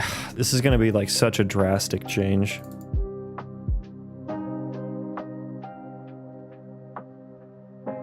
Let me check what's... This is on the game thread, so let me check what's happening on the other threads here. Kind of nothing, actually. So maybe it's not a threading issue and it's just a null pointer. Yeah, literally nothing is happening on any other thread. Okay, so...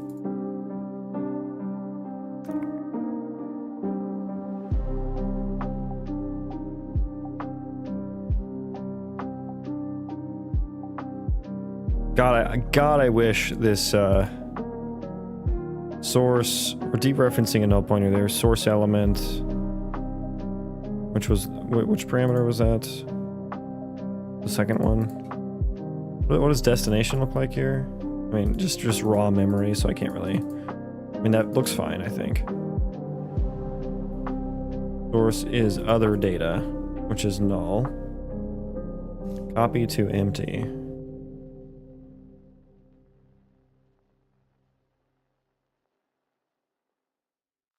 Do I need a copy? Is this able to be successfully hit ever? I feel like it should be.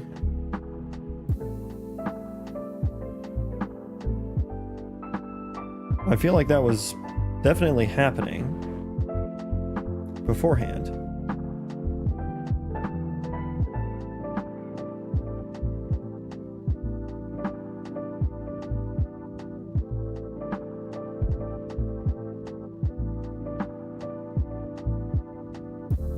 We're still doing one entity. Yeah, just stick with one entity. Okay, so we're here.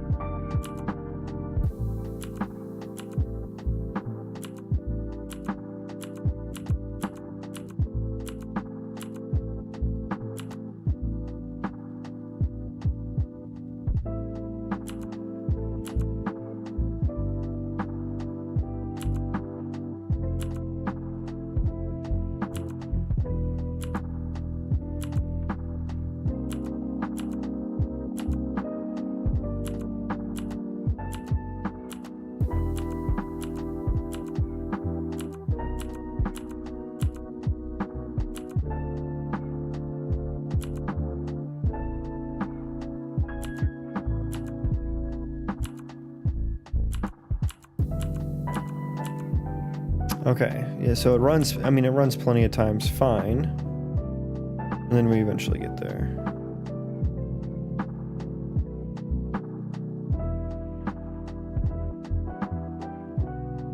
Is all project in C, C++, or like a little scripting layer of sorts to code game interactions? It's mostly C++, but it's Unreal Engine, so Unreal Engine has its own blueprint scripting language. It's a visual scripting.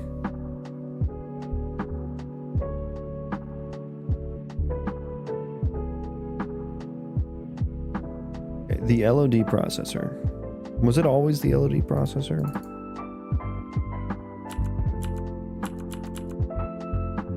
Entity LOD processor.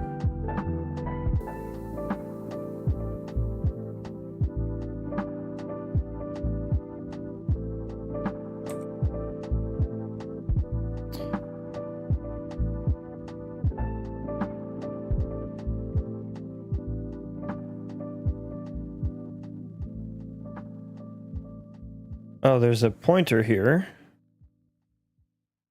for the anim queue. Does that matter? I have LODs.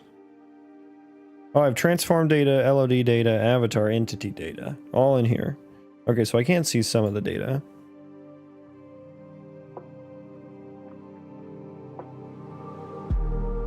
I wish it would give me more of these.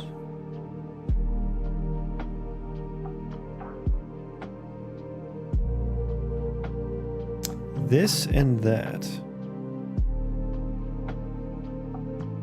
So I guess it's F avatar entity data.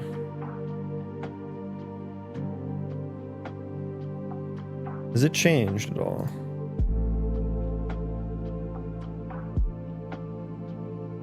What has changed? The instance data has changed.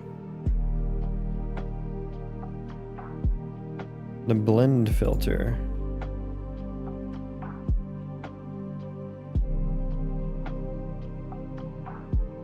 I see something about a blend filter here.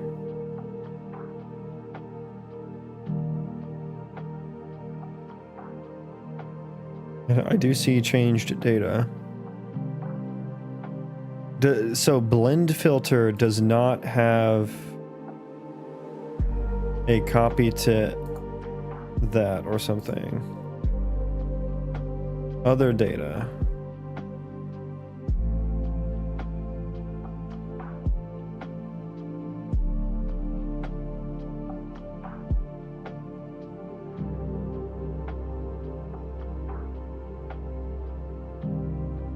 Filter per axis.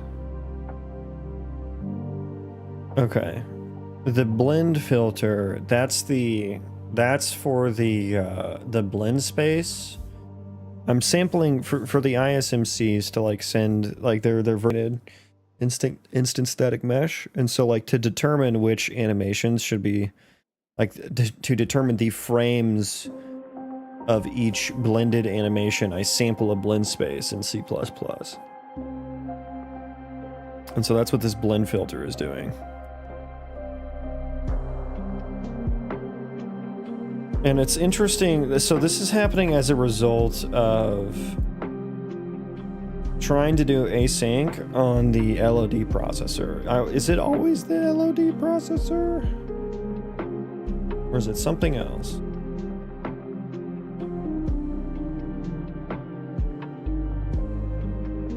Because I feel like it does work eventually. It does work for some things.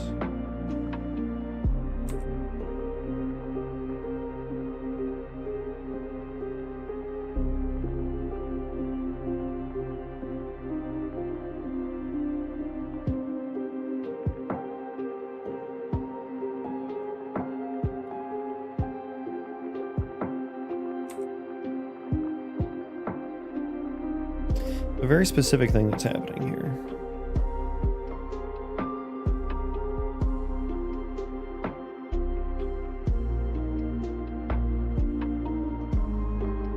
I wish I could get the lines for these other frames, or these other parts of the stack.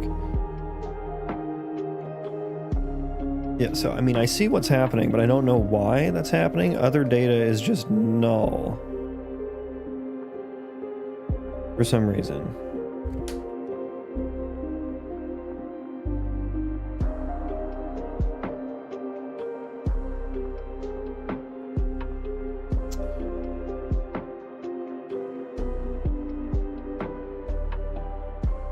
And so what am I trying to do here? I'm trying to copy things over. Should I move temp here?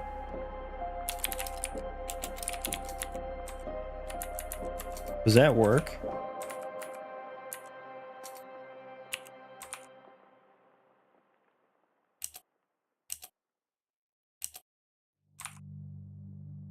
Or should it be, should I forward?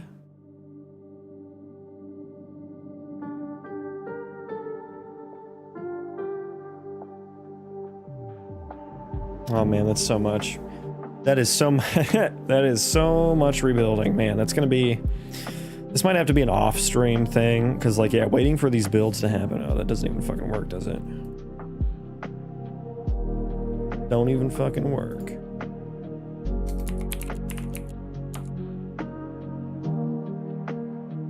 Okay, how about we do? Let me split this up.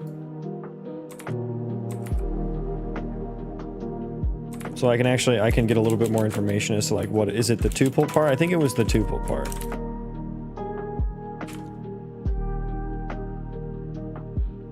Auto thing.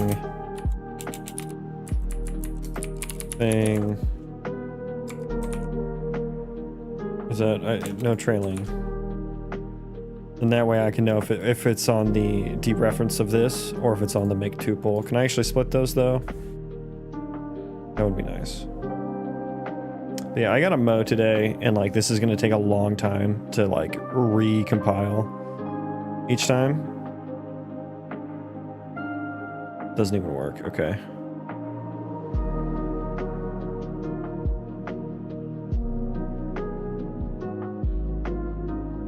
There are no parameters to expand. Yay. I'd also like to learn more about this variadic pack operator to actually be able to properly debug this. Okay, so Do I have to do that in line? Like there's no other way to...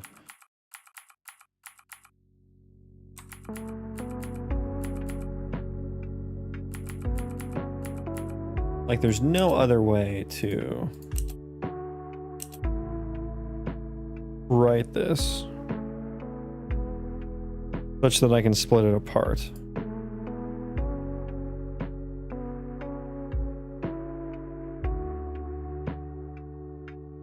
I guess I could just like auto this, like auto thing.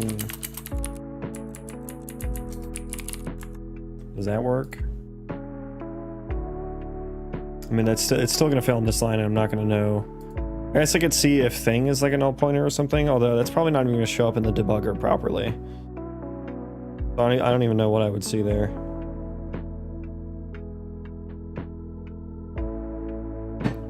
Yeah, that doesn't even fucking work, yeah.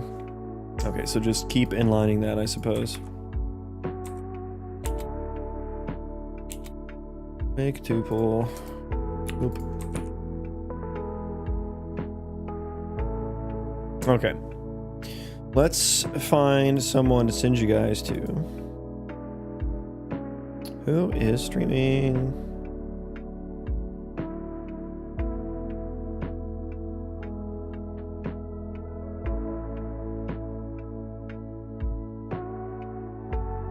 It says playing some Valheim.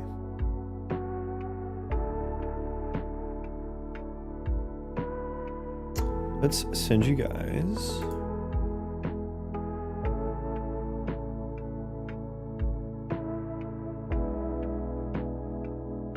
Cavino. Cavino's got a YouTube stream too, so we're gonna send you guys over there. On both YouTube and Twitch.